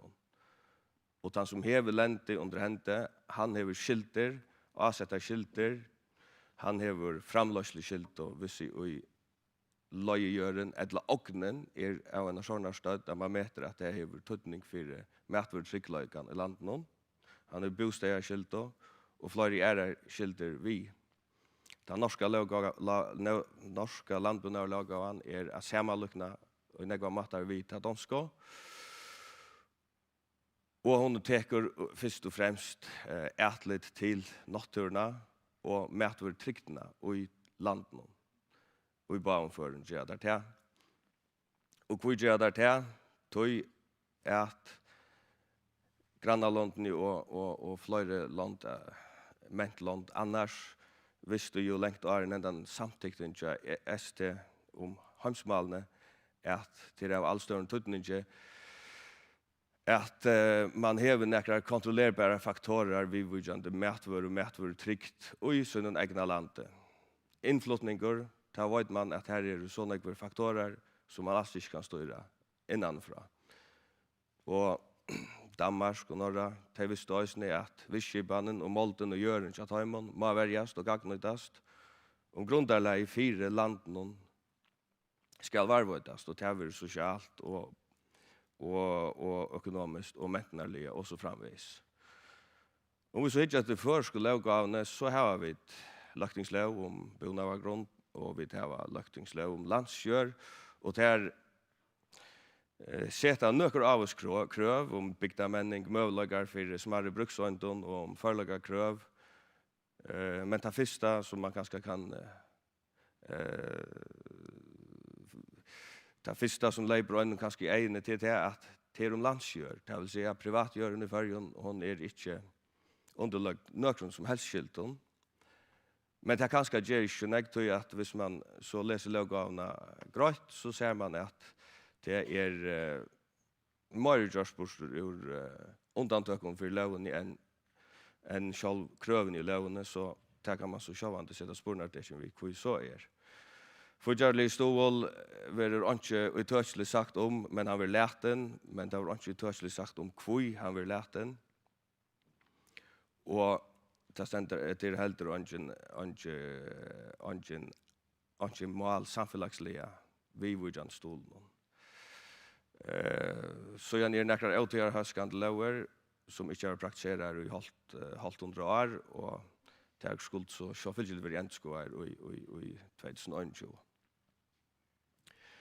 Det som så kanskje opp at man reant ut fra en landbunderfaglig perspektiv til det at i løktingslov om bojarskibaner og byggesamtikter finner vi noe som logist under lenteskiban, altså fysisk planlegging av lenten, og hon utlagt kommunen, lokale myndelagene, og i fleste føren vil det jo som så landbunner ikke utgrønna vi noen mål i annen at det ikke utlagt, men et enda mål og et framløselig mål, og så framvis til fyrligger jo så å si omgantøy.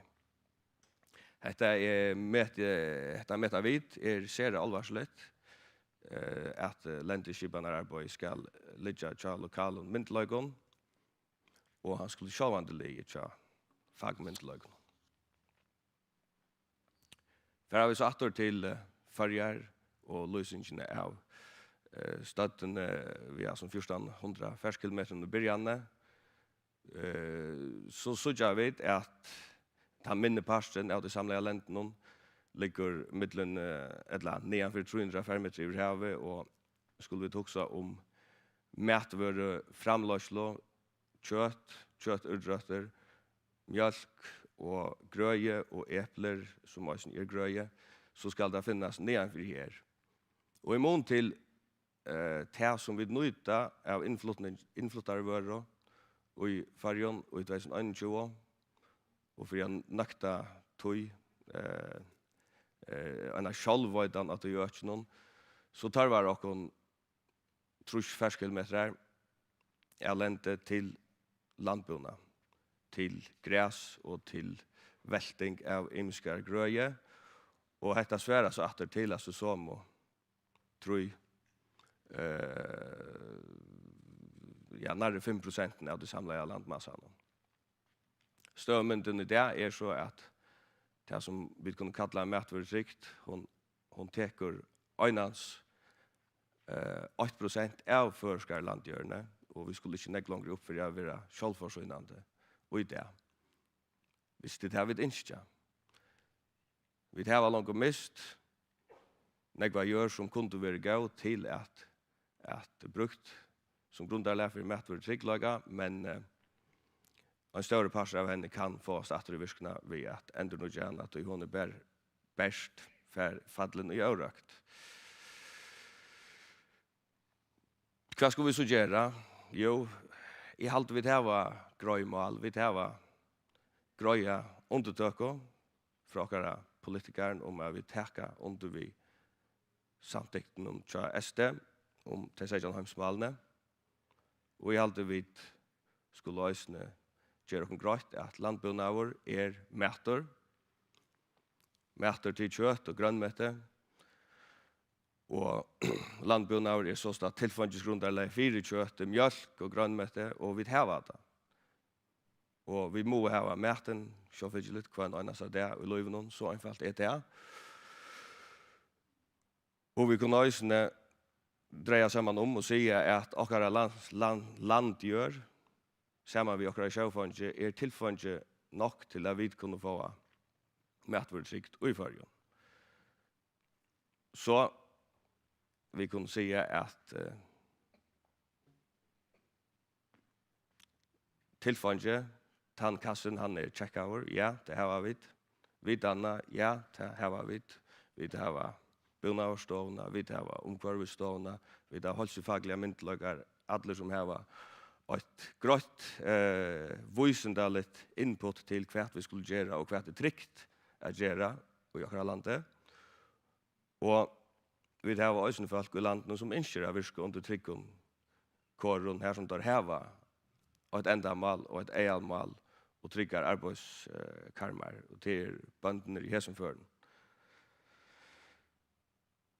Matvaretrygden hodnastøynen under samfunnet. Det har vi alle av Kjekve og landet. Det opprunden til mentan, til opprunden til simentan, altså sivilisasjonene. Og det ikke at jeg kan si at det trygdarnettene som akkurat simentan bygger av, trygdarnettet. Vaja alltid svigalig, det vet jeg. Fiskevinna gjør øyligt avkast, men vi kunne ikke større enn. Her faktorer som utenfor okkara evne at større. Og tog dette av aller største tøtning. Og skulle vi så nå at de sier heimsmalene, så må vi legge større orsko i at øke av en boradikkan og kylagøvan mata stedbundna mætvare framløslo. Og det kunne vi saktast om vi trøyde akkurat naturliga tilfange kylagott, optimalt, og så boradikt som det jo øynafyr tilber. Og så det høvesevne kanskje i vysende av vøkene som holdt, som fake news. Så kan man spørre seg selv hva fake news i hesson. Fake news at landbunnar i Färjön løser seg ikke. Det fake news annan på hva vi eller hvordan man ser på det. Da man legger en sånn utsøkning fram, så hon bygd av hvert og løser seg fortjellige her og nå. Og hvis det skal være grunderlig for at det ikke løser, så løser det seg angassan i heimen. Borardikt bygger av trudjar høvesoler, og det fortjellige borardikt, det sosialt borardikt, og det omkvarslige borardikt. Og ut fra ødelen taimon trimon, ikke minst det sosiale, så løser det seg avgjørst. Takk for det.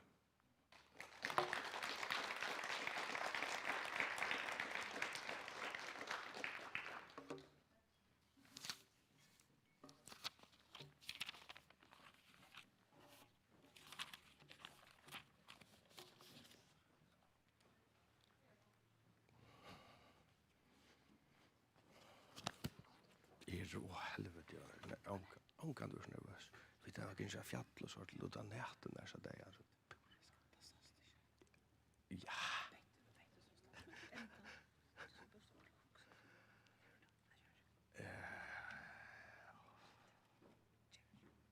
Nej, men tack för.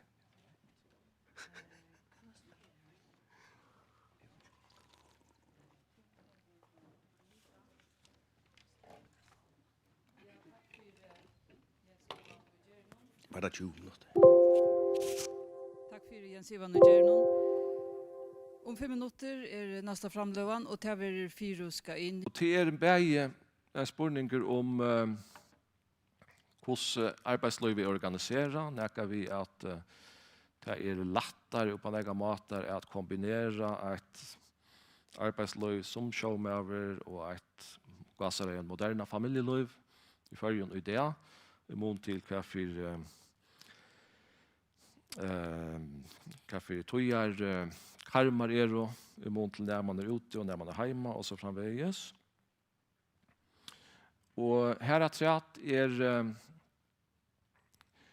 eisne nekka vi en vitan. Altså papaner som de unge lysa i mån til det moderne familielivet og i mån til hva skal man säga, til dømes løyve av sjånen, eller vitanda om båtar, om fisk, eisne nekka som de setter prøys på som en inspiration, som en kjelto til en vitan, en lokala vitan, som knyter de til færen atali, det vil si en mentanar arver, som gonger og gjør noen arbeid og samskifte vid papan.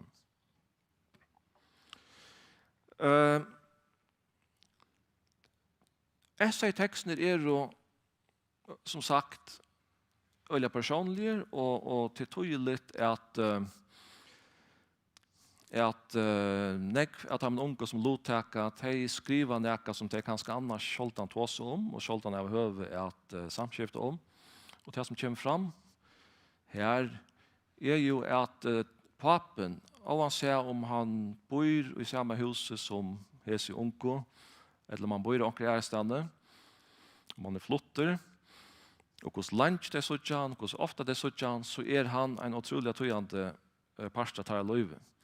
Og til nekka som de framhever, og føler manglar og i nekvån at de som de annars høyre om familieløyv, og vil ha framat. Så for at enda, så det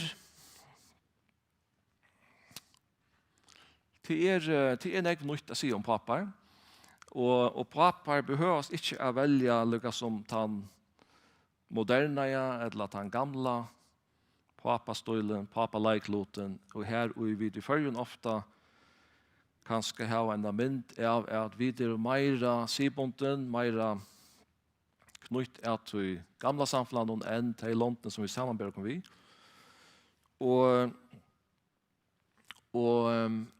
til helt ikke nøktande at lysa og greina støven i førjen vi utgangsstøy ui til dømes einare kanning ur Kjøpmannahavn eller ur Oslo til vi skiftene i Ørvis.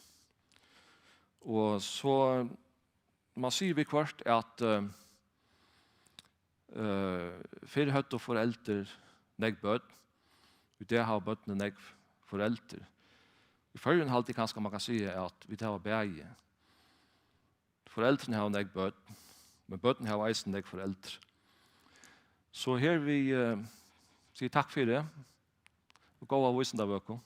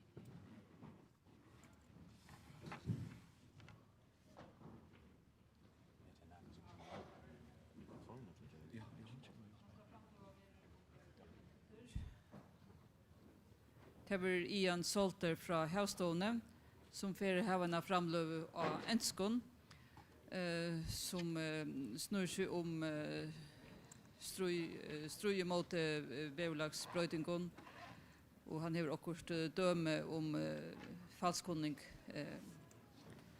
i hesson samband i eisne. Heiti av Enskon er a climate mitigation strategy using marine algae. An example of scientific misrepresentation for economic gain. Om 4 minuter så vill Ian Salter av skranne.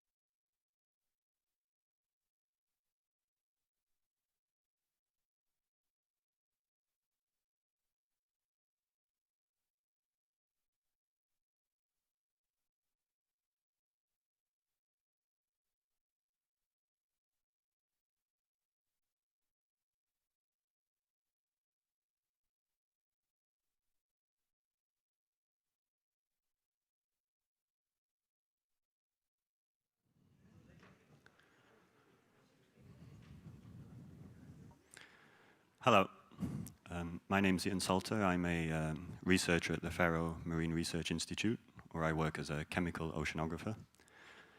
The theme of this year's Science Week is fake news, and it's in this context that I'd like to tell you a short story concerning the misuse of scientific information for economic gain. Before we get there, though, I need to give you a bit of scientific background behind this idea that we can use marine plankton in our fight against climate change. The graph you see on the screen at the moment is a historical record of atmospheric carbon dioxide levels spanning back 400,000 years or so. The blue line is reconstructed from ice core data recovered from Antarctica. When ice forms, it traps a little bit of air inside it, and by analyzing the CO2 in that air, we can determine what the atmospheric carbon dioxide concentrations were at the time the ice formed. And by going down through the core, we can essentially travel back in time to reconstruct CO2 levels. So what you'll notice when you look at that curve is that there are natural and periodic variations in the amount of CO2 in the atmosphere that vary between interglacial and glacial cycles, sometimes known as ice ages. And that varies over the range of about 80 parts per million. At the moment, we are in an interglacial stage, and that corresponded to a pre-industrial value of 280 parts per million of atmospheric CO2. But from the year around 1750, at the onset of the Industrial Revolution, we released huge quantities of CO2 into the atmosphere. And the red line you can see on that curve are direct measurements of CO2 in the atmosphere from around 1960. And you can see that both the rate at which it's increased and also the level at which we're at is completely unprecedented in the context of these natural variations. And today, we currently sit at a value of around 420 parts per million. Interestingly enough, only a third of all the CO2 we've released has actually remained in the atmosphere. The other 2/3 are stored on land and in the ocean as part of the natural carbon reservoirs of the planet. So that's the problem. What are the solutions? We can basically divide the solutions into two families.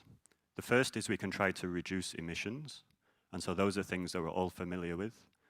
Attempts to move towards more green and renewable energy sources, electric vehicles, and also eating sustainable and locally sourced food. But discussed alongside these efforts to reduce emissions are also so-called geoengineering or carbon storage strategies. And the cartoon that you can see on the screen at the moment shows some of those strategies. And there, geoengineering can be thought of as large-scale manipulations of the planet that aim to either directly remove CO2 from the atmosphere or to try and combat the warming effects that result from CO2. So for example, there have been suggestions of trying to manipulate the radiative balance of the atmosphere. That's the balance of heat coming in and leaving the planet, through things like adding aerosols to the atmosphere, or trying to promote cloud formation, or even launching giant reflective surfaces in orbit. And they all share the common goal of trying to reflect away some of the sunlight that's hitting the planet to reduce warming. And then there are ideas about carbon storage, which essentially involve removing CO2 from the atmosphere and storing it either deep in the ocean or deep below the Earth's surface in rock formations. And then there are the so-called engineering approaches, which aim to manipulate ecosystems on Earth in order to try and store more carbon. I told you before that 2/3 of the carbon we've released is stored on land and in the ocean. So how can we increase that process? So perhaps the easiest example and the most well-known example is reforestation, or planting trees. That works because when plants grow, they use sunlight to take up CO2 from the atmosphere, turn it into energy and eventually biomass, which results in these huge forests and woodlands we see around the world. Phytoplankton in the ocean can be also considered as forests of the ocean, but unlike these large trees, they're mostly invisible to the naked eye. Small they may be, they exert a huge impact on our planet. And in fact, half of all the photosynthesis that occurs on Earth occurs in the ocean. So another way I always like to think about that is that for every second breath you take, the oxygen in that breath is courtesy of these invisible plant cells living in the ocean. They also exert a huge impact on climate by modifying the concentration of CO2 in the atmosphere. And they do that through something called the biological carbon pump. And that works as follows. The ocean and the atmosphere are in equilibrium with respect to CO2. That means if you increase CO2 in the atmosphere, it will eventually enter the ocean to re-establish that equilibrium. And that's why over 1/3 of what we've released is stored in the ocean. When phytoplankton grow in the ocean, just like trees on land, they also take up CO2. They take up CO2 from seawater, which reduces its concentration. There's then a flux of CO2 from the atmosphere into the ocean to re-establish that equilibrium. However, most of these plankton cells are eaten by different types of organisms in the surface ocean. And when organisms eat, they respire. And respiration is the reverse reaction of photosynthesis, so it actually produces CO2. But a small proportion of these phytoplankton don't get eaten, and they sink to the bottom of the ocean as dead and decaying cells. And once that carbon reaches the deep ocean, it's effectively removed from this equilibrium contact with the atmosphere. And so it's stored in the deep ocean. And that's why we call it the biological carbon pump, because this pumps carbon down from the atmosphere into the ocean. There are different ways by which this carbon can reach the deep ocean, but the critical point here is that the deeper it goes, the longer it's removed from the atmosphere. So that carbon that reaches deeper than 1,000 meters is essentially removed from the atmosphere on timescales of around 1,000 years, which is much longer than we've been burning fossil fuels. So once our scientific understanding of this process developed, it becomes quite clear that anywhere we can increase plankton growth, we can increase this deep ocean carbon storage and potentially reduce atmospheric CO2. So then an interesting question emerges. Where in the ocean can we increase plankton growth? Well, plankton, just like trees, need nutrients to grow, nitrate and phosphate. And just like trees on land depend on the nutritional quality of soil, phytoplankton depend on the nutritional quality of seawater. And what this map shows is the global nutrient distributions of nitrate and phosphate. And what you'll see is they're not the same all over the world. They vary from place to place. So the warm colors on this map are places with high nutrients in seawater. So for example, the Southern Ocean and the North Atlantic. We can also look at satellite-derived estimates of plant growth in the ocean, and we can see that plant growth by plankton is also variable. The green colors here are where there's lots of plant growth, and the blue colors little. So if we compare these two maps, some interesting patterns start to emerge. We have those areas with high nutrients and high plant growth, plankton growth, like the North Atlantic. We have areas with low nutrients and low plankton growth, such as the oligotrophic gyres in the Atlantic and the Pacific. But more interestingly, we have those areas with high nutrients but little plant growth. And the idea was put forward that the reason that plankton don't grow in these areas is because they lack iron. And just like plants on land and indeed ourselves, phytoplankton need iron to grow and function effectively. And so the hypothesis was that in these areas of the ocean, there isn't enough iron for plankton to grow. And over a period of around 16 years, scientific researchers conducted a suite of experiments, of artificial iron fertilization experiments in these regions, where we went out in research vessels and added iron to the ocean and tried to follow the plankton growth. And all of these experiments showed that when you add iron to these areas, you stimulate plankton growth. But none of them were able to show that that results in the carbon reaching the deep ocean, which is what we need if we want to get it away from the atmosphere. Around the same time that this science was developing, the idea that we could commercialize iron fertilization started to develop. That came from the Kyoto Protocol, which was an international treaty aimed at reducing greenhouse gas emissions. As part of that protocol, there was an incentive developed called carbon credits to try and encourage people to reduce emissions. And it was essentially the creation of a free market where industries could offset their own CO2 footprint by buying carbon credits from initiatives that removed carbon from the atmosphere. And so typically a company could pay $20 or $25 for the removal of 1 ton of CO2.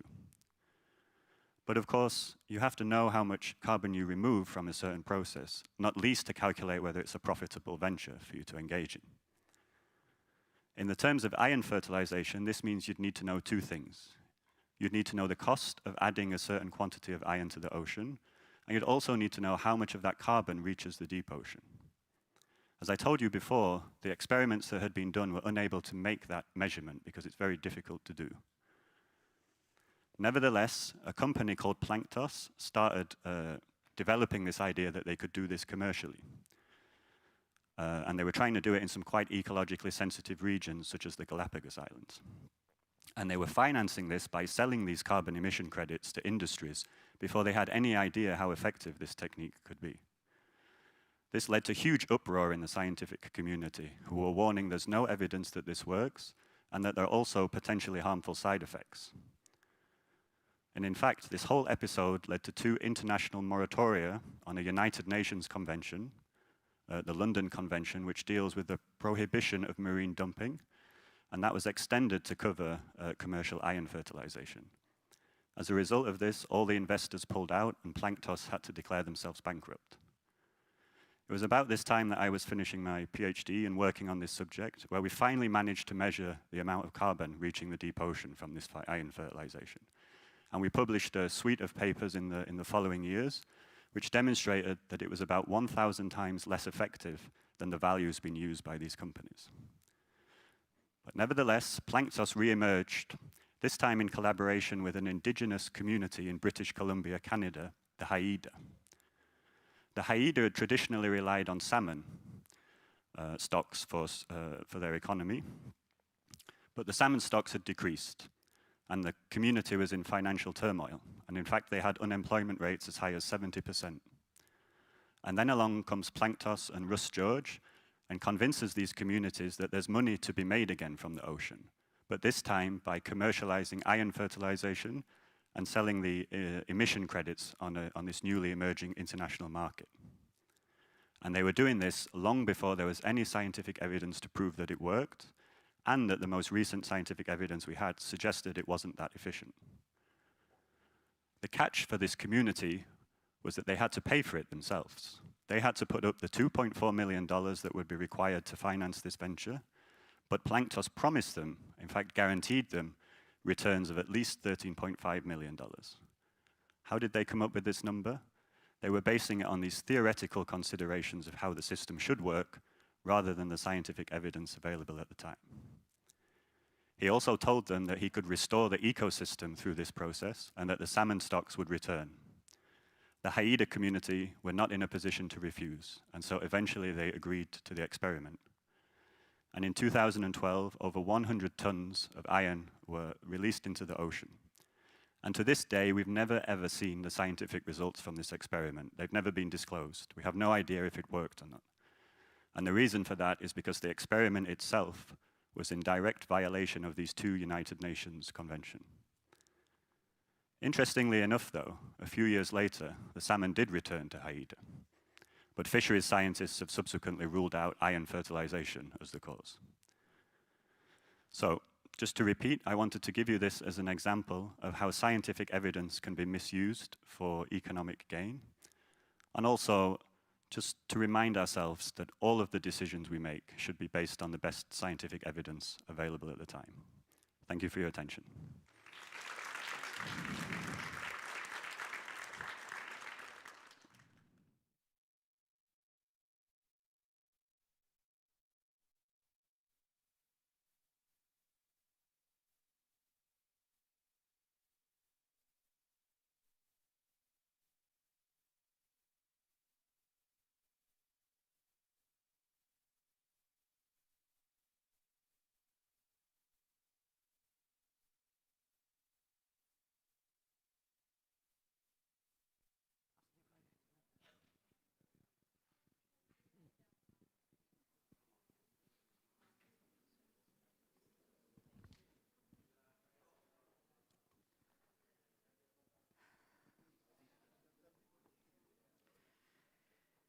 Ja, tack för Ian Solter. Nästa framlövan verer om 5 minuter och hon verer av danskon. Det är Louise Meyer Carlsen från Naturvårdsnadaltene av Fråskaparsetsen. Och i för att lägga fram om målslet markfälte och utbyggningar sammanhänge. heiti og framlønner språklig mangfoldighet i et utdannelsesperspektiv. Om 4 minutter.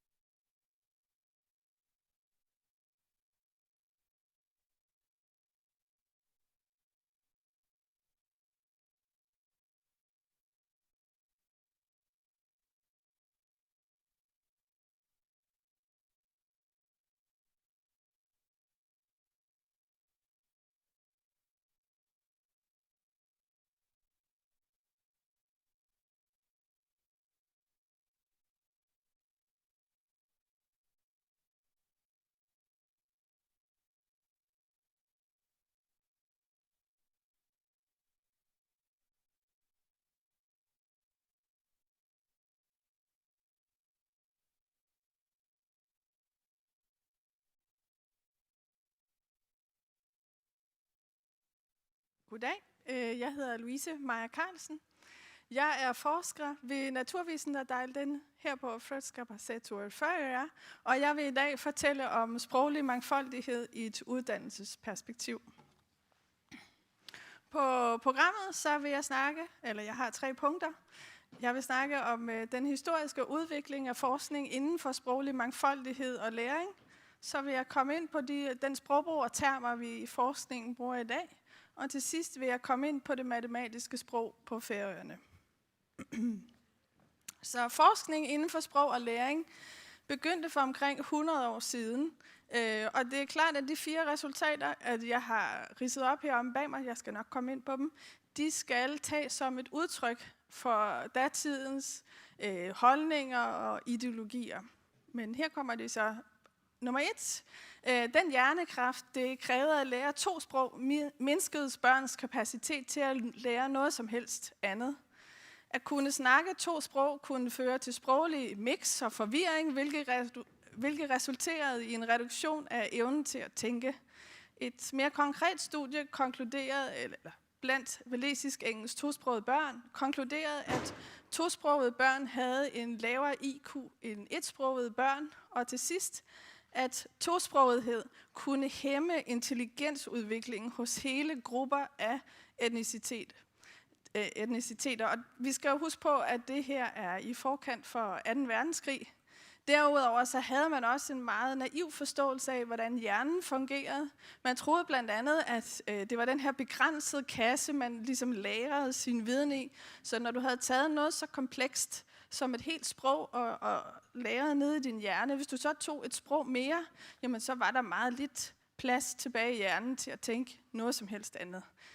Så det er den tids forskning. Heldigvis så kommer vi op på den anden side af 2. verdenskrig, og i 60'erne begynder en ny gren inden for sprog og læring, som er også mere positivt.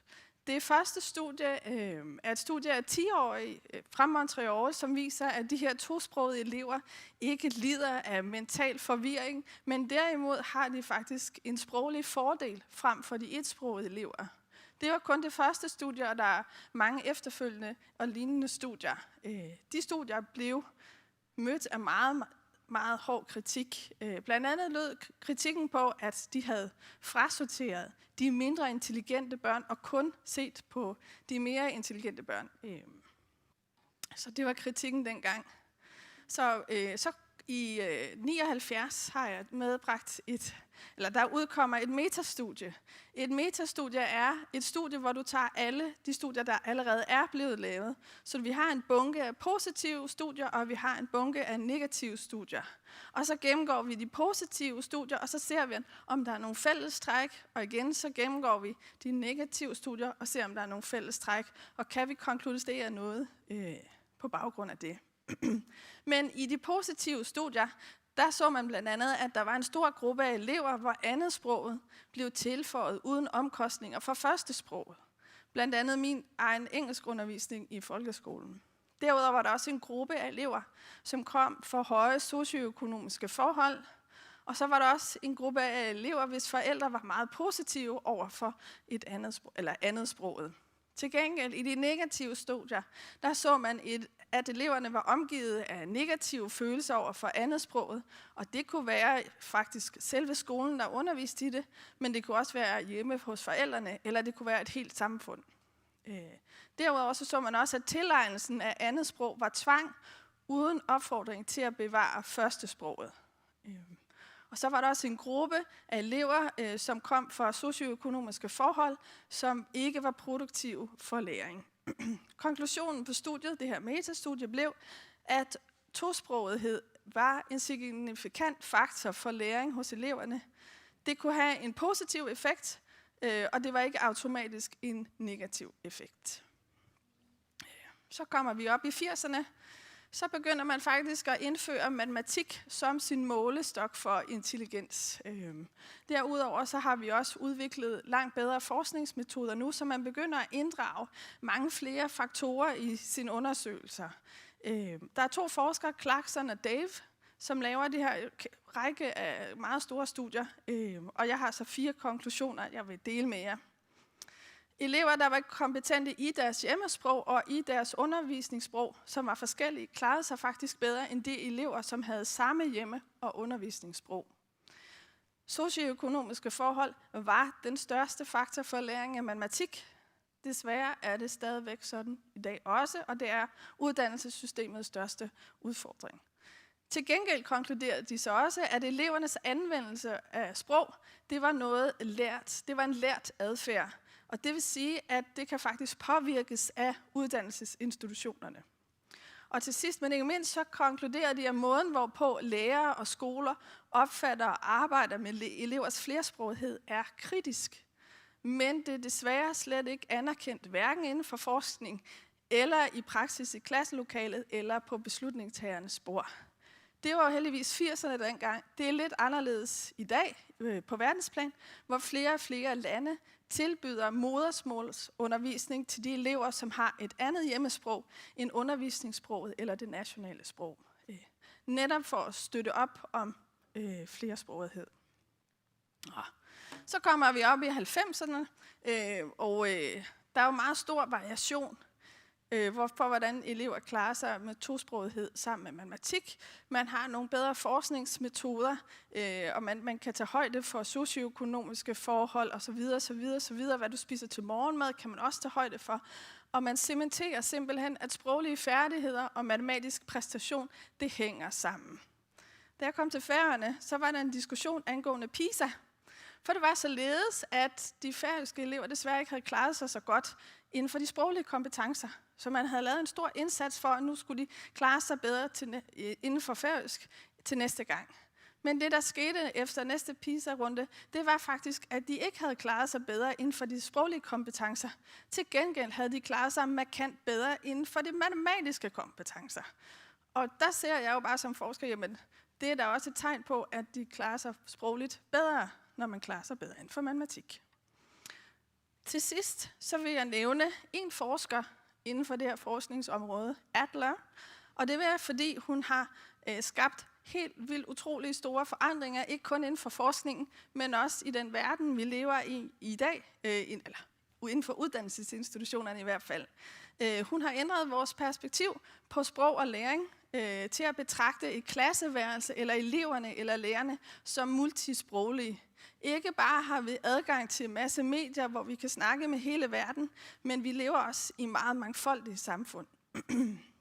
Hun undersøger blandt andet sprog og matematik, kommunikation og matematik i multisproglig kontekst. Og en af hendes vigtigste konklusioner er faktisk, at sprog kan inddrages som en ressource i matematikundervisningen. Så man kan faktisk forbedre sin læring af matematik ved at inddrage. Det kan være undervisningssprog, men det kan også være flere sprog. Og så, lige et øjeblik. Så kommer jeg op til i dag, hvor jeg gerne vil snakke, eller fortælle i hvert fald, om den sprogbrug og termer, vi bruger inden for forskning i dag, når vi snakker om læring og sproglig mangfoldighed. Og det er blandt andet for at vise jer lidt om, hvad vores ideologier er. Når vi snakker om sprog, jamen så førhen, så udviklede sprog sig kontinuerligt. Der var ikke sprognævn, der var ikke ordbøger, hvor nu indfører vi et ord, det kommer ind i ordbogen, og nu tager vi ord ud. Det var kontinuerligt og ikke mellem landegrænser. Det syn, vi i dag i praksis som et samfund har på sprog, det stammer tilbage fra 1900-tallet, hvor ideologien var formation af nationer, og vi havde store kolonimagter. Men forskning i dag, vi ser sprog som ikke statiske, ikke monolitiske og ikke dikteret af regler. Sprog er heller ikke diskrete, for vi kan ikke optegne grænser mellem alle sprog. Hvornår er et ord fransk? Hvornår er et ord engelsk, for eksempel? Hvornår er et ord dansk? Hvornår er et ord norsk? Når vi snakker om sprogtalere, også i forskningen, når jeg skriver en forskningsartikel om nogle elever, som har lært sig noget matematik, jamen så findes der ikke etsprogede elever. Der er altid sproglig diversitet. Vi undlader at bruge termer så som native speaker, fully bilingual, first language og second language osv. Og det gør vi blandt andet, fordi at hvis du er i en uddannelsesinstitution, hvor undervisningssproget er engelsk, og du ikke er native speaker eller har engelsk som first language, men så bliver der som oftest set ned på dig, og det vil vi som forskere ikke være med til. Så det var det. Så kommer jeg til det sidste punkt. Det matematiske sprog på Færøerne, som en historie, I alle sammen er med i. Jamen, undervisningssprog og materialer har været på dansk.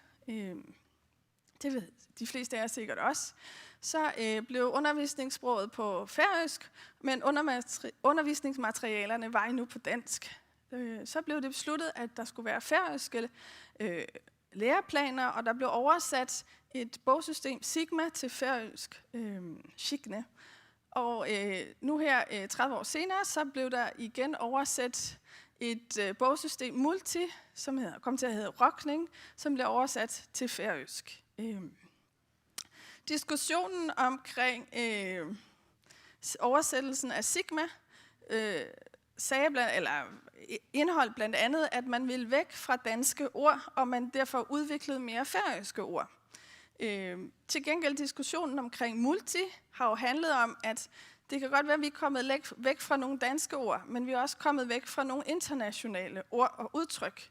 Så måske skal vi genoverveje, om nogle af de mere internationale ord faktisk ikke godt kan færøskificeres. Så det er den diskussion lyder på nu. Hvad resultatet bliver, jamen det er jo stadigvæk i gang. Så står jeg jo her som forsker, så jeg har jo også et perspektiv på Færøernes matematiske sprog og dets udvikling. Og jeg kan jo se, at indtil videre, så er det beslutningstagerne og de officielle grupper, som har bestemt udviklingen af det matematiske sprog på Færøerne. Og hvis man ser til udviklingen i andre lande også, så vil jeg forudse, og jeg håber virkelig inderligt på, at det er eleverne, lærerne, forældrene og resten af befolkningen, som vil overtage den her udvikling og blandt andet indføre fraser og med flere hverdagstermer, hvor i man bedre kan beskrive de her matematiske udtryk. Som et eksempel, så kan jeg tage på dansk dividere. Det har for mig kun en betydning, men der er mange hverdagsfraser, som kan beskrive det at dividere. For eksempel dele og gå op i. Så det er også mit håb på, at Færøerne, og den udvikling er jo sådan set allerede i gang, men jeg håber også, at den vil få større fart her hen over de mange næste år. Så tak for jeres tid.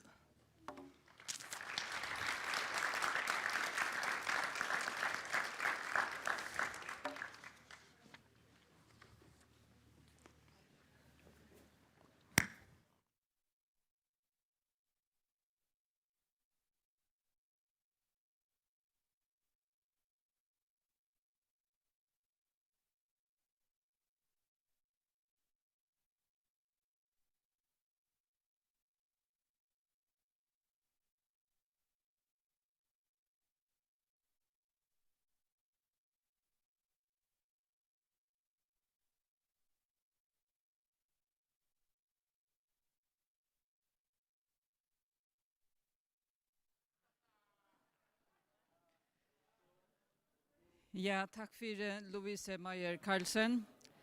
Om 5 minutter kommer den nast senaste framløven i dag, og det er Hans Andreas Sølvara fra Søvo og samfunnsdeltene av Fråskaper Skjetsjøen, som får at si et senter om falskstøyende i Søvo og kjeltokritikk. Om 5 minutter.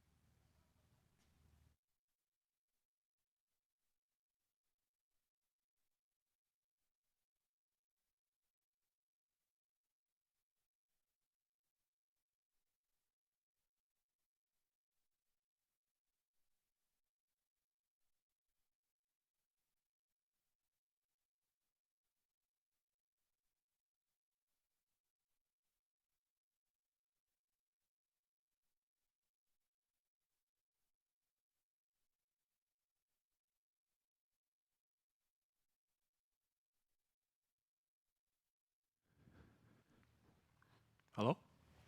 Ja. Okej.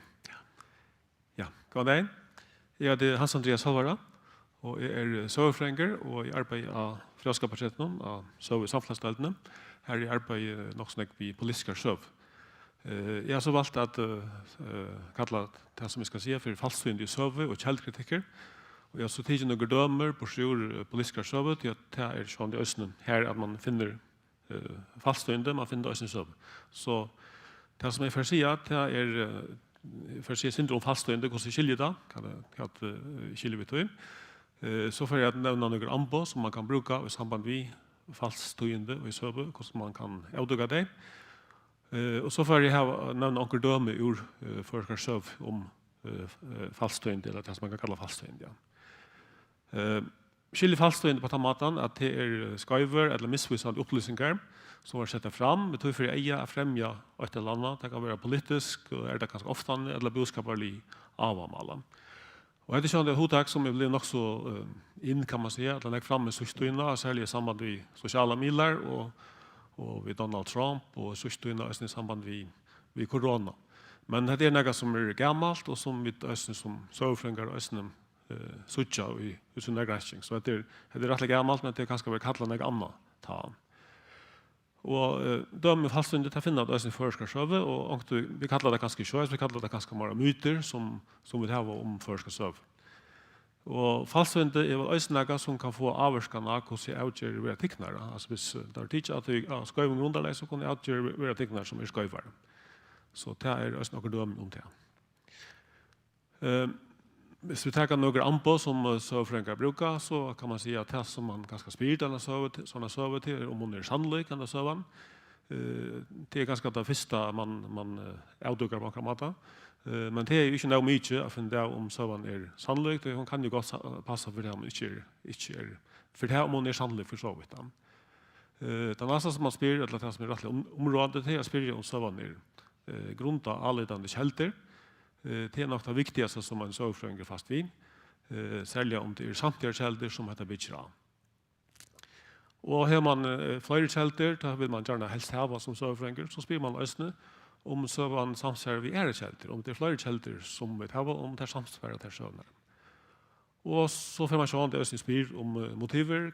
Det som fortäljer sig sövn här är det något som det har något motiv till att säga sövna och på akkurat henta mat eller ha det motiv til å si om skøyva mat eller retta mat så det er også en tammat og så har jeg så for en andre ambo men hadde også noen ambo som man kan bruka og halda seg til et døme som jeg har kommet som jeg har nevnt nok til fyrreisene og som er kommet fram av min græsing det er et døme som er fra 1906 da vi fikk politiske flokkar i førjen ta kom Jans Pettersson som tar var første folketingsmauer. Ta kom han til Førjar via en tilbøye som han sier seg har finnet fra danske støttene. Ta snur seg med tilbøye om før kjølstyr. Og ta var det her flokkene som vi tatt. Vi fikk sambandsflotjen og fikk kjølstyrflotjen på skjortøy. Men det tilbøye som Jans Pettersson setter fram, det handler om at føringar skulle få et slæ av heimastyret. Det var noe som luktes rettelig nekthus som føringar fikk i 1984. Det snur seg om at Løgtinget skulle få rett til at inndrive skatter i førjen. Det snur seg om at Løgtinget skulle få rett til at ivetegge noen målsøkjer fra døgnen. Det var i veier og skatter og havner og telefoner som i første omfør ble nevnt. Og så skulle Løgtinget også rinta fyrir til på akkurat måten. Og det var meningen var så at dette oppskottet, dette tilbøyet, skulle legges for Løgtinget til å ta støv til. Det kommer nok så større råkbordsjursen til banen, som Jens Pettersson leier for tinget, og det enda så vi at Løgtinget felt i et oppskottet. Man tar seg nok om at det fører til hakre skatt i førjen, og var parstrat i, veldig nekva hakre skatt sødd summe. Men det enda så vi at Løgtinget felt tilbøye, og sier at vi vil ikke ha et tilbøye fra Jens Pettersson, som Jens Pettersson var kommet via. Men han som var løkmalere han er Alberti, han sier så det at det var i leie, men hvis føringar skjøttene var interessert i å få et tilbøy, så var man alltid til røyer til det i Danmark, at det alltid til det. Han tar søvann her fortalt i nekvån først og søvbakken.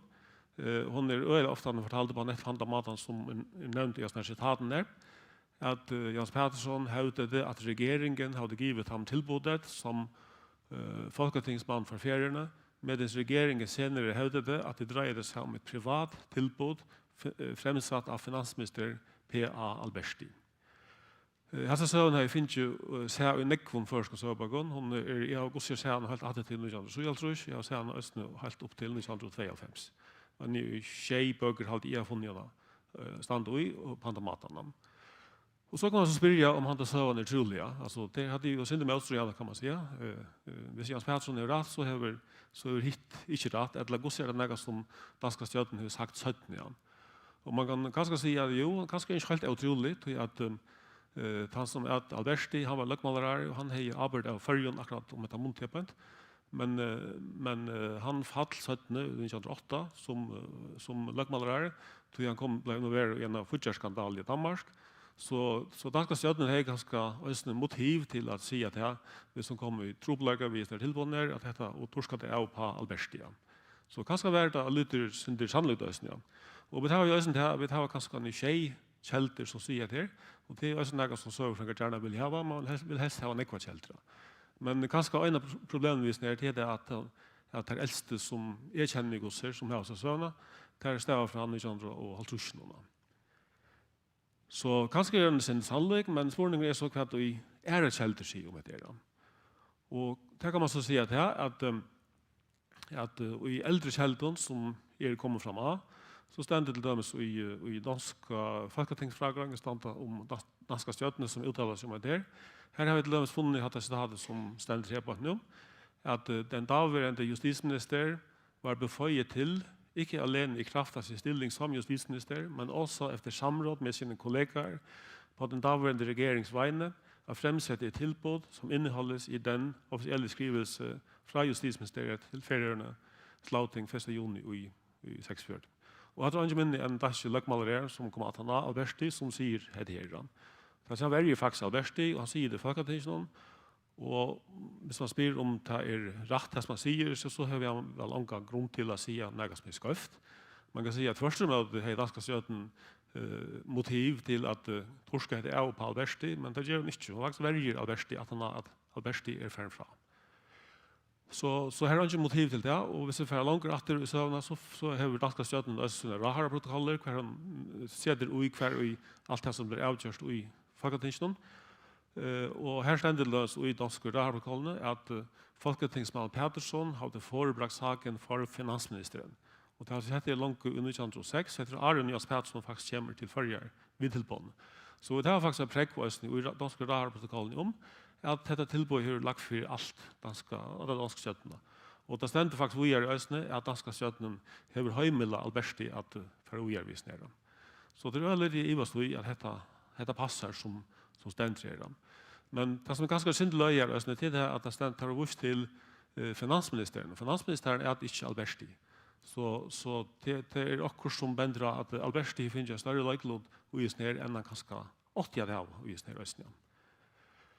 Men det er ikke så at det kjeldene som vi har, det kunne ikke passe det som fra 1973 til 1992.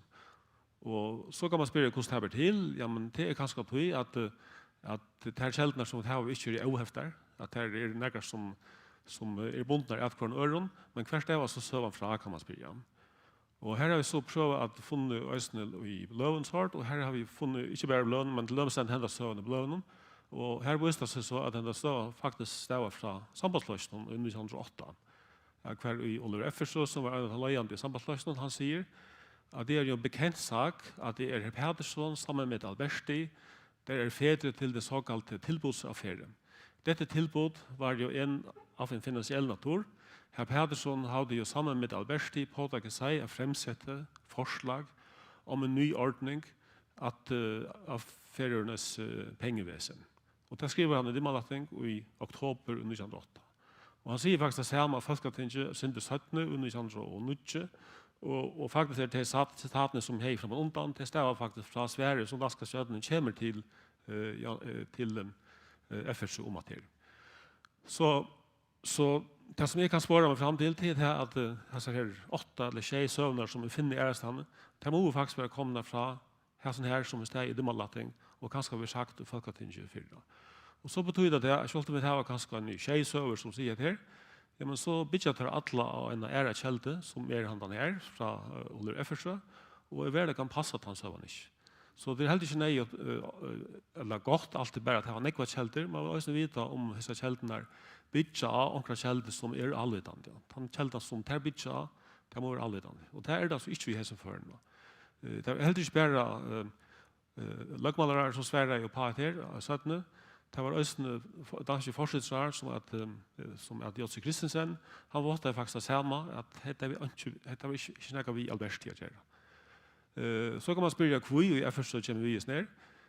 Og det er nok tog at sambandslokkeren har synter av trobeløkene av at dette ble tilbøyd som var kommet til førre 1908, 1906, at danska støtten har sagt at hun stod vi etter tilbøyd. Så det som danska støtten faktisk fikk, nei, det som FSU fikk på Sjurus ned, det er det at danska støtten som sverger, at vi tar sett dette tilbøyd fram, men vi får ta det atter, og vi får omgå at vi setter det fram atter. Så faktisk ble det parkeret dette malet, og det var sikkert akkurat det som FSU ville de hava, vi som fyrspårning som har sett fram av Folketinget.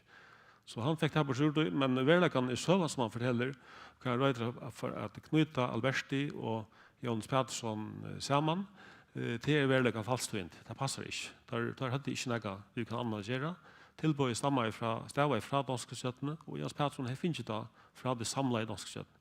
Og han enda finnet det i høvstøttene fra at han som var putjamalere, som er Wilhelm Lasse. Men han døde jo i 1908, så han kunne ikke ordentlig svære opp her. Så han til søvann er verlekan ikke rødt. Så jeg tenkte en lille søvet træt, og hun snur seg om et nok så kjent mal som er i Klaksvig under 1930, om Laknasrøye, som snur seg om det at danske støttene måtte sende hermenn til Førjer. Der sendte et herskip etter oppåven fra landstolen i Førjen, sendte Ralf Krake til Førjer, og han skulle sørge for at han Lakne som var sett i Klaksvig, at han skulle få embat her, men han Lakne som satt der fra man undan, som hadde halvårsen, og som hei nekker røder i nazisme under kronen, at han ikke skulle være her. Han åtte ikke være her. Han sa bare en vikariate og skulle være fra. Men lykkes hadde han i 2 år, før som myndelagene klarer ikke å få han fra, og så sendte der båt til Damarskar om å få skip til Førjer, eller politister. Og hadde sånn iveskrift i 14. september, og her har vi sagt at i 5. at hardt med i høren, klaksfiskere har 900 til 1000 manns under våpenen, vi er ikke tikkner av danskere makt øyne. Og hadde bare øyne av dem som stender her på det, det er ingen nekva sånne søver, man kan bare spørre om det sannolikt at 1000 klaksfiskere stander vi i maskinbyrsen og sånt, og det er det nok ikke, og hvis man kan ha det etter, så passer det nok heller ikke. Men det var nekvar søver som ble fortalt om det her, det stod i bløven, og det var søver også i danske bløven om at mindre av klaksfiskingen under våpnen og maskingeværen, vi vet også nekvar at det veldig kan passe ikke. Man sperrer i havnene i Klaksvik, ved Kipen og Tunnen og Veiren, og det var sagt at det var krut i Tunnen, og det var enda sagt at ordmækeren i Klaksvik har gjort en anordning, som gjør det til at han kunne trusne en knapp inn i neste i Klaksvikene, og så får alt i luften. Men vi vet at det veldig kan passe det ikke. Det var ikke sånn anordninger her på en. Tunnene var skralltommer, sier godser folk som har sett av i Klaksvik. Men allikevel fikk det til avløying at danske støtten ikke tørte å sende det skipet til Klaksviker. Så skipet silde rundt i Førjen, og så fikk man en sammenhengeløsning. Og kanskje en avløying er til at det så ble O4 atter, når man har 17, så reagerer danske støtten veldig hardt, og sendte et herskip til Førjer, faktisk en flåta til Førjer, og som fører til Klaksviker, og det ble nok så ekvislitt av strøye som det er. Så kanskje iverreagerer i danske støtten østene på grunn av nettopp sånn tøyendom som kom i sned. Så det er ganske også en avlæring om at det dømer om at det kan få akkurat som dømer til FSØ, at det kan få politiske avlæringer faststående, og det er ganske også en dømer om at det kan få avlæringer til at folk handler etter sned. Så det som er veldig avgjørende for søvrengar, det er at sørge for at man har nekva kjelter man hever, men det er også viktig at man vet at man hever samtidig kjelter, og at det staver fra allutande upplysning. Og det er det ikke alltid. Det er. Takk for det.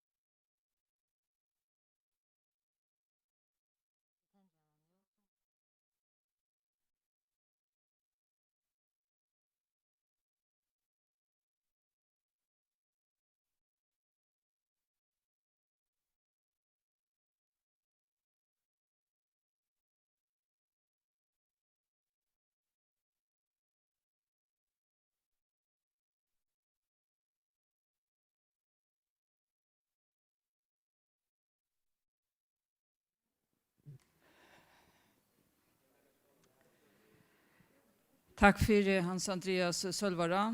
Og så vi kommet til den seneste framløvene av Hesare Vøysendavøkene, av de 20 framløvene som vi har haft i dag. Og det om samstarv mellom frutjørskola og skola, hva drikker og hva krever avbåd. Og til Runa og skala av namnsvøysendadeltene av Fråskaparsetsen, som har gransket hese videoskiftet.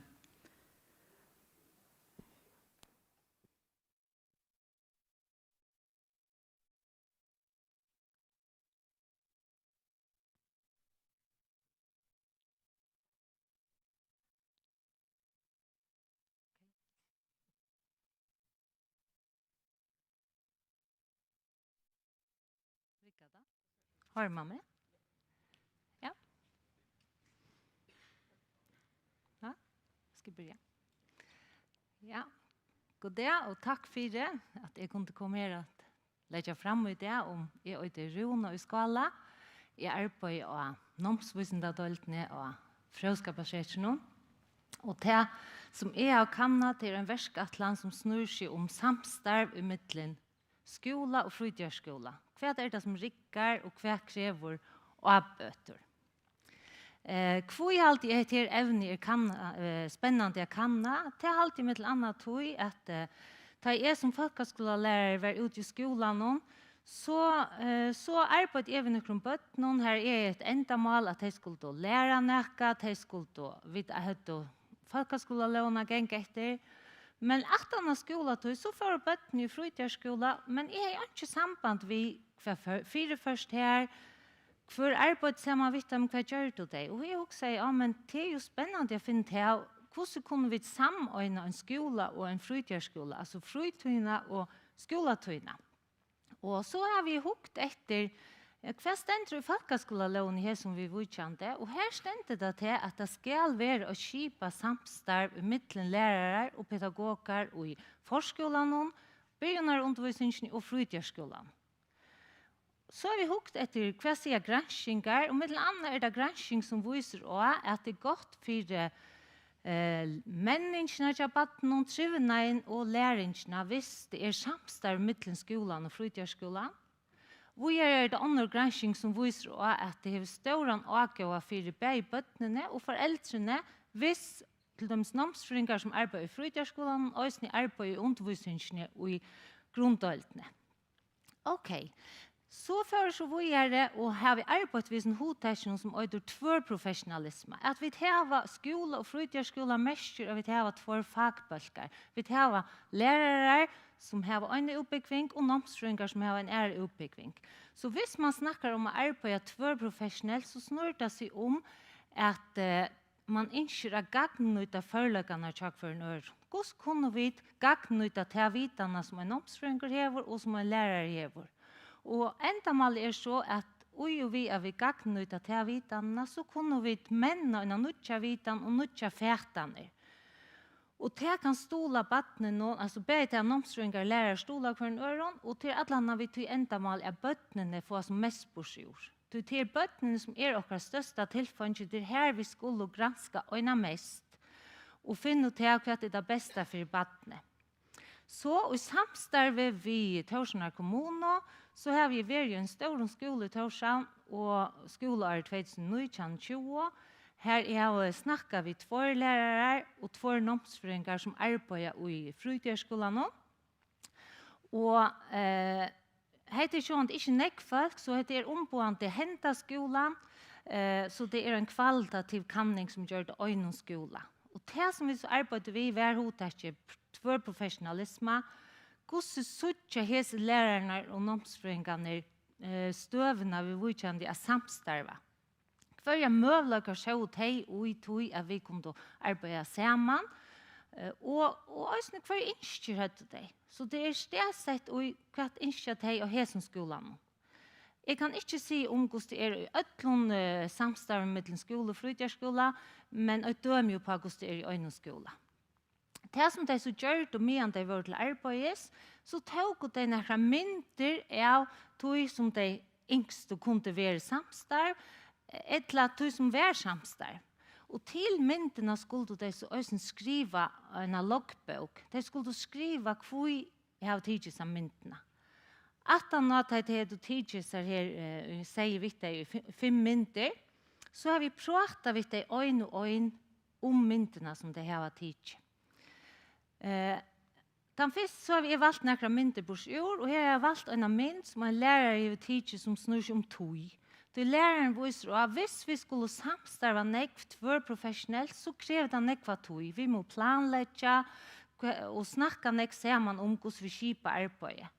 Og hesen læreren visste så at hun har et ønske om at det ble sett timer av til det samstarvet.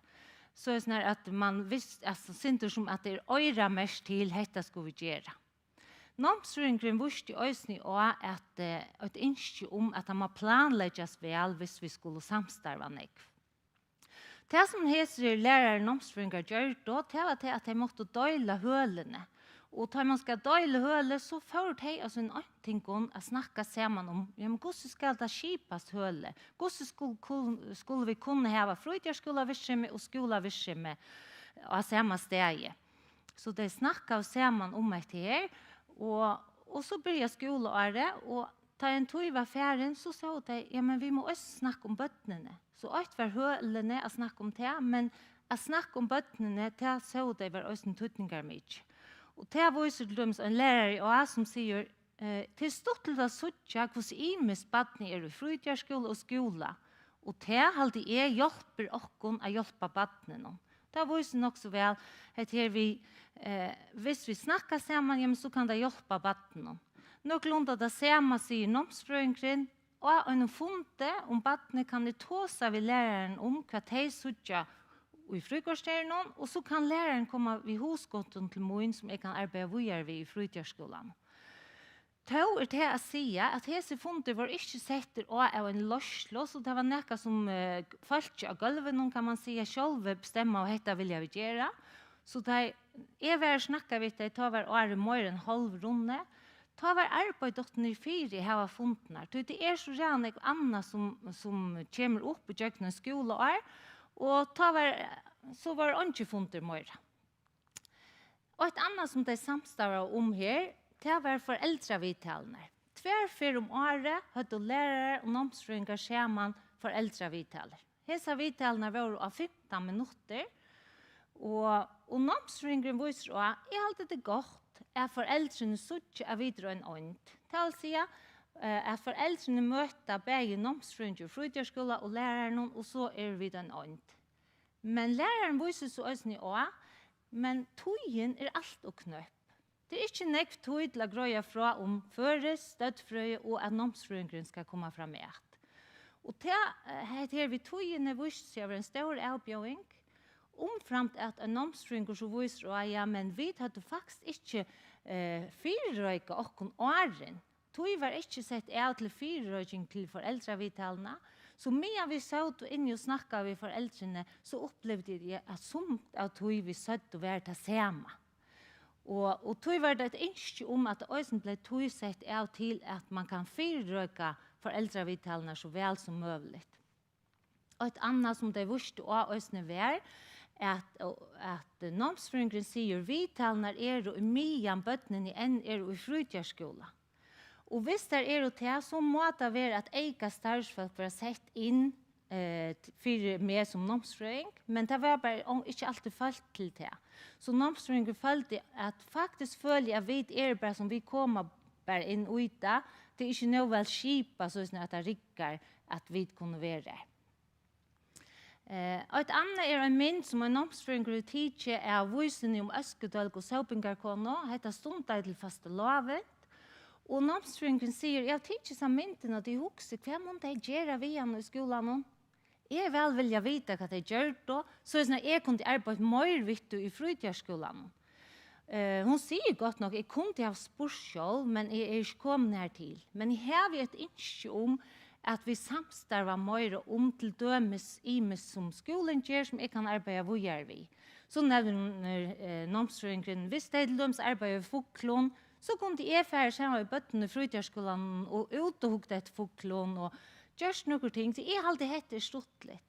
Så namnsfrøyngren viser også at hun har en faglighet som kan samordnes ved fagligheten i skolen.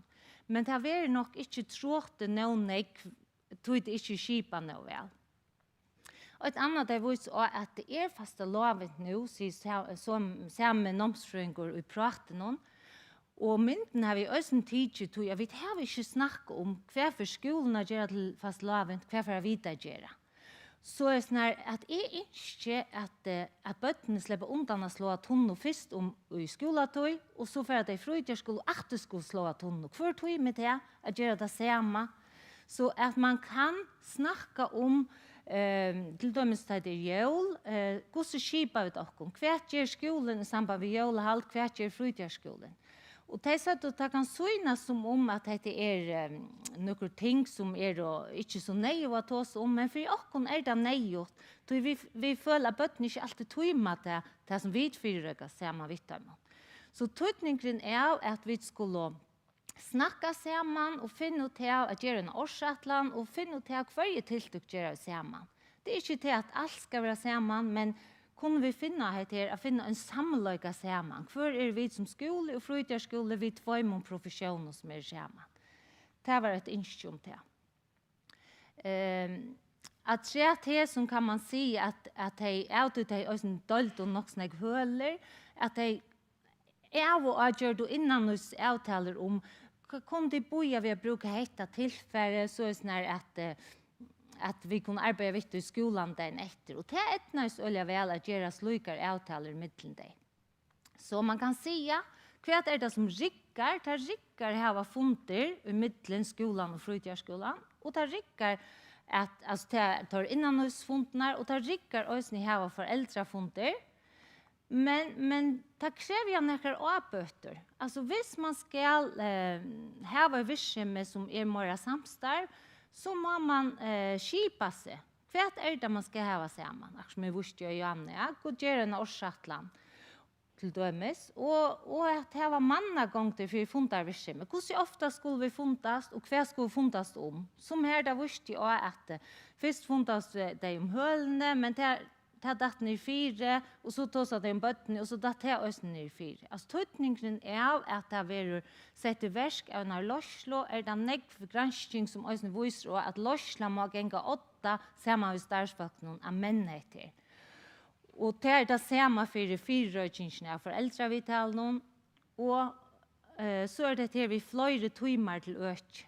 At det nej att ha flöjre timmar till øk. Du hvis man veler ha föräldravittalen samman så nöjes det att vara mer pengar sätter in till att fritidsskolan omströngring kan komma i skolan att arbeta och ha funden samman. Och tar vi snack om tvärprofessionalism så visste det att löms och här som skolan till att det var några omströngningar som hade stora AH i att arbeta vid till dömes vysen och kvävon och hur så kan man gagna till att nomströngring för brukt sina vitan samman vid läraren. Så hvis vi vänder åter till det som säger i början att det ska vara ett kipa samstarv mellan lärare och pedagoger så kan man säga men kvar det så erbjudanden innanför ett öke. En erbjudande helt säkert att det är 2 fagbölkar. Du tar mest att det är 2 fagfälle.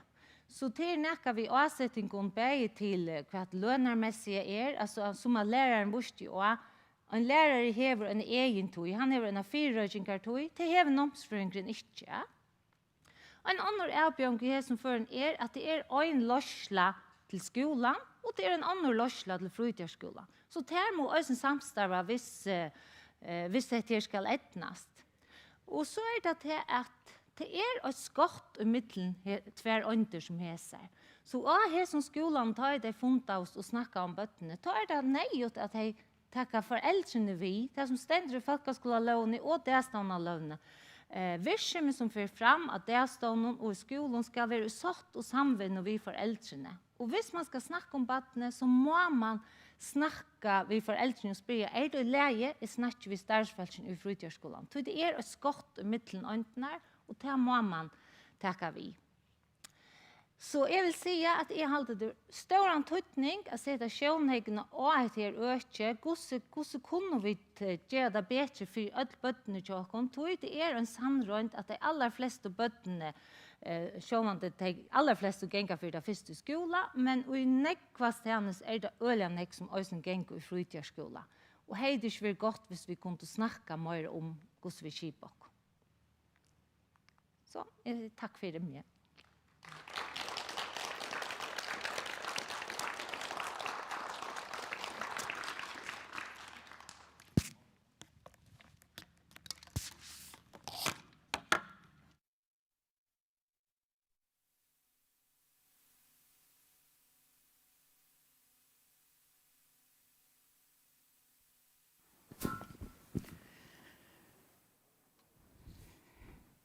Takk for Runa og i skalan.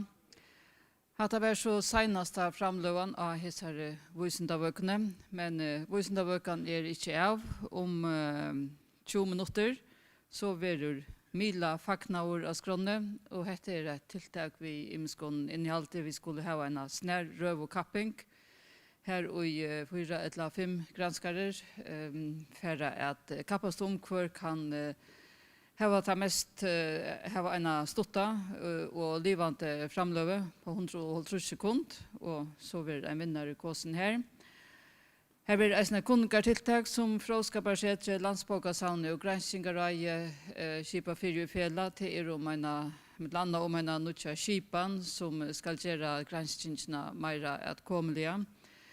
Og så til senast, men ikke minst, så vil hantan av årsens Mila Heiersløn tja Granskingarannon, så Granskingarai for en affær at i år at heira en personer. Nu är det inte en granskare, det kan nästan vara ett Mila-folk, eller en lärare, eller en grannar, som har då sälja väl att Mila granskning. Det är så äntligen inte rymma tid som kunde vara verande. 3:30 så börjar vi datter. Tack för det.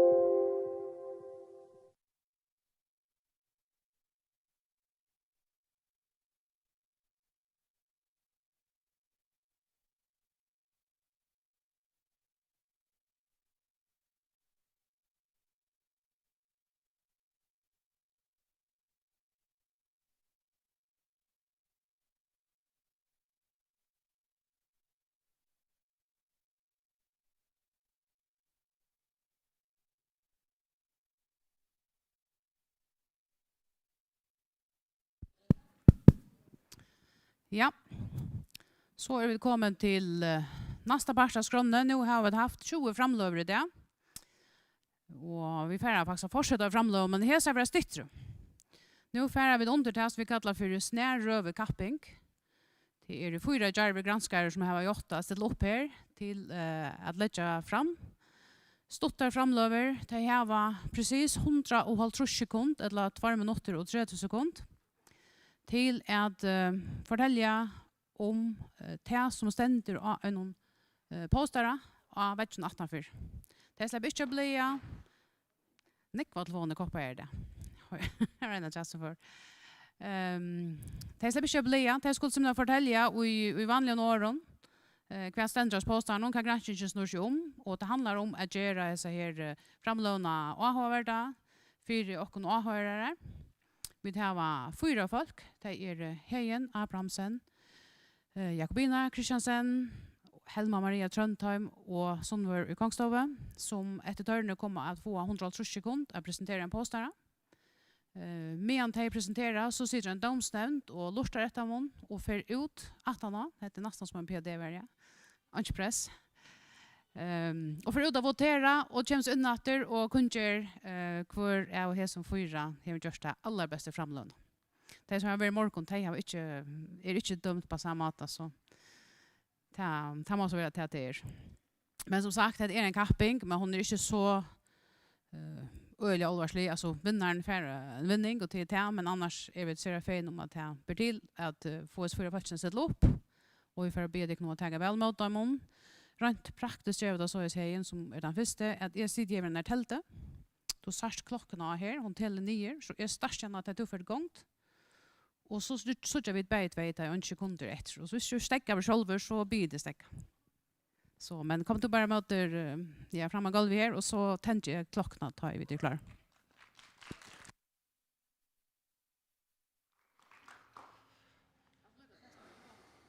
Ja, hallo.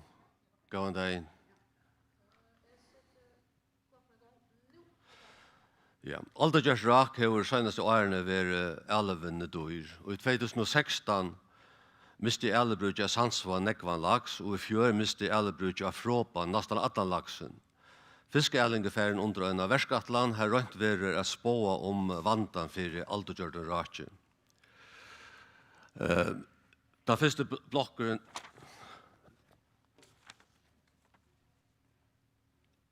Første blokkeren viser en mynd av illevekkeren i juli 2016. Neste lepen viser at alt kommer vesten fra hø, så bryter de båen, og hese bråte gjør et hardt rakt tvørster om vannet.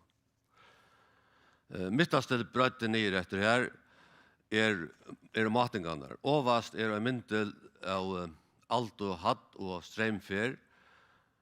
Det er nesten fullkomna samsverige mittelen viser at det er altan som gjør strømmen. Nast overste mynden viser strømmen og ratningen. Det midtaste mynden viser orskene i altene, midt i ildvekkene, og 20 timer åren og 20 timer 18. Nast nyast er rommet i nøtene, og i 30 timer midt i ildvekkene, og til venstre i kvarter. Brøydingene var staurar og kjautar. Nyaste lepen viser at nøten vi leipi av 3 minutter, skapi nøten vi leipi av 3 minutter. Åttast til høyre har vi sett en antemiddel opp. Overast er bottendøype, det midtaste er alt og hatten, ta i alt av vestan for 16 meter av østene vestre. Nyast viser hvordan alt han truster av skjeggven.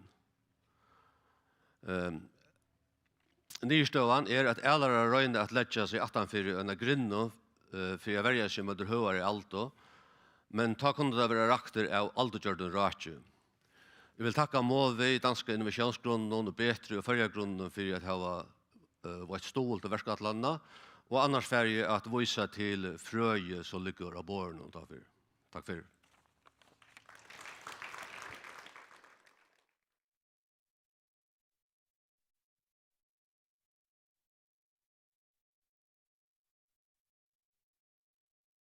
Jag håller mikrofonen här förstår. Hade varit ödloföron på sekunder. 150 sekund. Och jag åt nästa till Helma Maria Tröntheim till själv. Jag får det hejta det virkar alltid.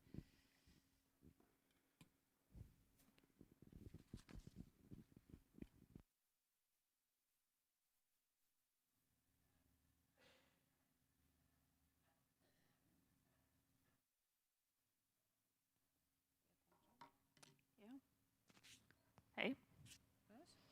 Ja. Ja.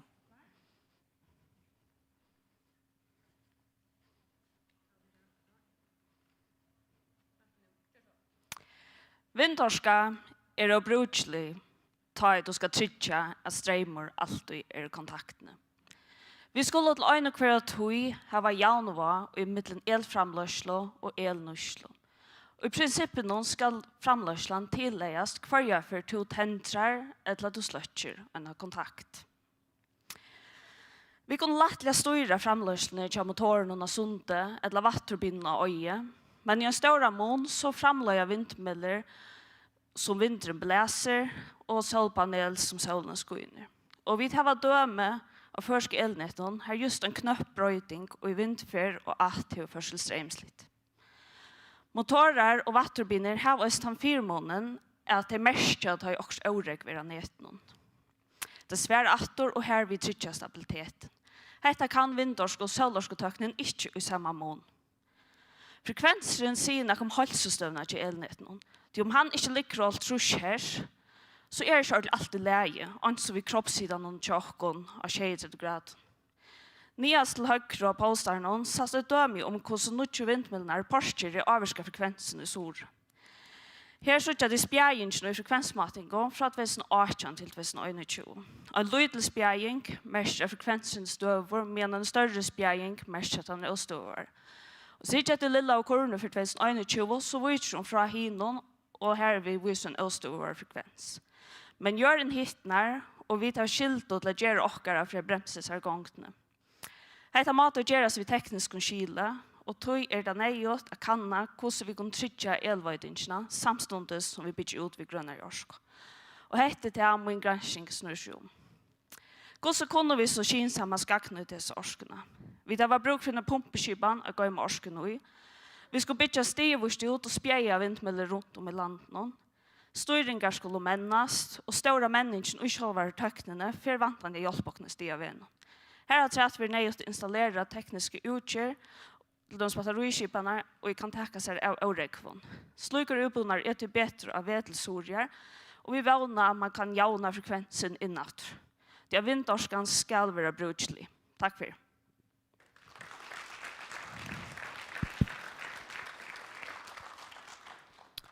Ja, vi tar øyne av akkurat 148 sekunder til her løy. Fantastisk.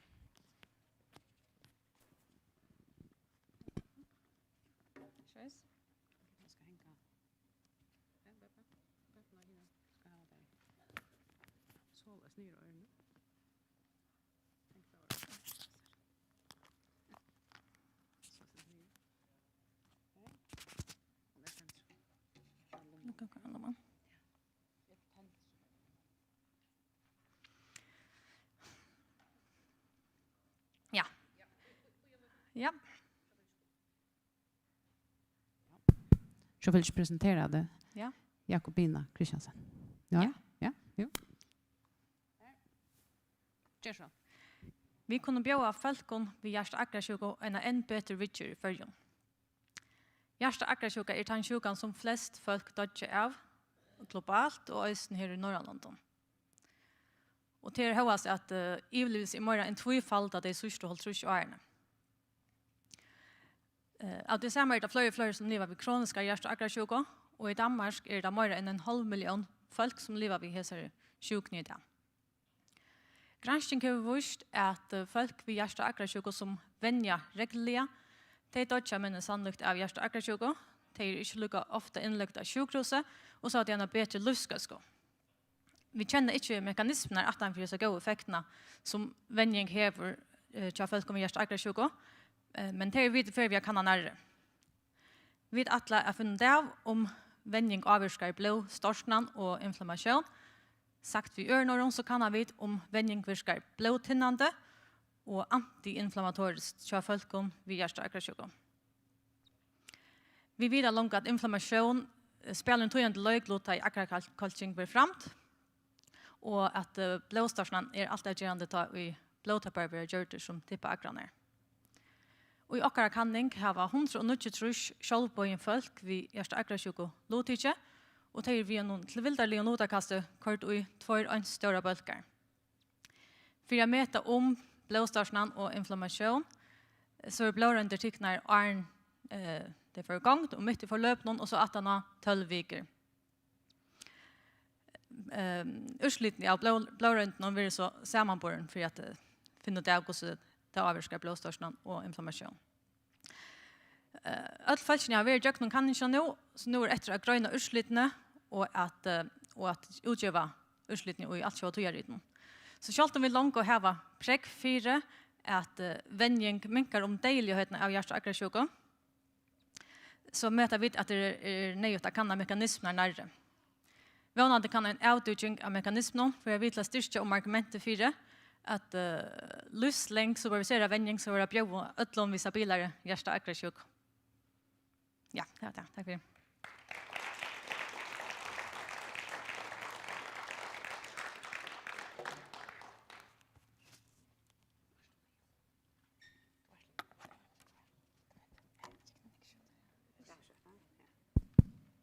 Stora tack för det. Så här har vi ett ena för när 130 sekunder efter och här är det Sundvör Kongstove. Så vi kan ha ett sätt på.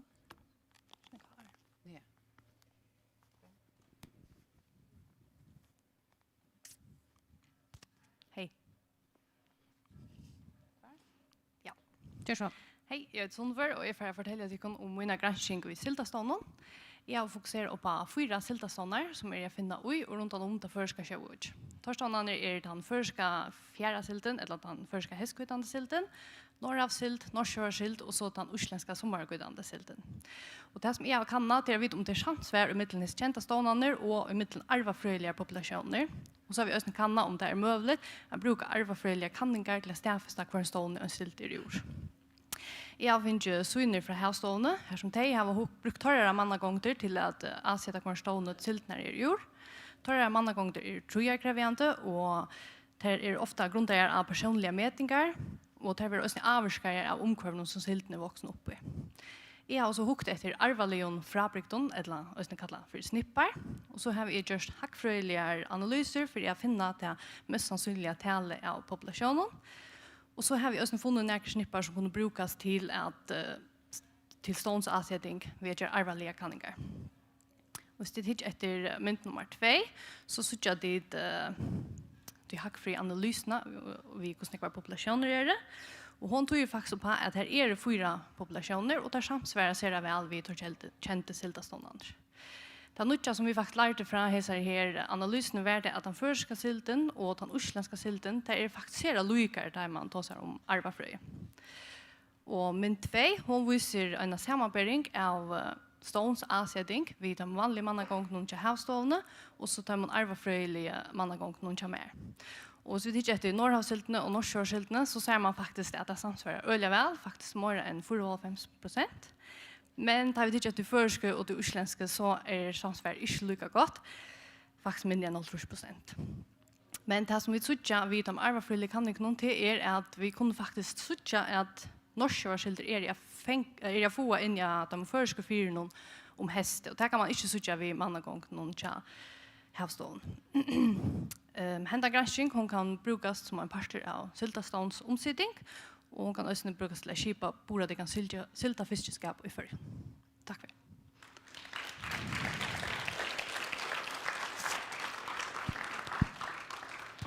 Tack för det som var.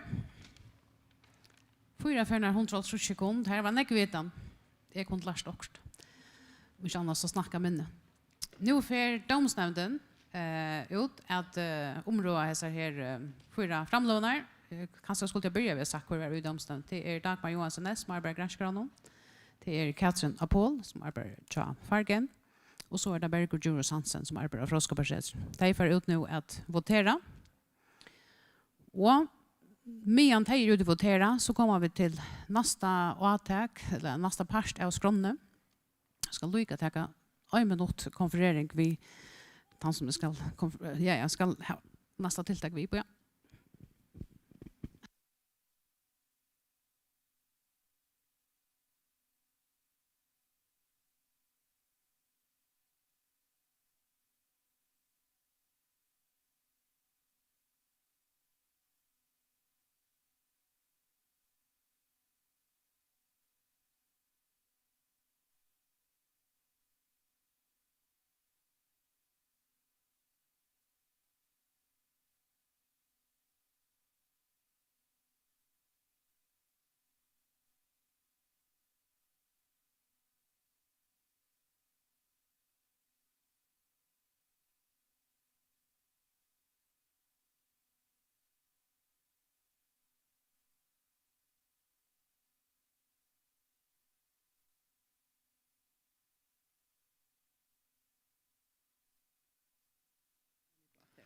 Okej.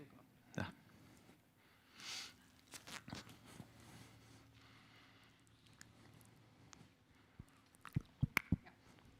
Ja, nästa part av skronne. Det är framlova av en verkskatland som är en samstarv i mittlen Landsbygdsavnet och Fråskaparsetre och Granskingarøy. Vi har i tryggvat i förrjon området möjligheten att göra granskningarna som är framt mer skönliga. Man kan se att det som gör visnaböcker en part av det tilltagen, men det handlar mer om att göra att komliga allt året och att komliga för folk bäge i förrjon och utomlands. Fråskaparsetre och Landsbygdsavnet gör det av i 2020 att för under bruka skiparna som kallas för Pure. Om man luktar löte så kommer rektorn Fråskaparsetre att presentera Pure. Ändamålet till åkne granskaren över vis världskatlandet är att vara vid till att kunna om förska granskning utanför förjar. Vi så heter som ett olja gott anpå att skönliggöra förska granskning utanför förjar. Som sagt är det första omfärde Fråskaparsetre och Landsbygdsavnet som arbetar i världskatlandet. Men atlan är att bjöa hin och granskarstånden vi i världskatlandet och östne. Så läs hetta kommer att fauna om granskningar urslit och överhuvud avrik till granskaren och granskarstånden och i förrjon och i framtiden. Jag får ge ordet till Chick Holland som får representera Pure och som får att visa hur skipan virkar. Hon är allmän men hon är inte för en fullt av än. So the floor to you, Chick. Okay, thank you. Go ahead. Okay, thank you, Annika. I'm going to have to be careful not to repeat what you said, but because I didn't understand everything that you said, I'm not sure if I am going to repeat something that you've said. But I guess that Annika has already explained that we have entered into a collaboration ourselves, Fråskaparsetre, the Research Council and also the National Library to bring to the Faroe Islands a modern professional research information management system. And this is something that we need very much as a university. We need to modernise and professionalise in many ways, and one aspect of that is the way in which we manage and oversee all of our research processes. And in order to be able to begin to do that, we need good research information, and we need a central place where we can record all our research information and activity. But because the Faroe Islands are so small, and ours is a small university, it seemed to me that it made a lot of good sense to try to make this a collaboration, not simply for the university, but for all of the research institutions, and especially all of the publicly funded research institutions in the Faroe Islands. There are many benefits from all of us in this. Sometimes I will say that in the Faroe Islands, I think that we have many of the disadvantages of a small-scale nation and society. But sometimes we need to focus ourselves a little bit more to get also the advantages of the small-scale society. And one of the advantages is the ease with which we can communicate and collaborate. And one way in which I think we can signal this is to have a common adoption of the Pure Research Information Management System. Very important for the university, very important also for our academics, our researchers. is their opportunity to gather all of the information they have about the research activity, their affiliations, their international connections, the money that they receive to do the research, the activities associated with that, the prizes that they get, which is sometimes associated with the research, to record that one time in one place, and for that information then to be available to varying degrees within their own institution or within the pure collaboration or on the Faroe Islands as a whole or throughout the whole world. Yeah? So this is something that we really desperately, in my view, needed to have, and we had the advantage last year of, well, one of the, we would rather not have had Corona, but one of the advantages of Corona is that we didn't spend so much money on traveling. So come the end of the year, we had some money which we could spend on doing something else. And so we've invested that in this system. Now, I would like to be able to demonstrate the system from here, but unfortunately, if we bring a computer here and connect it, it means that we will have to break the live stream for other people watching. So I'm going to have to make the slightly unusual step of going up the stairs and working from the computer up there and talking to you from there, which means that you won't get to look at me, but I dare say you won't be complaining about that aspect because you'll all be looking at the screen. So let me please take a moment just to climb the stairs, not get out of breath in the process, hopefully. Now, the first thing I'd like to do is just to show you that this is the kind of thing which other universities are doing internationally. So here we have the pure portal for Roskilde University. And you can see there, they have the profiles for 1,289 staff. They have 72 research centres, over, well, nearly 47,000 research outputs and publications, many projects, activities, and a lot more. And as part of that, they have many research centres. So I'll just search for one here quickly. Hopefully that keyword will find the one. Okay, so we can go here.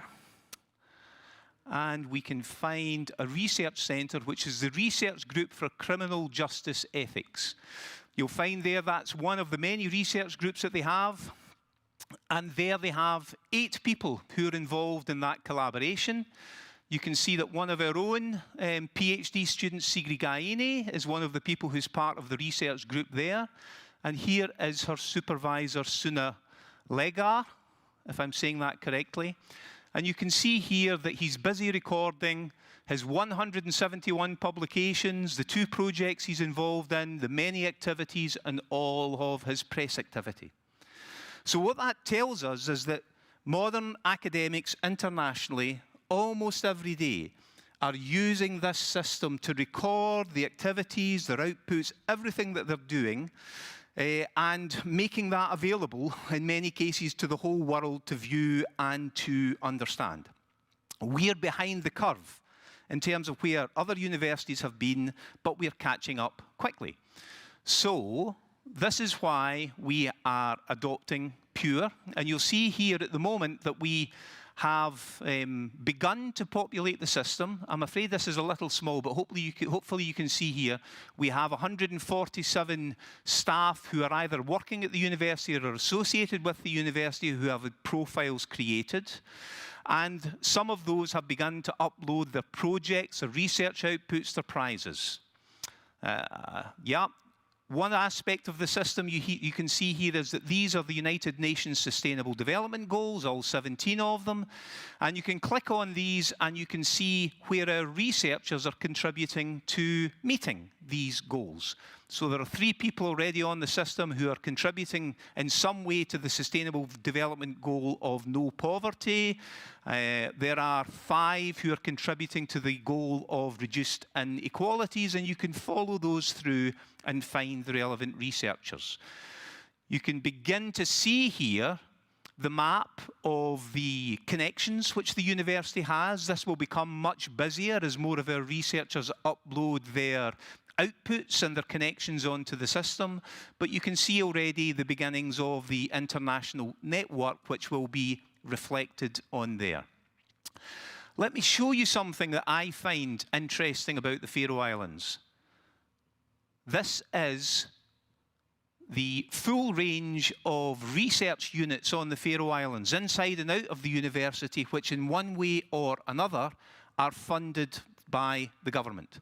So there are 59 of them, but many of those are sub-departments of larger agencies. So this is probably a better way to look at it.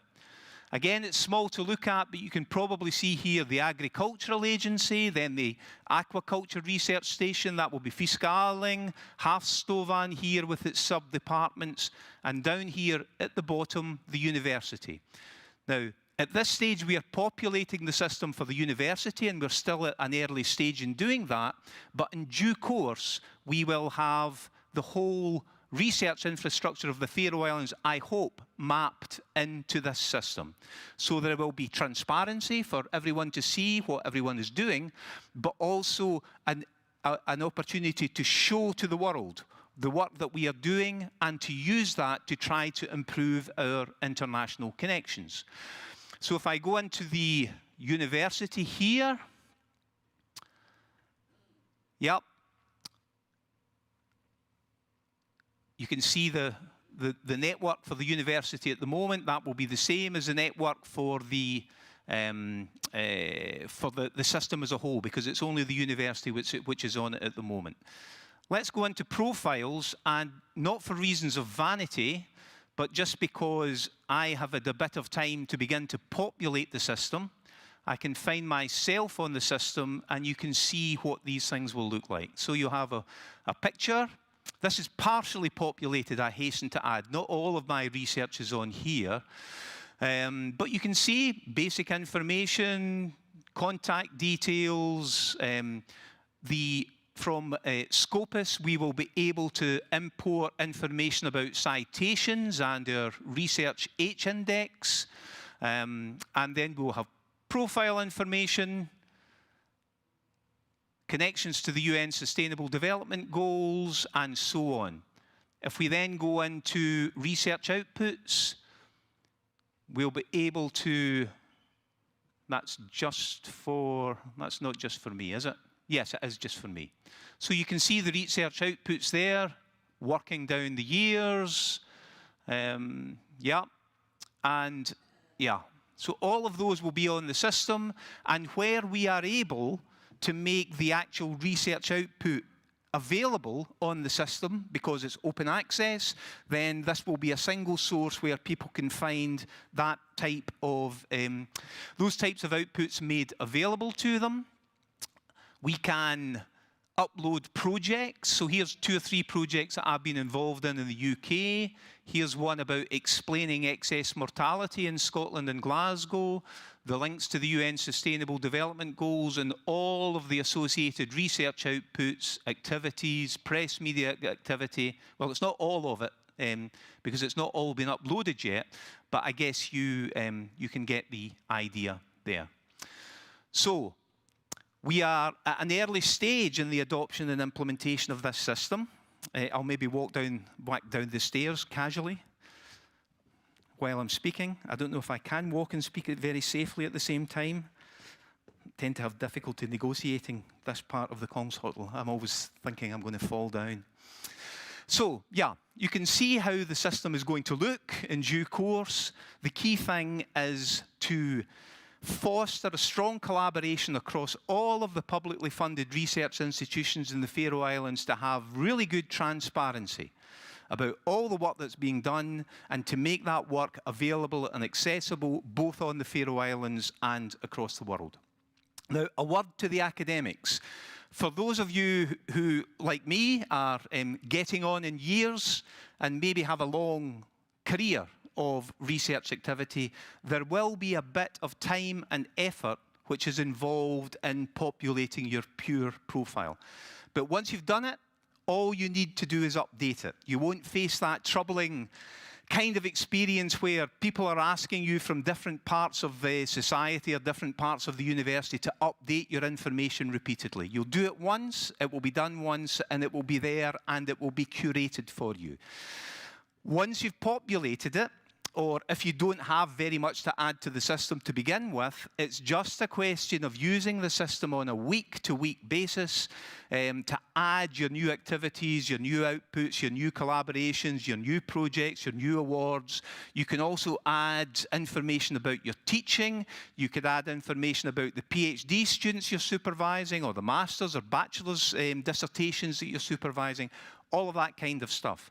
You can then press a button and the system will create a CV for you in one of a variety of formats which is available for you. So this is the work that we've been doing, I think, over the past 9 months or so. And I think it's probably in order to thank the people who've been involved in doing that, because it's not really been part of their job description in many cases.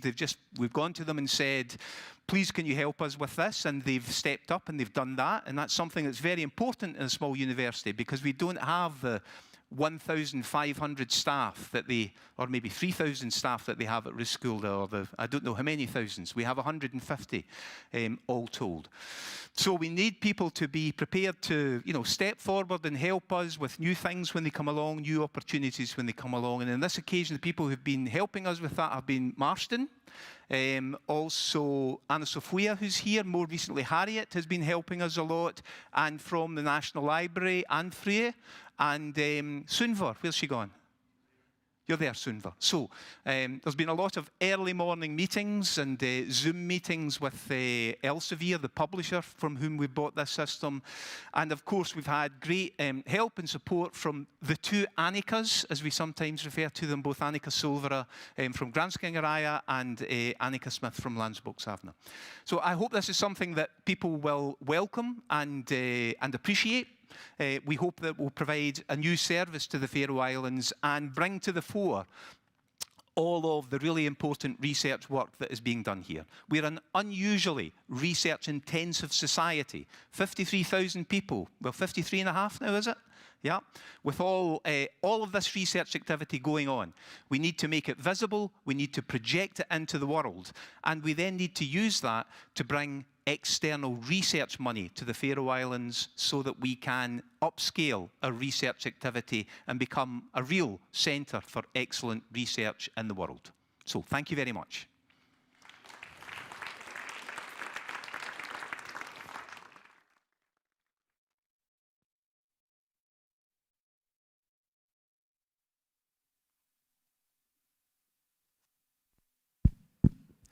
Thank you, Jack. Yeah, this has been quite some work. I also want to thank you all for the cooperation. I have been dreaming on a system like this for years, so it's very good. I can just add that one of the challenges in populating the system now is that some of the publications that are in the system are not open access, because open access wasn't that common up until a few years ago. So we have a wish for all researchers to upload a PDF version of all publications, even those that are not open access, upload it and have it restricted in the system, because we need this to be a national repository for research in the Faroe Islands as well.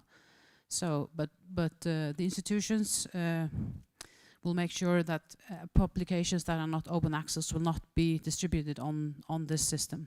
But we want to have it in the system anyway. In the future, it is most likely that almost all the publications will be open access, because that's a requirement for all publicly funded research. So I guess that kind of problem will be smaller in the future.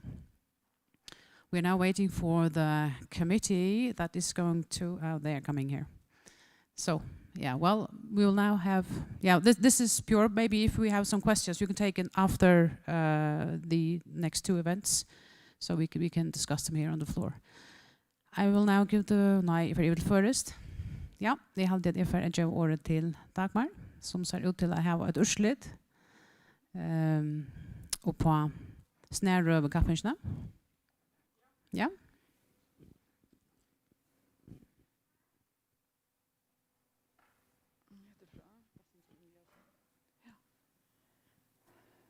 Ja, domstemten kommet til en annen nye støve. Och det var inte så lätt, tror jag att vi talade att detta var faktiskt några sera grejer och väl uppbyggda framlöver som vi hörde. Men onkel ska vinna. Och vi tar så just av att vad blev det av? Vad blev premien av? Ligger här. Ha? Här, ja. Alla just en gav igen. Vi tar just av att vinnaren av snärrøvkappingene i år Helma Maria Trondheim.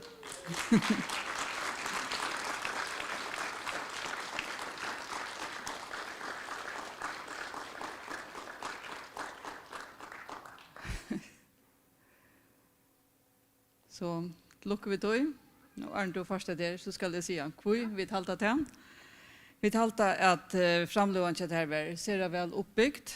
Hon fänkade i beina vägen till att sätta en troblägga fram. En troblägga att orskavärdningen ner, vindorskan ner Oslo. Och du brukte och så arbetade vi ut från tog och vi är någon grejon livande gerandsmale fick och att skilja vad det här dreier sig om. Du har en sera gott samband med avhörarna, du var livande, har en grejan bådskap.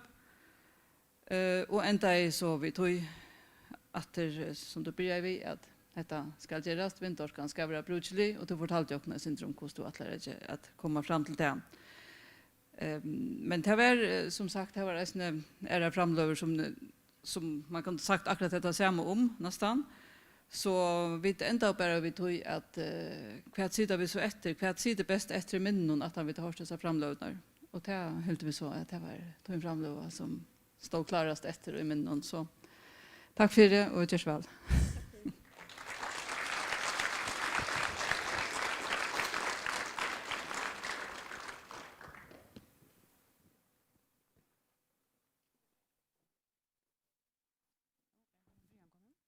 Vad säger du? Ska inte rymma.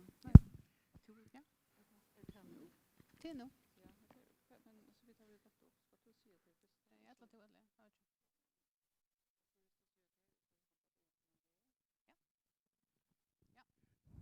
Vi tar ett tilltag efter att du allmänskronne. Vi blir ända vista vökna vi handa mila höjerslöna för fram ur goda allmänna milling av granskning. Hendan höjerslönen kan letas granskaron, mila folke ettla öron som har doa särliga väl av mila granskningar urslit. Det en höjerslön som vi har lärt i några år. Och vi bjöd folke att komma vid uppskåden om hur ska få oss här höjerslöna. Vi tar 80 år finns det nekv, eller flera imisk och gå uppskåd om folk som kunde vara höjra för sin evniga mila granskning allmänt. Og en domsnevnd vi ombåen for først milafolk, Fråskaparseter og Granskingarøye har valgt hvor skal høyres i år. Og i hese nevntene Jon Brian Wittfeldt, Inge Høysted og Dagmar Johansen S. Og nå det Jon Brian Wittfeldt som får et avduka hvor det som får høyre i år.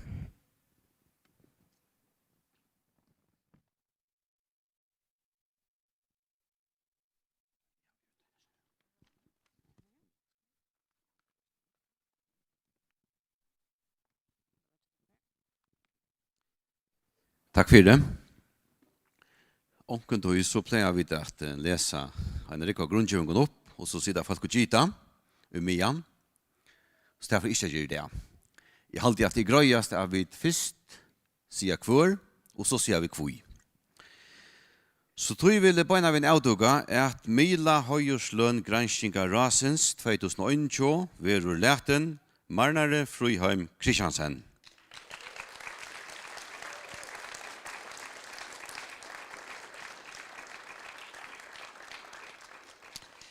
Han lakne og han øysne PhD-lesande av Fråskaparseter. Og så skal jeg si kvøy. Domsnevnden meter at Marner Frøyheim Kristiansen og fire myntarligan hatt lykur krøvene til høyerslønna. Han lagt nekva orsko i gransking av koronafarsøktene siden hun rakte land til i fjør var, omframt at granska sjolvor, hever han tidsi vitan fra ærare gransking tilsyn og er ferden ut til allmenningen vi synare vitan. Han har vært nekk framme i milen vi nødjast og vitan om korona og har vært i ugen av vårt attor falskunning om korona. Han har også tidsi sti til bøgnløys rådgiving av Facebook, her han saman vi åren laknon hever sværa ivamalun tja falskje attor vi hotlare, vysendaligar, grundajare vitan. Vi hava, eller granskikarai hever finnje fløyre tilmelde om at djeva just Marnare Fruheim Kristiansen Mila Høyerslønna og i år. Jeg skal lesa nokkur brått bors urtheimon grundgivingen som er veri i Alice ui som tilmelen. Ein skriver med landa såleis, Marne Kristiansen do vel at grøya fra Torskildon evnon og setter øysne vikommande spurningar til sitt egna fag. Ein annar grunngjøver såleis, sværen i Facebook-bolsjonen spyr en lakna om korona og grøy og kylakå, og balkren hever her til sværa tusentals iva malon. Hette faglighet mitt og gjennom meldtri av ofaglighet og konspirasjonsteorion. Balkren hever utan iva tritjanek folk med til sjukene, givet betre salarhølse og kvarvøyt de ikke østni hava bjarga løyve. Og en tria skriver såleis, sjalt og marner og en så annor hever vere fire grovun etfinningon av imsons lea, middel anna høytanon, så heldur han fram visunnon arbeid. Han avhaldande i visunnon arbeid at visa av tuttningen av gransking og visende i gjennom høyme, her opplysning, beigeuring, ongandu hever vere så lagt at komelig som idé. Og mengan trupult tja fölkje at skilja i middelen. Og vi har som faun åren så vil jeg vekna granskinga raje, hanta Marnare Fruheim Kristiansen, Mila Høyersløn granskinga rasens 2021. Hadde vi klappa for en øvsrett.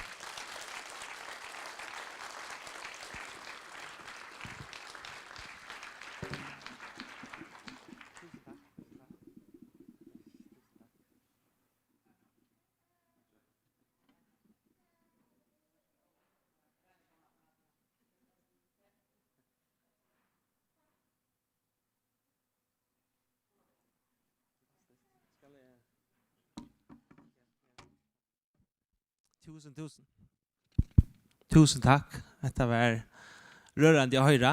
Jeg fikk et lite prei for det, så jeg skulle bare skrive akkurat nyer. Jeg hadde jo ikke selv vel at møttaker det, så det var bedre at jeg skriver det nyer. Så jeg fikk sagt akkurat sammenhengt det lukket vel. Men jeg setter veldig stor pris på hese virkjenningene. Det var åpenlyst at det har vært en stor tørver av kunning nu under koronagreppene, som jeg hadde ikke vært nøkt av noe vel. Og så har vi rønt at gjøre det som jeg kan for at nøkta nekka av sin tørver. Og så at nå få en virkjenning for et arbeid, det er jeg vil ærende av. Men jeg må også gjøre en part av virkjenning hvor jeg til hina laktene og i sin bøltsjen som vi har. Gunnhild, Jeanette, Ronja og Goron, som ser man vi mer har svære nekvån spurning fra før. Jeg er ikke klar å gjøre utan det her, det er helt sikkert. Og så må jeg også virkjenne konene kommer, Brynhild, du har vært godt tål, jobbstål, utan at du har haft tål vi mer, da jeg sitter om kveldene og kan svære, så har jeg det heller ikke spør til. Ja, jeg setter egentlig større en prøys på disse virkjenningene.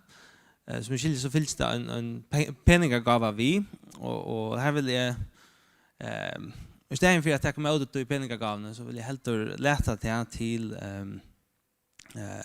det som heter Kovacs, som er en non-profit organisasjon som arbeider for at få koppsettinger ut til her som de ikke har tøkt. Det er noe sånn at korona-farsøtten hon mestjer akkon ikke så nekv her i førjon og i det, tog jeg at vi er så nekv som er koppsett, men og til dømes i Afrika er det bare 4% som er koppsett enn. Så tog vi gjerne gjøre tar pengene som hadde skulle være til mån i stedet til Kovacs. Og kanskje det kan være litt avhøyden til myndeløgene og øsene om at øsene færre sender ut i heimen vi er koppsettingen til vi kommer ikke at være li og vi koronafarsøttene for noen øsene er li og stedene. Det är så när vi är här Kovacs att för kvar $5 som de får så ger vi det en koppsättning och heter 5,000 kronor som vill ge ner så det ger 120 koppsättningar. Det är kanske inte så öljande men det är sent. Till ändas vill jag bara säga ja, tusen tack. Det är verkligen glädje och ären för så vi känner.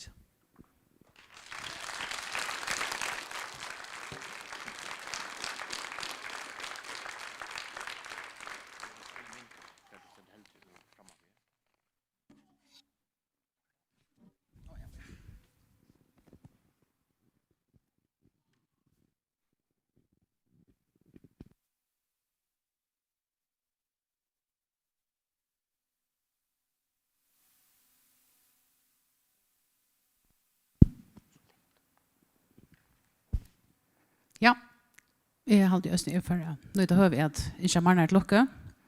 Gott väl och sjön det flyttar vi pengarna till Kovacs. Det är inte det är gott hosgott. Kanske vi kan dela kontonummer och andra kanske då ge det kasta oss. Vi är nu kommen till ändans av Musnavökne 2021. Här är ju flera allmän tilltök. Vi har också avslutning för att lockon som har vidletta tilltaket. Det är också som är övermellt. Man luktar lite i 18 så pjörkar rinnast det. Men nu får jag sluta den allmänna parsten och strömmingsna som har korslygen till nu. Så gärna klockan 8:30 morgon. Jag får att tacka många ferier väckna granskare och ståndarna öll timon som har låtit av Musnavökne vi att halta framlöver och snäröver och göra tilltök och fyrkypa och ha fonder och jag vet inte vad. Og bæði de som har vært inne her, de som har vært ute i landet, de som har vært i kajene, ombord av Jagsverra, og så er det. Det er virkelig stort litt all det. Det er vidt at de som kjenner meg, at jeg tog meg det ordentlig vel. Men det gode er at det er noe annet som jeg at jeg halte jeg vidt til å si i morgen, at det er tørvra som tiltakene. Det var fullsett til flere framlående morgen. Her at rett så var det nekkfolk av strømmingsene løp jeg det noen. Og selv om jeg åkte sier, jeg som 18 av vissene var utsatt årskirk. Så råkner vi at vi får halta 15 år jubileum som vi skal vøke neste år, så vi får gjøre et big splash etter neste år. Stora takk for det, alle starsfolk, granskerne og alle stående og annars alle de som er vi. Og takk for de som har vært fyllt vi. Og godt vikskift.